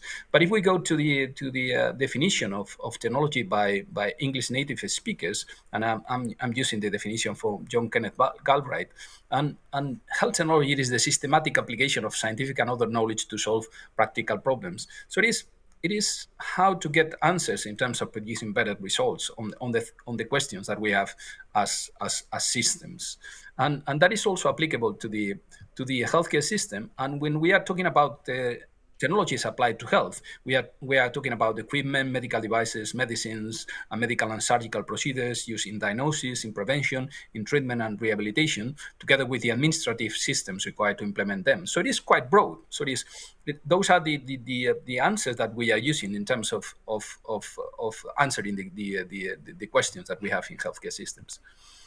Furthermore, if we look at how that impacts the healthcare systems as a whole, and there is always the eternal debate between what is innovation and how that can be implemented in the healthcare systems. So it is innovation. We can say that is something that responds to unmet needs by employing new ways of thinking and working with a special focus on the needs of vulnerable population. I'm using the definition from WHO innovation group. And also they were also saying that health innovation adds value in the form of improved efficiency, effectiveness, quality, safety, or affordability. So they were using the group of experts around innovation in WHO. They were saying that innovation is not just new. It is something that also adds value in the form of efficiency. So it is in terms of the balance between cost and effects. In terms of just effects, like effectiveness, in terms of quality, so improving the quality of the services that we are providing, in terms of safety, and in terms of affordability by the systems. So the term innovation is quite related to the HTA definition. The last definition that we have, it is that HTA is a multidisciplinary process that uses explicit methods to determine the value of a health technology at different points in its life cycle. And the purpose is to inform decision making in order to promote an equitable, efficient, and high quality health system. So it is quite related to innovation. So it is we cannot say that we are not introducing innovation without evaluating that in terms of those features that I'm already defining. So what next? So it is, can we make decisions? And this is part of the questions that were made in the past, and especially those that we have been working in evidence-based medicine. One of the things, and we were rooted in the paradigm of the need to demonstrate causality on the basis of randomized controlled trials. And one of the challenges was, can we make decisions with real-world evidence? Well, in reality, this is something that was discussed in the Global Policy Forum for Health Technology Assessment International. In reality, we are doing, because in most of the cases, there is lack of external validity of most of the randomized controlled trials that we are using in terms of demonstrating evidence. And for example, in most of the cases on medical devices and diagnostics and so on, there are no randomized controlled trials that respond to the questions that we are having, or there is no robust designs to answer most of the clinical questions that we could have. So it is, and also the questions that we have are related also in most cases to context. So this real world evidence, it is of utmost importance. And how that relates with the next one, that is the data. So it is what is needed, and this is some of the questions that I've made before. So it is, what is the data that is needed? First of all, it is enough data. So it is good, reliable, and valid, and not more and no less than needed. So it is, because otherwise we create a burden to those that are collecting the data, and especially quite a high burden, and also it could be quite unknowledgeable to them because we are forcing them to collect data that finally is not used for decision making. And also mainly statistical data, less personal data, including genomic information. As we can see, in most of the cases, the main response and the data that is important to gather, it is those things that are not only related to the healthcare systems, but also that they are related to social and environmental factors. So the social determinants of health and environmental factors, also individual behavior and genetics, also in terms of, and healthcare system. In reality, it is very low in terms of determining which the results that we are providing and the responsibility of how those results are achieved. They are not mainly related to the healthcare system, but all those other factors that sometimes we are not collecting or even we are not including in our decisions. So the hurdles to implement the use of data, first of all, it is the access limitations even in publicly funded knowledge, uncontrolled access and use of data, or ignoring the ownership of personal data, or misusing business power to squeeze people, institutions. So that is one of the problems that we are facing so far. But apart from that, another thing that is important, it is that there are other hurdles like systems prepared to collect administrative and management data in principle. So our systems are prepared to collect administrative and management data, but no data on results is normally structured or they are not even collected. And not all the outcomes of interest are recorded. And especially when we are trying to demonstrate values, and I was saying before, it is important to say that, that first of all, we need to configure our systems in terms of collecting the data and the outcomes of interest that need to be recorded. And sometimes, well, and in most of the occasions, I wouldn't say that they are recorded or they are collected. And furthermore, so should we use great data, enough data? This is something that is from the Institute of Medicine that I've said before. It is a report that was telling us what is the impact of using real-world evidence on medical product development and how that is impacting in the decisions that we are making. The report of the Institute of Medicine was saying, yes, we have to. In principle, we have to collect real-world evidence in terms of learning, in terms of improving the way that we are doing, in terms to be able to handle complexity, in terms to be able to treat a patient, in terms to be able to protect population, and also in a controlled environment for the benefit of the population and a person by protecting people, science, and business against misuse. And that was related also to collecting data and also being aware of every misuse is raising hurdles and avoiding improvements in this sense. And on the other side, that is terrific in terms of not providing the correct decisions and providing the correct evidence. In fact, the importance of real-world evidence in health technology assessment, it is increasing over time because innovative tools for collecting and recording information and for generating and synthesizing evidence and from a wide variety of settings in the real world and oftentimes even in real time. And that's why, for example, even the Health Technology Assessment International community have created an interest group on real-world evidence and artificial intelligence because some of those things are already impacting our healthcare systems. And what is more, stakeholders have a better understanding of how access to innovative technologies can be facilitated and even accelerated by those new tools that we have. And they are willing and even eager to consider the use of machine learning and artificial intelligence technologies to gain the advantage of more comprehensive evidence to inform the decision making. But what in principle could be an advance and also can improve the way that we approach to decision making, it is not that easy. And I will put some examples on that. So once again, we need to be back to making the correct question. So the what, the when, the how, and by whom. So it is from the principles that we have said, if we don't have data, there is no evidence in terms of making decision. But without purpose, data collection makes no sense. And on the other side, we need to say that one of the challenges that we have with using those new tools, it is that no good data could lead to no good conclusions. However, and this is something of our society that we are trying to do easygoing. So this I would call the lazy ones, that try to find fast solutions, but not perhaps the correct solutions.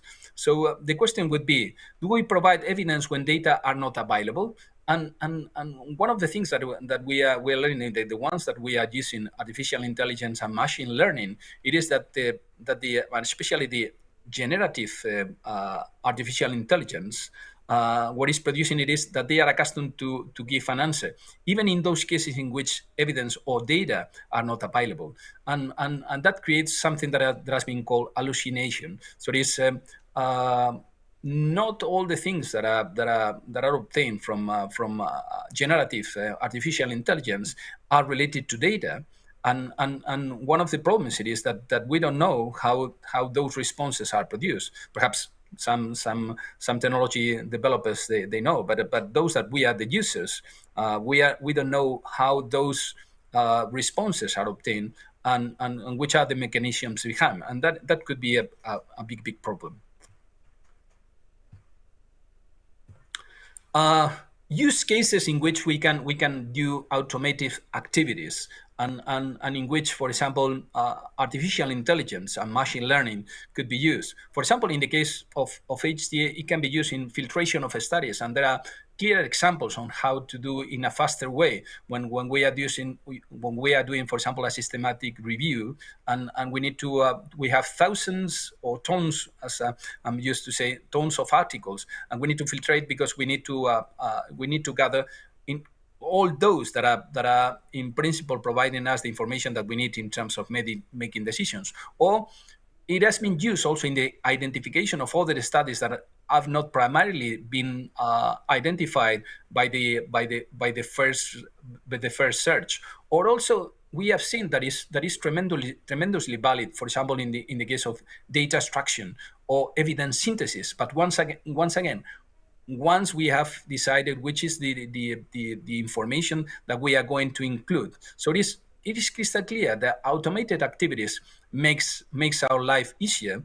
And for example, in evidence synthesis or in living evidence, so it is when we have already the questions, when we have identified the studies, when we have defined the exclusion and inclusion criteria and so on. Also, automated activities that could be provided by artificial intelligence and machine learning could be useful in terms of, for example, updating the evidence in a living evidence manner. And otherwise, it could be very, very burdensome for the HTA groups.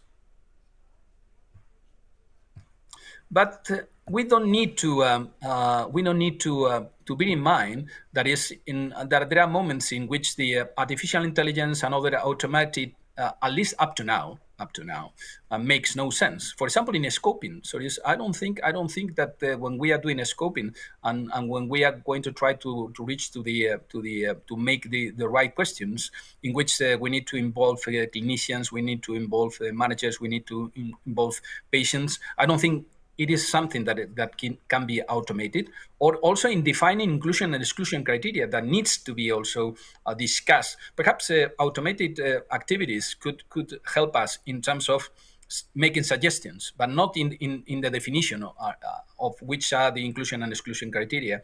Or also, I don't think it is automatic activities could be also used in critical appraisal or in data interpretation. This is something that needs to continue being human, or also in deliberative processes in terms of providing the right questions, or also in decision making. Despite that in some healthcare systems we are starting to do so. Furthermore, in how to apply that in the HTA. In the HTA community, and I was put in the long and winding road. So it is one famous song from the Beatles. So we don't need to go on the fastest solution, on the cheapest solution, and what seems to be smartest and what seems to be more innovative. In theory, as I was saying, we need to provide that those things that we are using in principle, they are better than the common things that we are doing, and we are not in need to follow what is technologically fascinating. And I've seen some countries that are fascinated by the technology, and they are even saying that we don't need HTA agencies or HTA doers anymore, because we are going to solve that with artificial intelligence. And in reality, if we go to what the activity of HTA is, it cannot be replaced in all the cases. But it's true that it can help us in making our life easier. So main challenges when using machine learning and artificial intelligence and its use in precision data for HTA. First of all, we need to bear in mind that is a black box. So we don't know where the data is coming and how it is processed, and finally which the the final I would say result on how it is obtained. Also, in the selection of evidence, so the data sources and the filtration needs still perhaps to be with some human touch. Also with interpretation. Also bear in mind which are the problems with hallucination. Also the balance between internal validity and external validity, and this is something that needs to be also discussed. So yes, mainly in favor of using new technologies, but with the principle of cautiousness that is related to which the difference are with the things that we are promoting, and which are the I would say which are the pros and the cons. As we were saying in the definition, the previous definition of health technology assessment, the health technology assessment is trying to provide information about the intended consequences and the unintended consequences of using the technology. And in this sense, I think it is tremendously important to bear in mind which are the pros of using those new tools and which are the cons of using those tools, and obviously being critical on how to use those automated things. And thank you very much for inviting me once again. And I hope that I can answer some of the questions that you can make there. Thank you, Inaki, for your presentation. Very interesting. Any questions from the floor?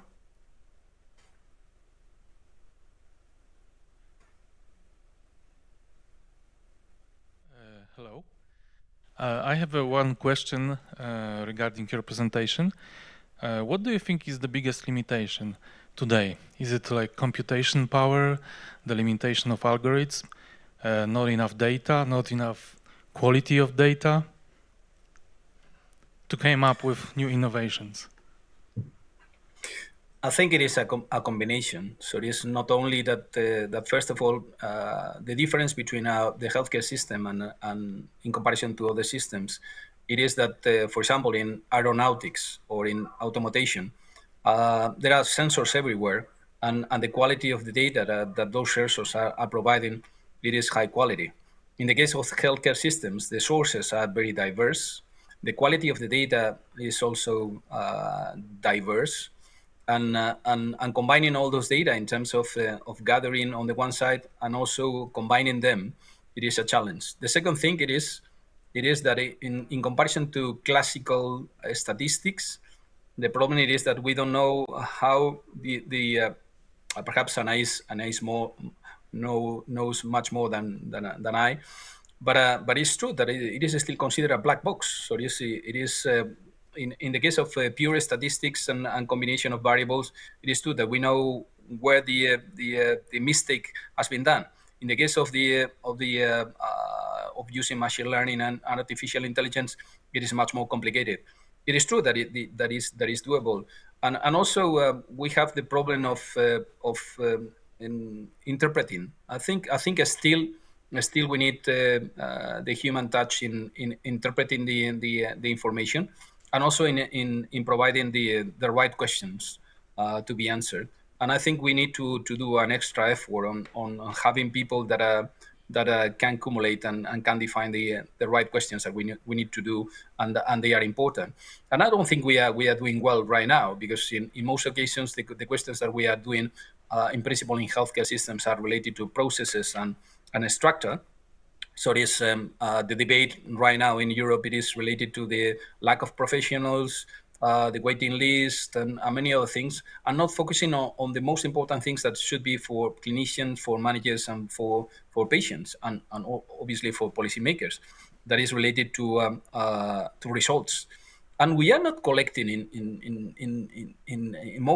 in a proper way. We are not collecting in healthcare systems results on health and results on the different pathologies and how they are related to the investment that we are doing in healthcare systems. So I think it is a combination. Okay, so like assuming that we have high accuracy of data, like in aerospace and defense, and then we have explainable AI, and then it comes down to ask right questions, yes? That's what I get from your response. Is it right? And then we will solve the war. Okay. Okay, thank you. Yeah. Okay, thank you very much for your questions. Thank you, Inaki, for your participation and your insight into our conference. Thank you very much. And right now we move to another speaker, Anaís González Iglesias. Fantastyczny tytuł, od fantastyki naukowej do A great topic of the transformative impact of AI on the assessment of HTA. Anais came to us from Spain as well. She is the consultant on health. She has broad experience. She has PhD and she specializes in various aspects related to what we deal with. So, computational physics, economics. She also is dealing with precise medicine. So she will be sharing her experience. First of all, thank you. I will try to keep the level because talking after Iñaki is really a challenge, I have to say. But the best thing is that he already introduced a lot of the concepts I was going to discuss today. So I will start on who we are, where I'm coming from, because I work for a technology company and there is a lot of uncertainties in how we see healthcare. And usually the people makes a lot of questions when I say I work for Amazon Web Service.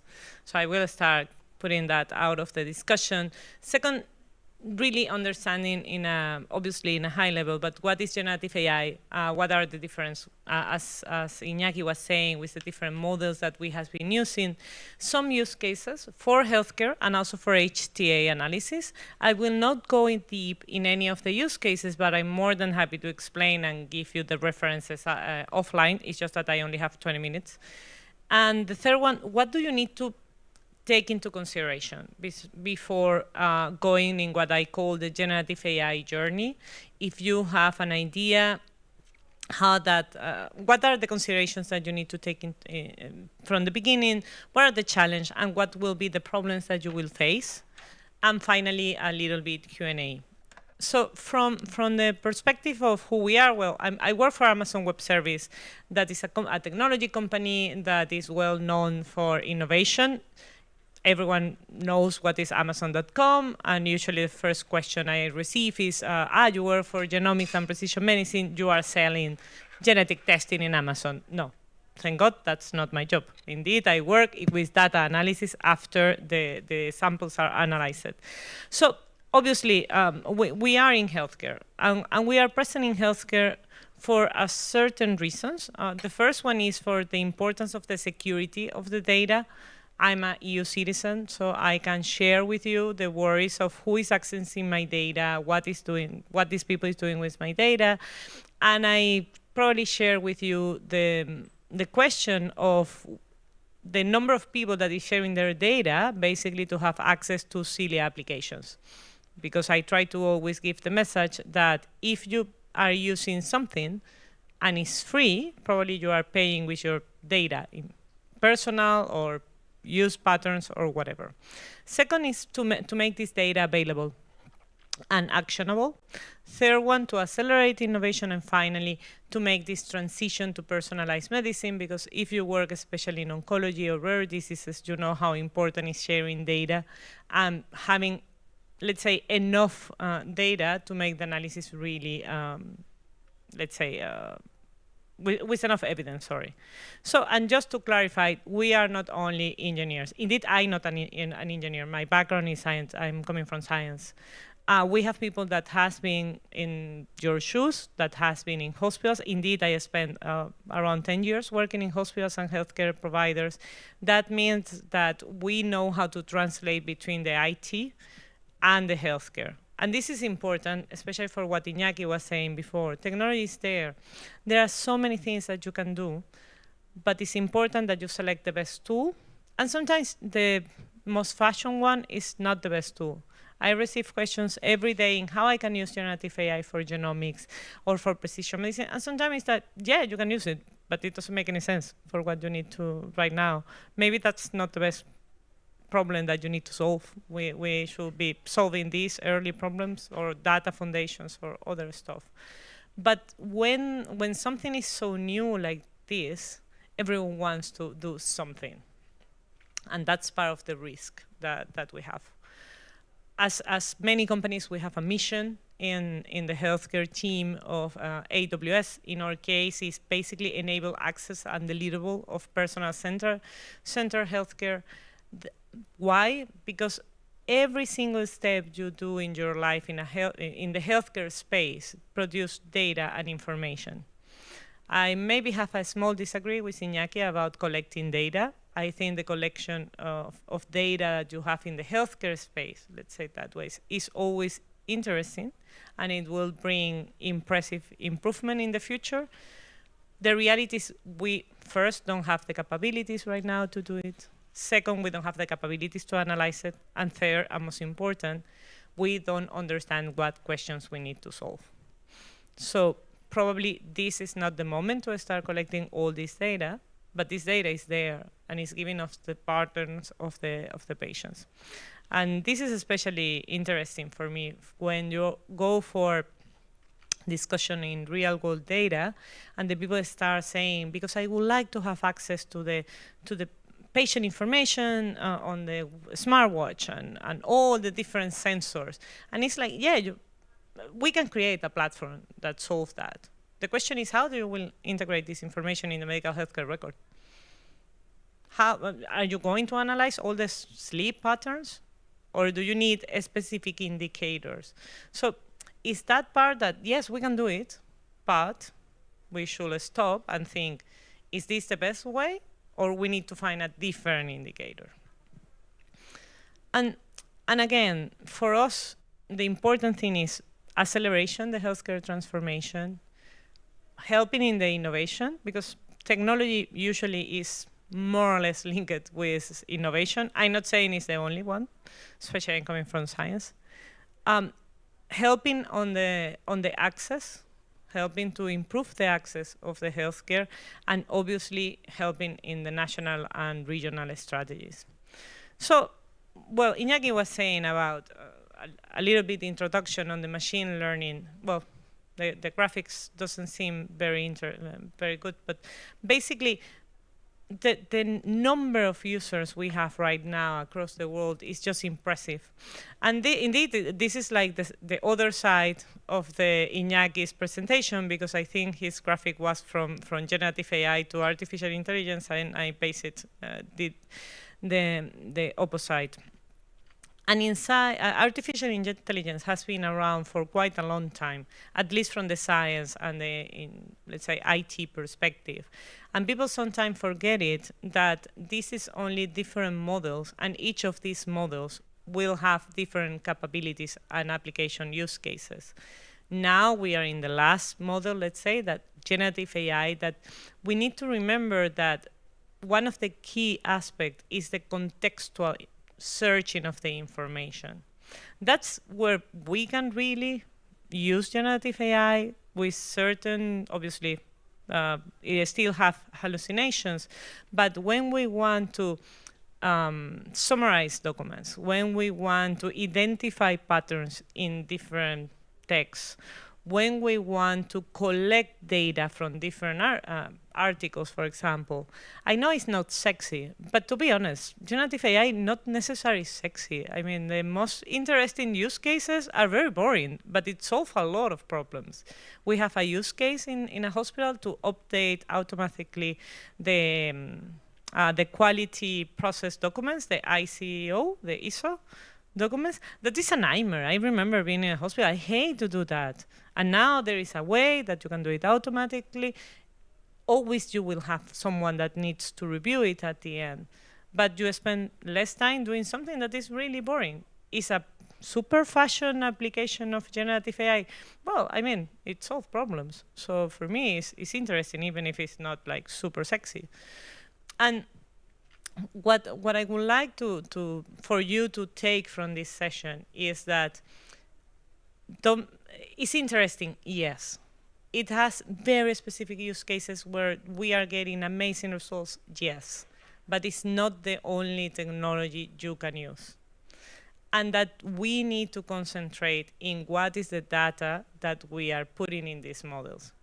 Because the big problem we have right now is the quality of the data. And that's something that generative AI will not solve. It's as simple as that.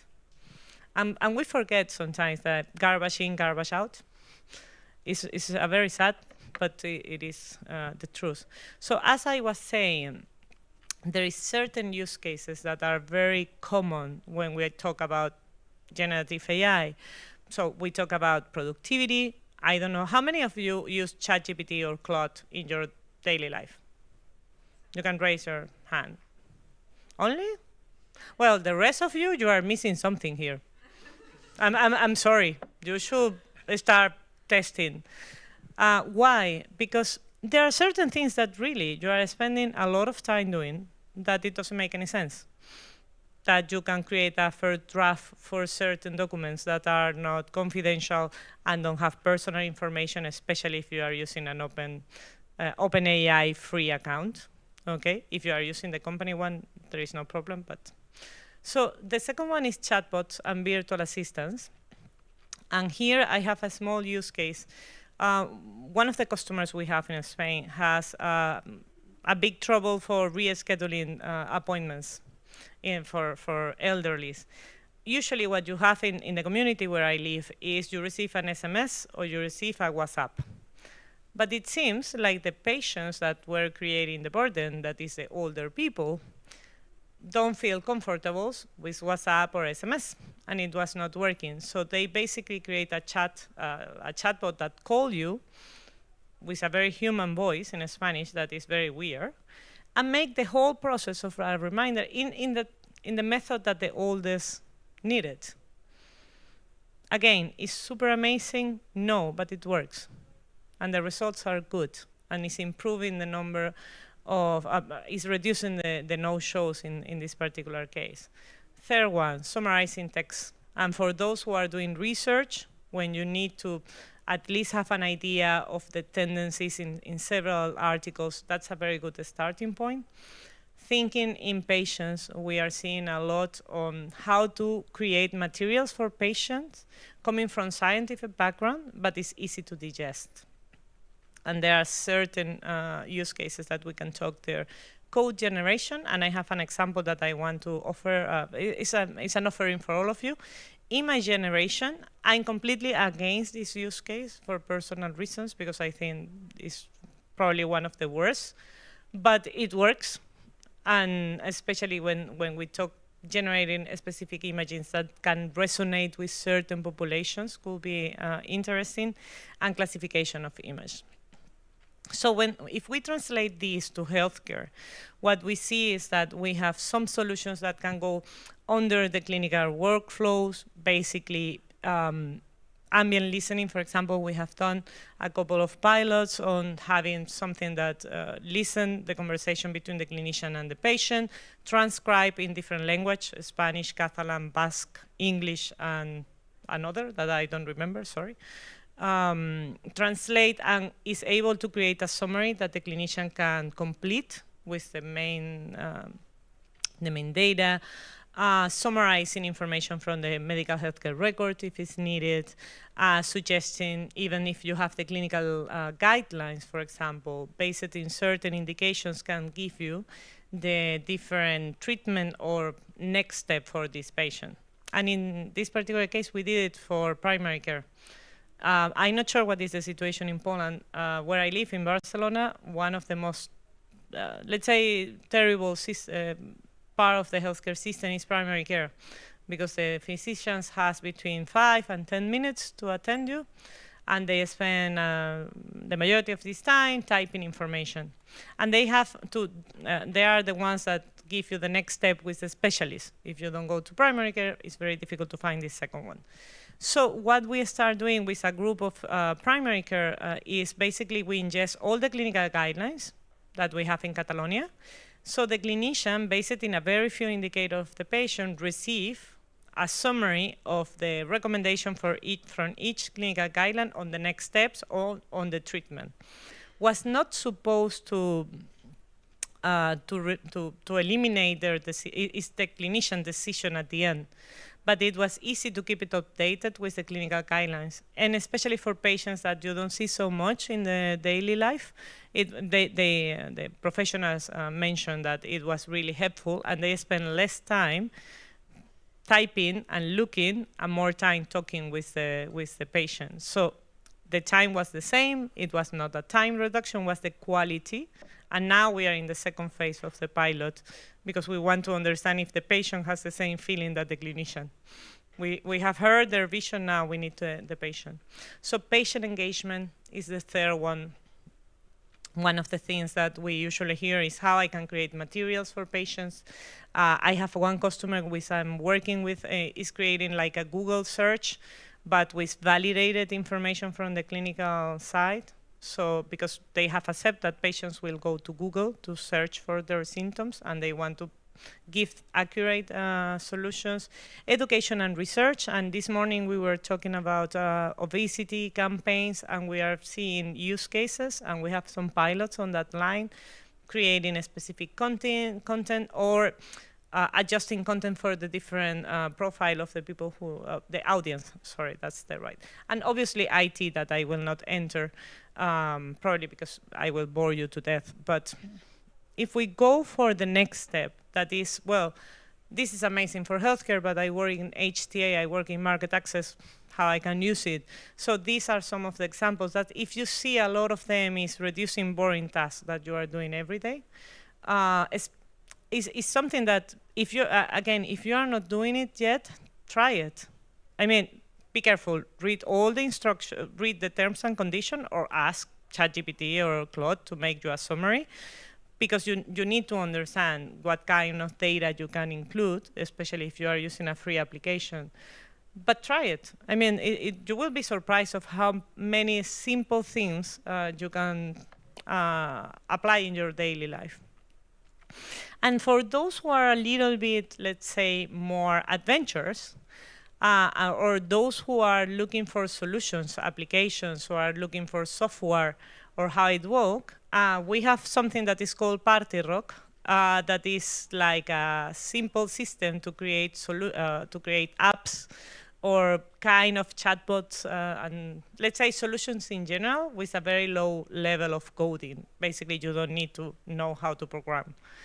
It's a toy model, meaning that you can try it, you cannot use it in large scale, but it gives you an idea of the things you can create and the kind of solution and how these solutions will look like.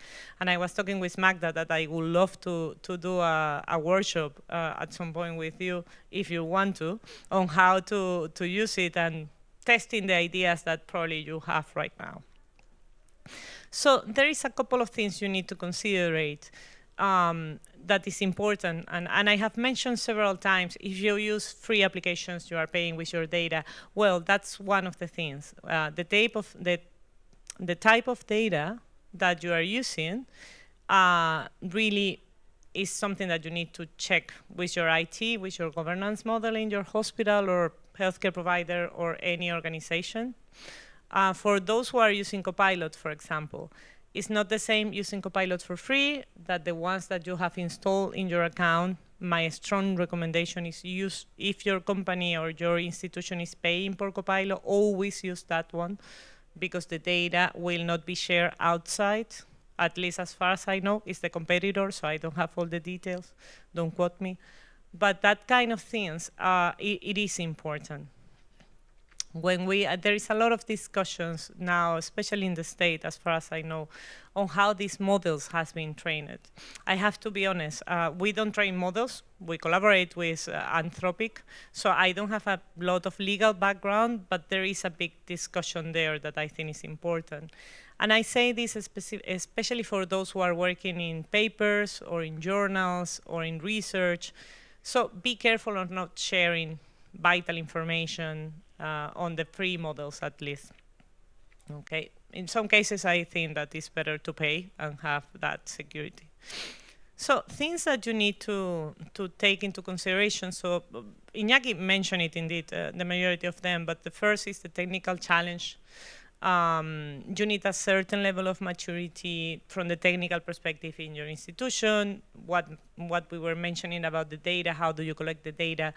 In this case, probably having a structured and non-structured data is not a big trouble. Ethical considerations, privacy is a big discussion.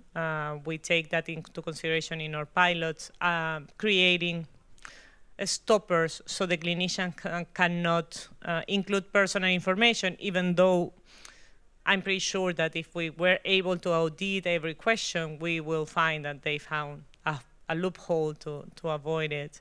And again, your institution, I mean, you have a chatbot that could be amazing, but if you are not able to integrate it in the workflow, in the primary, or in your institution, it doesn't matter. I mean, it's one extra step that will create probably more burden.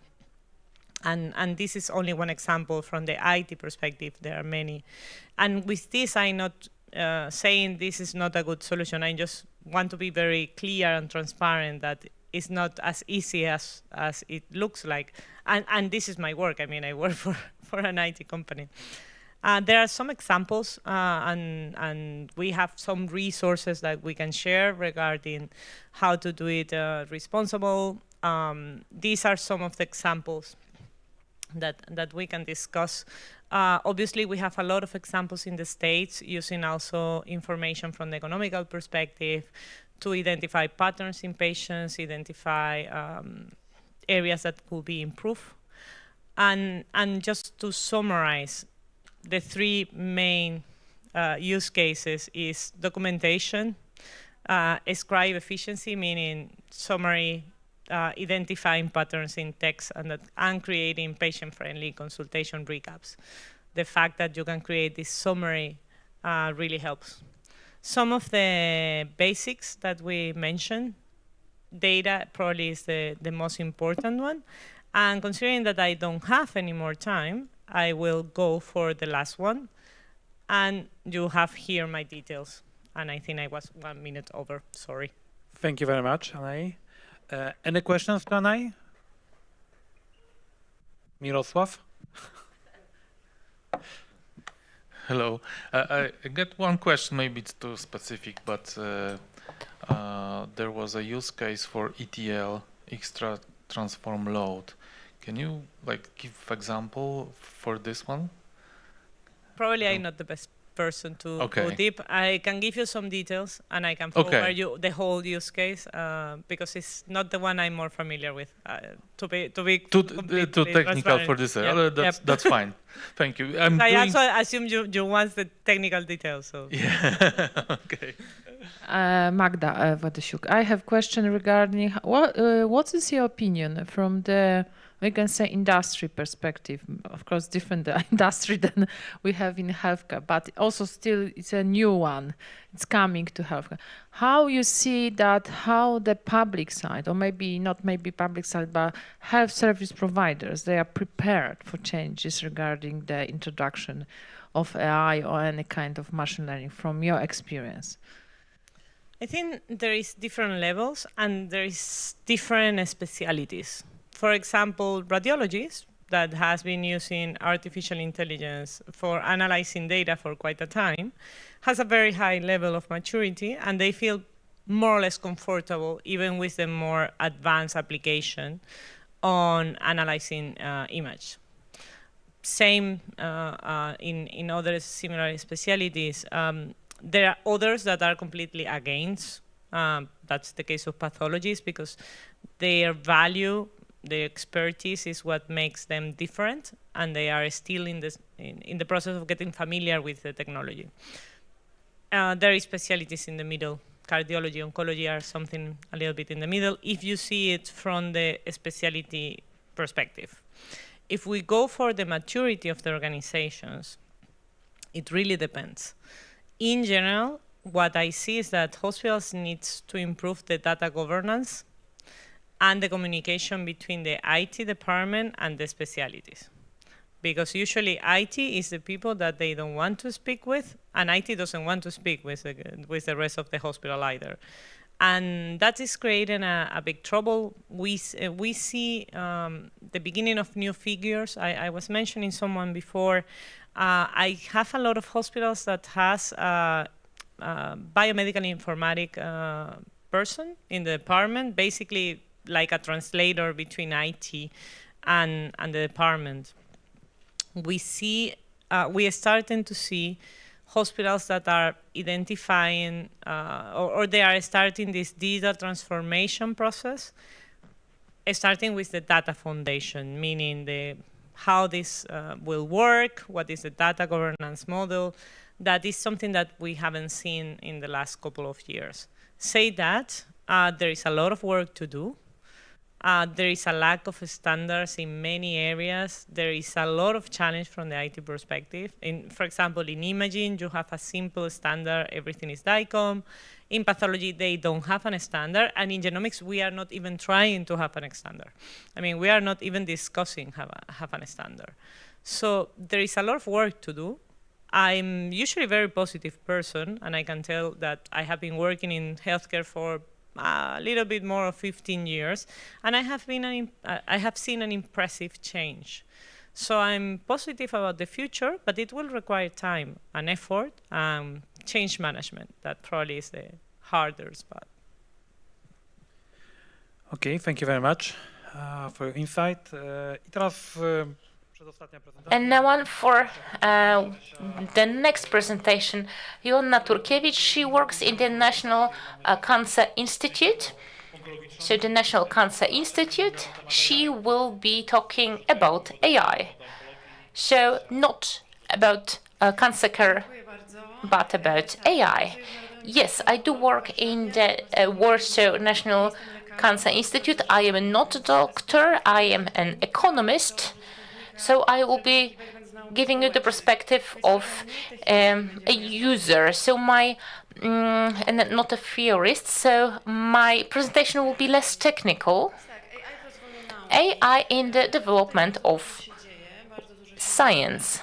A lot is happening here. I am working in the Cancer Institute, and I work with scientific publications about disseminating results of studies. And this is the context in which I'd like to present my presentation.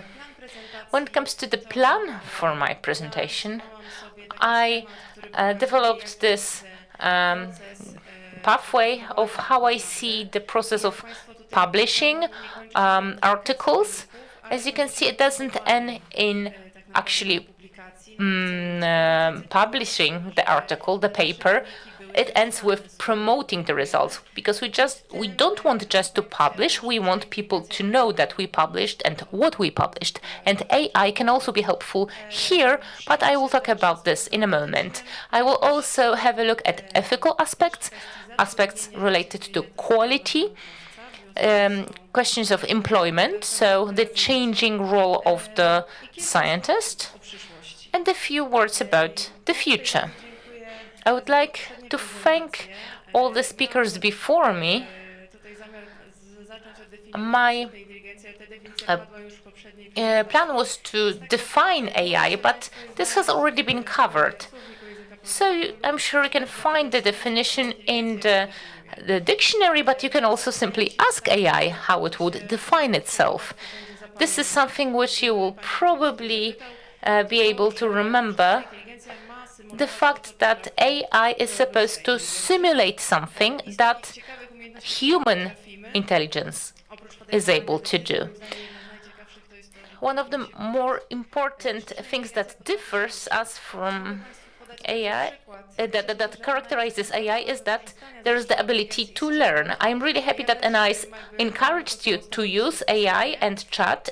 My position is similar. I will also encourage you to do so. If some information, technical information, was also mentioned in the previous presentations, I will be giving you the perspective of a simple user, so that this might seem to you to be rather user-friendly. Let me give you an example of how artificial intelligence was learning on my example. I asked AI, so I downloaded an article drawn up in English, and I asked for a summary, an abstract, and for AI to choose the most important information. I wrote the prompt in Polish. in Polish because I wanted to use it for workshops that would also be held in Polish, and AI responded in English. I asked AI to translate it, and it did. And when I was asking for the next abstract based on the next paper, the response this time was automatically done in Polish. So the tool, the AI tool, remembered that I wanted a Polish abstract.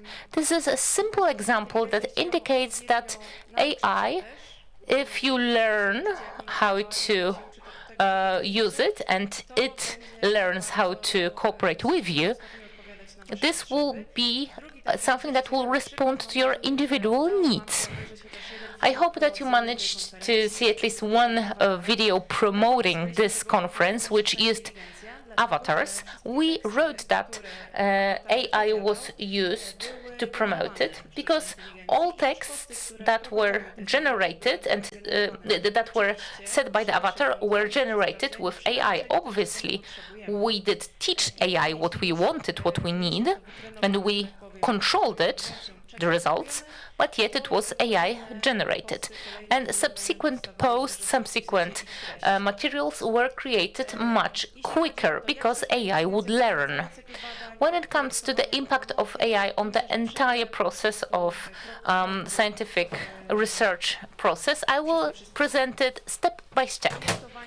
When it comes to developing the studies, analyzing literature is the time-consuming part. If you do write papers, if you do write scientific papers or some other reports, often you carry out reviews of what has already been done and published. For that, you can successfully use AI. There are tools which give you a good overview and allows you to compare texts. For example, this allows you, let's say, if you were to look for articles on a specific subject, for example, breast cancer, when you search for those articles, you can also ask AI to compare abstracts or compare the methodology part. You can also ask specific questions. For example, what do you find most interesting in these articles, or even more detailed questions. For example, find specific highlights. Also, you can ask AI to categorize literature. You can easily filter using specific subjects. When it comes to creating, you can ask it to help you create research questions. AI obviously can be helpful, but you have to verify it at every stage. How you ask the question, how you formulate the question is the key to success. When it comes to research tools, you can also find answers in the AI-generated response. Obviously, you can also use validated questionnaires, which are already available.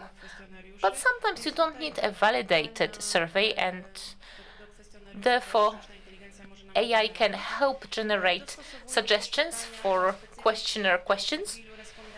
You can also tailor it to the specific respondent. You can ask that, let's say, questions are generated with senior citizens in mind, or to focus on people with no medical background.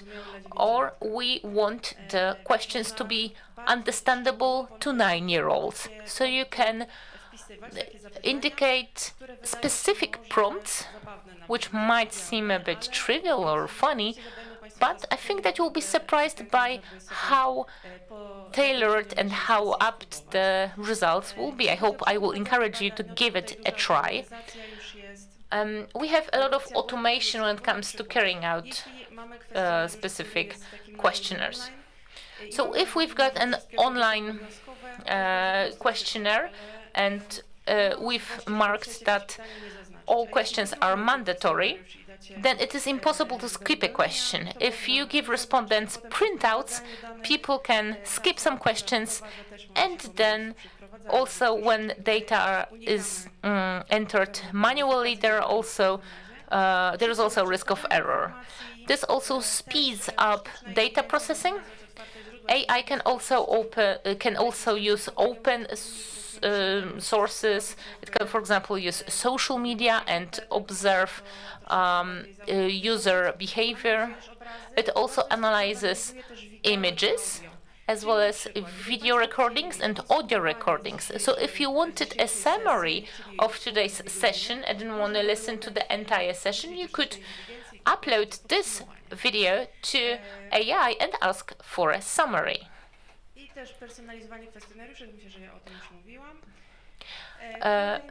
Another topic, another stage, analyzing and interpreting results. It does the same thing as humans, but on a larger scale. It can also use algorithms to identify correlations, discovering less obvious correlations. The analysis tends to be more detailed, more precise. Visualizations are possible, so we can do things we do manually, however, more precisely and in a faster manner. I will talk about quality at the end. When it comes to publications, this is interesting, because here automatization speeds up not just literature reviews, but also AI helps create abstracts. It also edits the quality, improves the quality of the text, edits the text. It will correct your grammar, it will correct your language. It will improve consistency of the language that you use. It will help pick up any typos or errors. It can also translate or proofread texts. One more aspect, I hope you use this as well. I hope that you promote the results of your work. It would be good to think about what title you want to choose for your paper. If you can't come up with anything smart, you can ask ChatGPT to make suggestions. Please, can you suggest 10 different topics? I always ask for at least 10 so that I can something to choose from. 10 topics that could be interesting for, and here you enter your target group. The more precise the target group, the more precise definition of the target group, the better results you get. It also helps fit to user preference using the analysis of online behavior. If we want to know how people, our users behave online, AI will help you with that. Apart from topics, titles, also keywords should be underlined. So keywords, if we use the right keywords, we will be cited, will be found and cited more often. We can also ask AI for suggestions for keywords who would help us promote the results of our work. This does not require a lot of effort on our part. Also in terms of optimization, like SEO, so search engine optimization, there are companies who specialize this, and I think that in the academia we don't spend enough time on promoting the results of our work, but AI can be very helpful also in this regard. In terms of other topics, ethical aspects of authorship, of copyrights.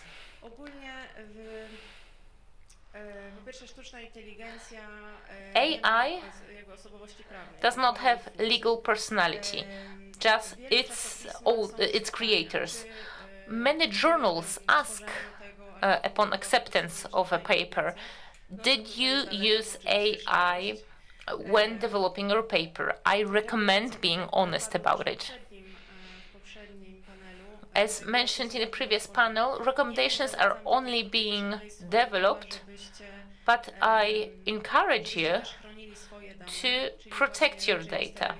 So if you want to upload your data to AI tools, don't use free of charge accounts, use premium accounts, and do read terms of use. This is my recommendation. When it comes to social perception and social approval, I think at this stage we are still wondering about this. If I were to ask how much is 135 times 135, what would you do? I can bet that you will take out your calculators and you will be calculating if you want to actually give me an answer.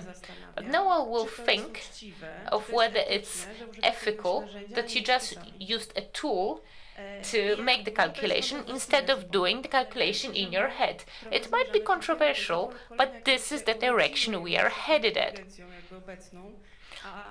Some people have already come to terms with AI, some are still struggling.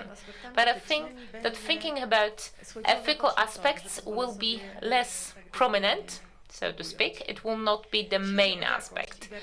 When it comes to the quality and credibility of studies, as already mentioned by other speakers, obviously we have to make sure that the data that we upload is credible.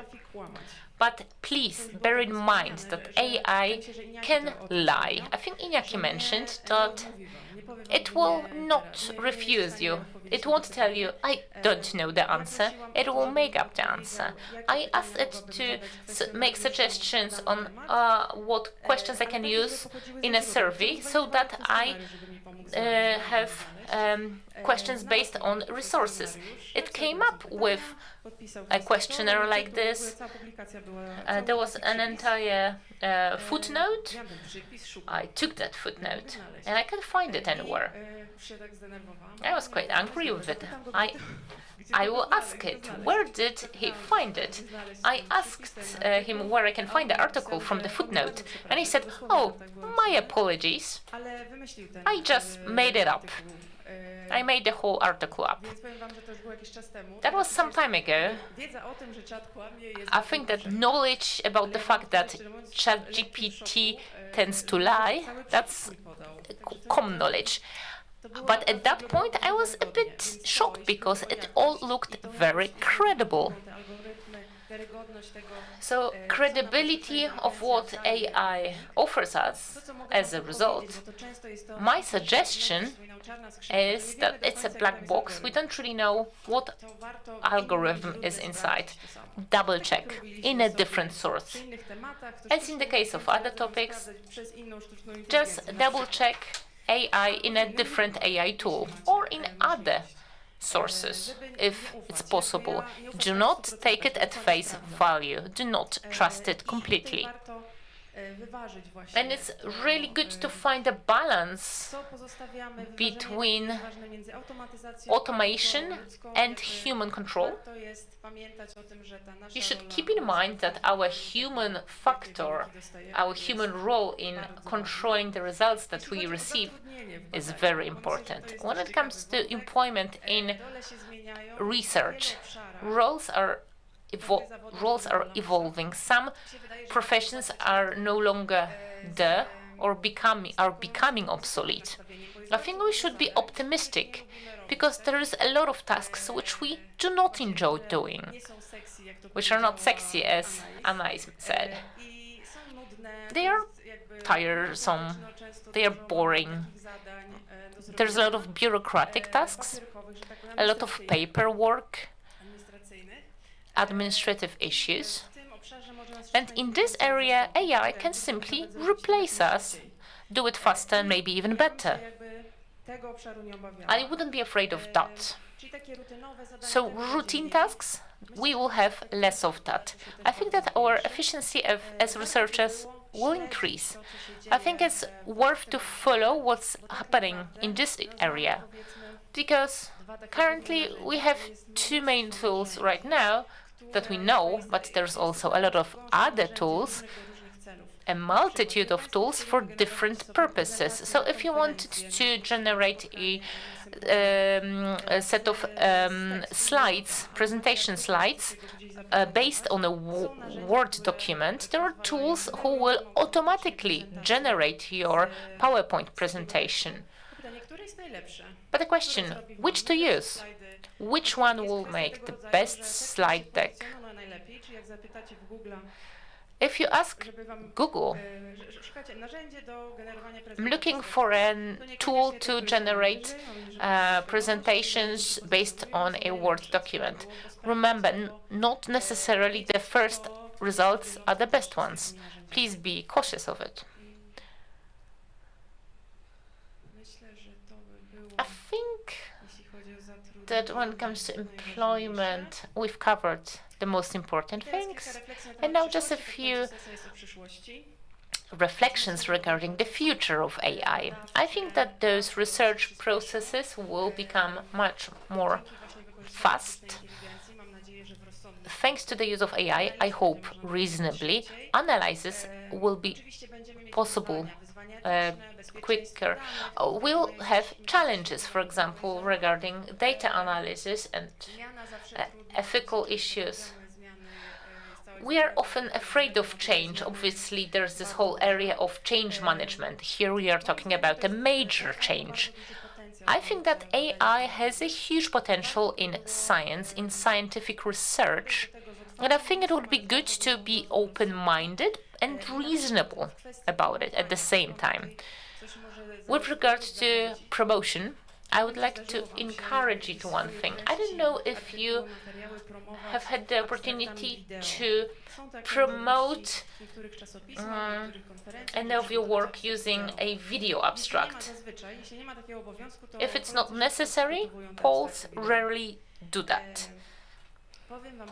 But I would like to be honest with you, currently we have such great technical possibilities. You don't even need to record your own video. At the beginning of the symposium, you saw Magda in a video which was generated only based on its photo. If you have a good photo shoot, you only need a photo, not even a video. Obviously, your mouth looks a bit different when talk, but I would like to show you 20 seconds of a video based on the, that was generated using my photo. Od projektowania przez analizę danych, aż po publikowanie i promowanie wyników. Moja prezentacja pokazywała, jak sztuczna inteligencja optymalizuje procesy badawcze, zwiększa efektywność oraz umożliwia lepsze zrozumienie i wykorzystanie wyników badań. You could see that the voice wasn't well adjusted to the mouth movements. I think that is the problem of recording. So you can either clone your own voice and then feed it with a transcript, or you can feed it with a recording of your voice. You can use a dictaphone, a voice recorder. If you use a voice recorder, then the result sounds more natural.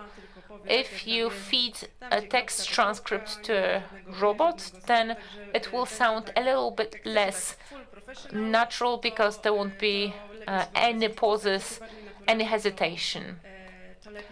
So voice recordings fed to the system will give you a more natural result. But when you see how I use my jaw when talking, it's not the same as in this video. But if I had a video of me talking and fed that into the system, then I could attach it for the process, and AI would know what my mimics is how I use my mouth when I pronounce specific sounds. So if you want to go more advanced, just record a short video of yourself. Depending on the tool, probably between 30 seconds and 2 minutes would be sufficient. But if you don't want to do a recording, you don't need to. But even on the basis of a good photo shoot, you can create such avatars. And I encourage you to do it. I'm not showing this just as a gadget. Video is currently the content. If you're into promotion and marketing, video is the most clickable form of promotion of advertisement. So if you want to promote your achievements effectively, I wholeheartedly recommend looking into this. This is not very advanced. You don't need advanced skills. I am not an IT expert. My background is social sciences. So anyone could do it. And now, should we use it or shouldn't? I was wondering whether to ask you, should we or shouldn't we use AI? Because I thought there were 3 possible ways. Some people are afraid of AI, they refuse to use it, they consider it evil, or they try to ignore it. Then there are some people who use it and pretend not to use it, so they take full glory for the creations, and some people use it and speak loudly about it. So I think that AI will be intruding on our lives so much that it will be impossible not to use AI. I recommend to you, and I wish you, to be bold and to be reasonable. So be bold about trying out new things. Maybe you could have an account with a Copilot or a ChatGPT. Give it a try. Give it a test run. You will be surprised by how much your lives can be made easy. But please be reasonable about using it, especially when it comes to using about data protection, about copyright. Be sure that when you sign yourselves as authors of a paper, be honest about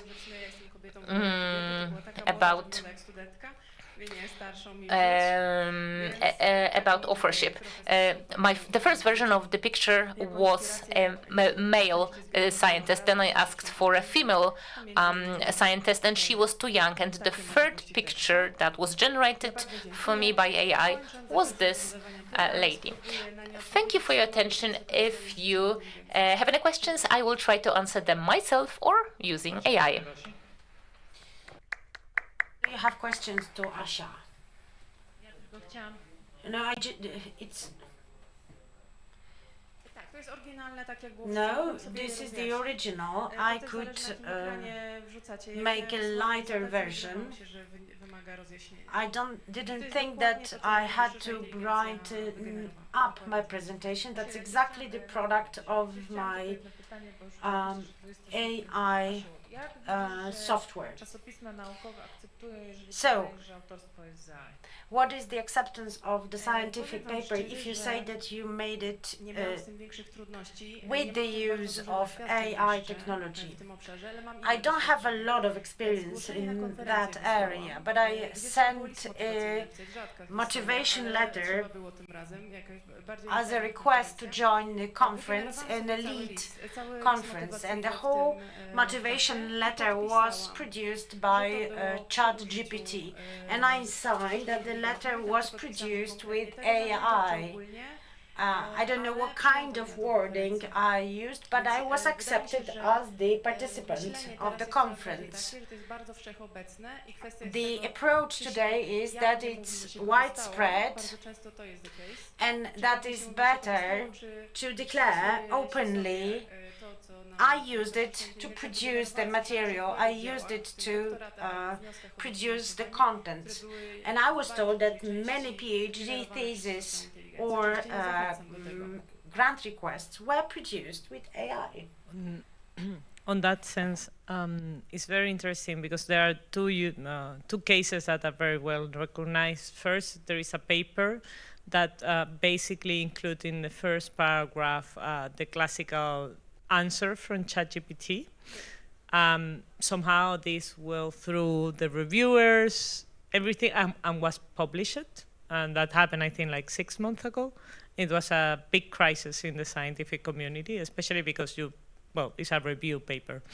So, and the second one, I'm not sure if it's yet published, but they are doing a study to see how much you can increase the acceptance based in the tools you are using, in this case, generative AI.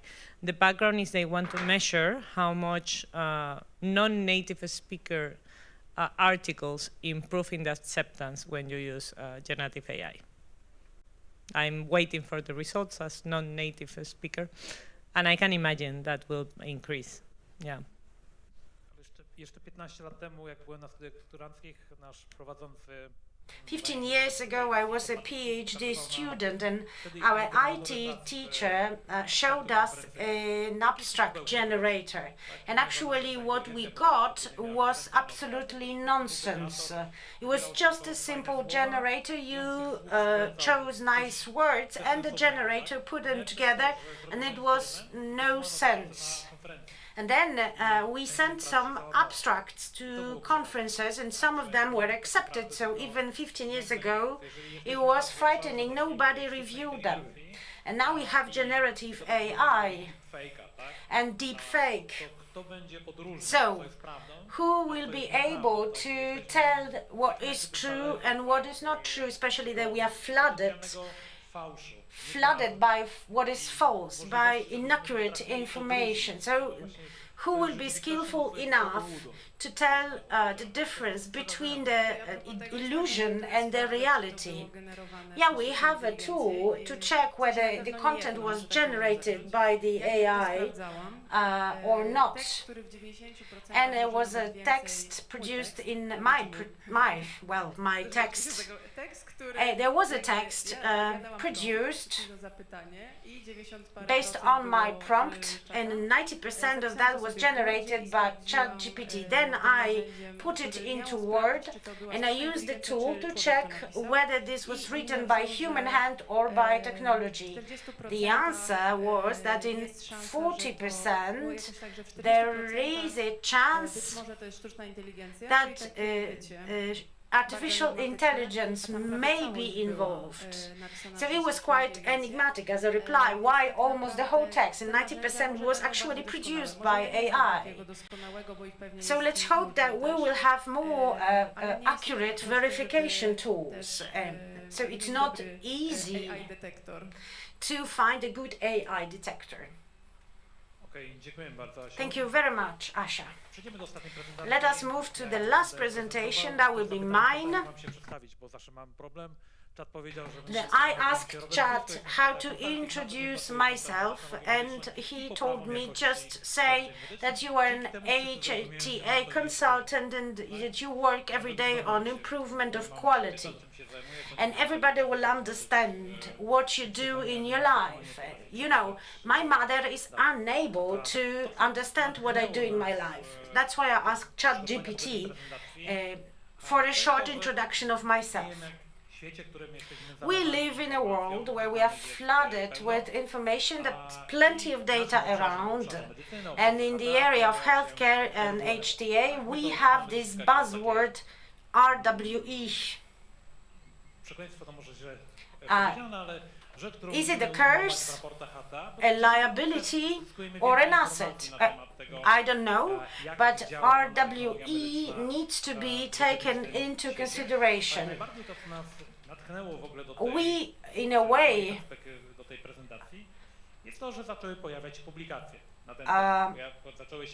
see that there are more and more papers published on RWE, also in the Polish scientific community. RWE Poland, National Health Fund used keywords to search in different search engines, and I didn't find anything in Polish internet. And it was actually surprising.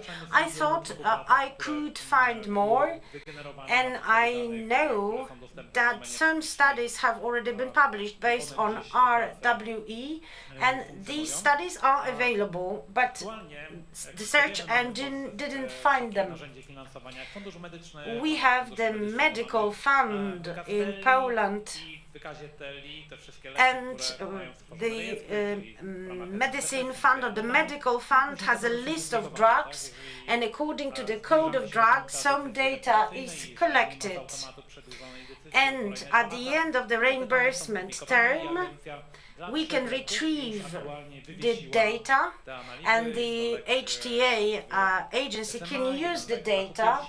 For instance, 3 have already been assessed this way, one to treat cancer, and the other SMA, and one more in colon cancer.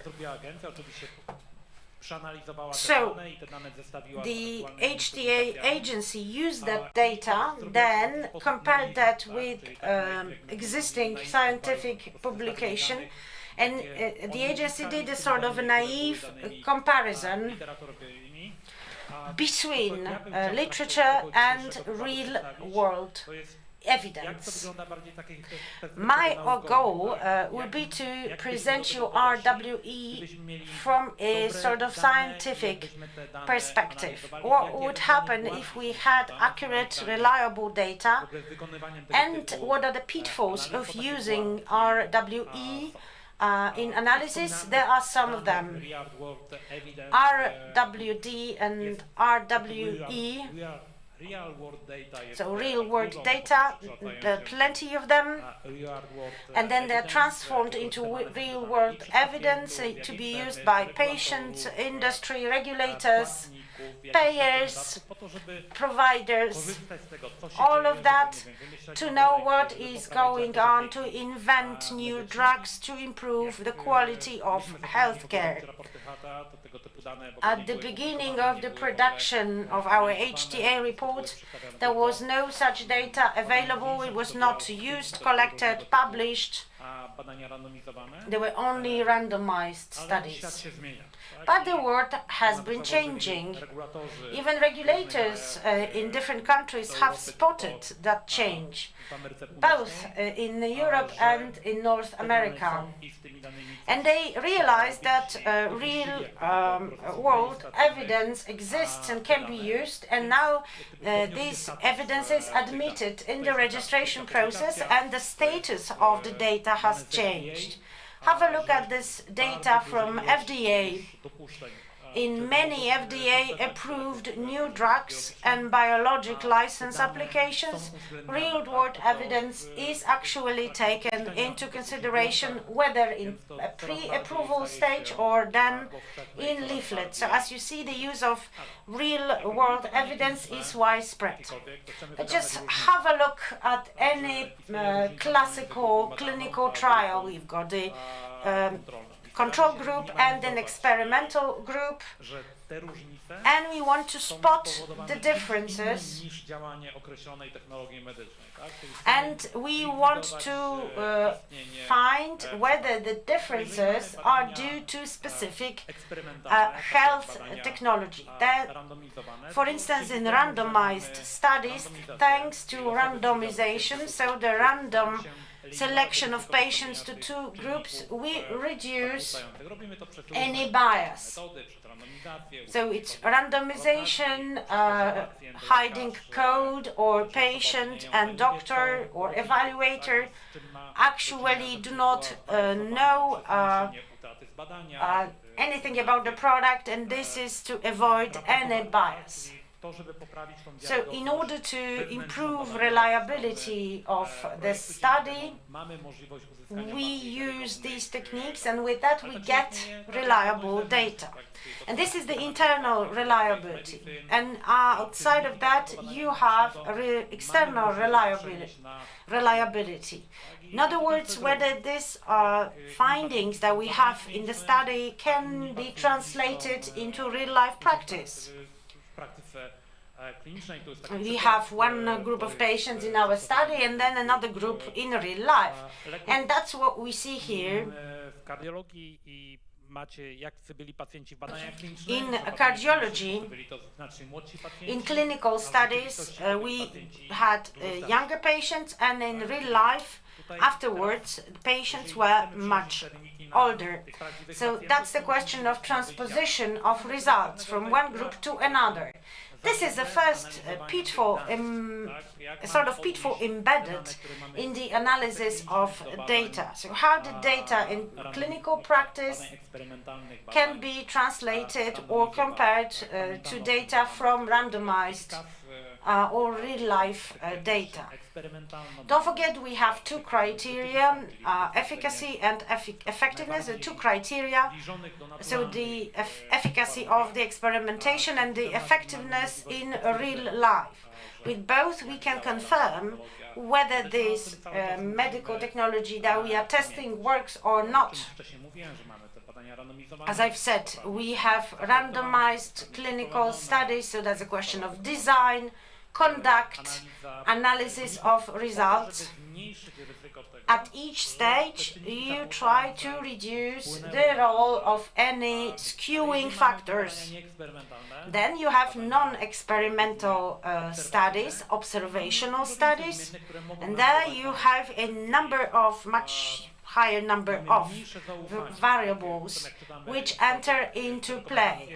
So the recommendations or the verification analysis presented by the HTA analysis say randomized study are great, and actually our own reimbursement act says you need to have a head-to-head clinical study with a comparator. And if you have only an observational study or indirect comparison study, you are punished. It's not good for the drug. But you know, it's not a holy grail, the randomized study. They may be even less reliable. It's easy to have a poor randomized study. But if you have a large-scale, well-designed observational study, you will get better results. Or you can just review the registers for prosthetics, for knee joint repair surgeries. You can cover all the patients which underwent this procedure. And it's much more reliable than a randomized study. So beware, it's about quality of the study. What are the skewing factors or interfering factors? In experimental studies, we can do the pairing or restriction or randomization at the stage of study design. And then, when we move to statistical analysis,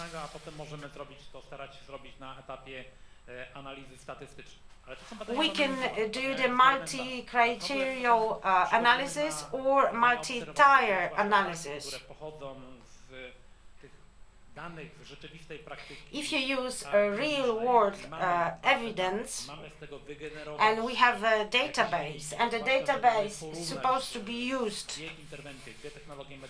to compare two specific interventions or health technologies, both groups should be comparable, just to be sure that the effects are caused by one single medical intervention. Pairing, for instance. Can you pair patients like that? Here I take one patient, and then in the other group I will take another patient. It seems to be similar But if you do it manually, like ad hoc selection, there is a higher risk that I will be biased, because I will choose patients with better results, or people of specific ethnicity, or people with a very specific profile. So the outcome of the analysis will be skewed as well. And you have statistical tools to help you do the right pairing, to help you do this analysis. And that will be also the topic of my presentation. Just be aware, when you analyze large corpora of data, you can still use such statistical tools.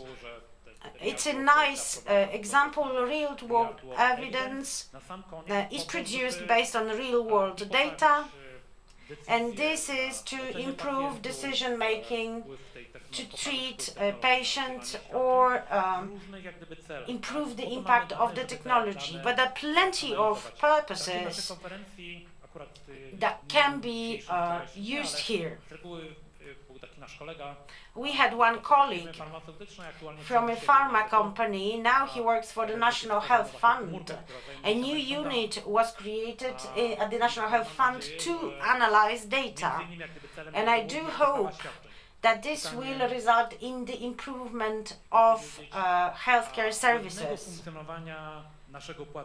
We do hope that thanks to data analysis, both the standing of the payer will improve and the quality of care will improve, and that the National Health Fund will use this analysis to improve both access to healthcare and the quality of medical treatment.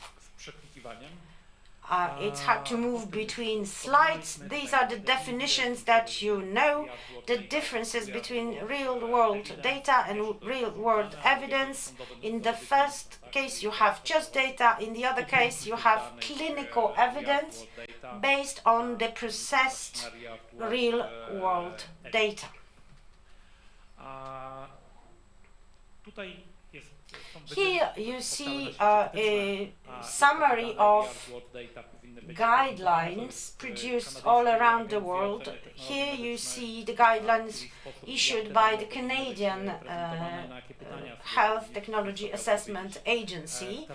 So you've got the split between the elements of the process and then the description of action. I will not go into detail. Instead, I will move to specific methods to be used in the analysis of large data corpora. Let me start with propensity score matching. The PSM is used when you have a large corpora of data, and you can generate a propensity score for each patient, and with that you can find similar patients. And you usually calculate a probability, relative probability, labeled PS, or propensity score, and you can do it through pairing, weighing, stratification, but in general, similar patients will be split into two groups. So we have one patient on one medication and the other patient on another medication, but have the similar propensity score, considering all the compounding factors, weight, age, comorbidities. So thanks to this linear regression, actually I've read today something about machine learning, and I know that the PSM can be based on machine learning. And with that you can determine a relative probability, and based on this relative probability you can pair the patient. So you have one patient and the other patient with all bias factors excluded. Then you can validate or condition the patients. Do you need ideally the same patient, or maybe you accept some differences with high level of certainty? You will exclude a lot of patients, and anyway your data will be biased. So the ideal would be to strike the right balance and to find the data which is meaningful with a range of tolerance for differences. And at the end, you will just make calculations and see your result. Here you see the second method, inverse probability of treatment weighting, IPTW, the second of two basic methods to be used to analyze large sets of data. With both methods, you can eliminate the impact of confounding factors or skewing factors. And with that, you have two cohorts, and for each you use a different health technology, and with that you have a sort of a pseudo randomized study. It's true this is not a pure randomization effect that you get, but still you may have one cohort with patients after the second line of therapy and the other one after the third or fourth line therapy, and then you have two cohorts with patients with different health outcomes, and that's why you can apply a different health assessment. And I think that all the people involved in data analysis should know the methods, and they will improve the reliability of data and findings, and then will foster better decision making. All data processing operations are intended to support the decision on reimbursement, decision on financing. See here a classic example, lung cancer, with two groups of patients treated with two different drugs, an observation study, and at some point researchers realized that the cohorts were actually very diversified, and thanks to propensity score and the algorithm of action, they redesigned the cohorts. So you see the criteria that they took into account. I know I have to finish, I'm almost close to the end.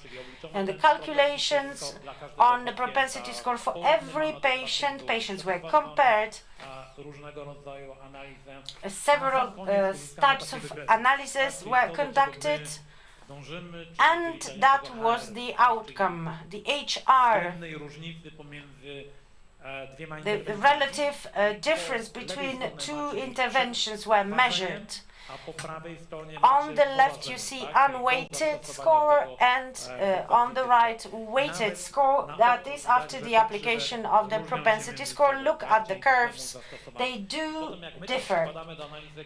And then you can use the same for the economic analysis, even if the HR, so this relative difference, is simply discrepant, but not very discrepant in absolute values. There still are the factors which may count for economic analysis. So the correct analysis counts.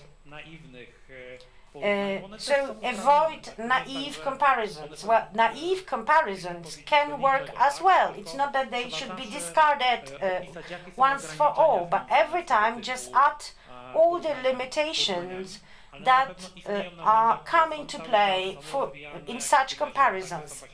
Do not forget that in parallel you have tools, AI-based or machine learning-based tools, to help you improve the quality of your analysis. Thank you very much. I've applied sufficient stress on Robert. Please bear with us. I know we are over time. I know some people are still online. I would like to extend my thanks to everyone who stayed until the very end, both here physically and online. Thank you for coming. Thank you for being with us. I hope that next year we will meet again, and that next year it will be as interesting as today. Thank you to all the speakers, both Polish and from abroad. Thank you for being so involved. And thank you for the fruitful, interesting discussions. Thank you for everything, and we invite you for next year.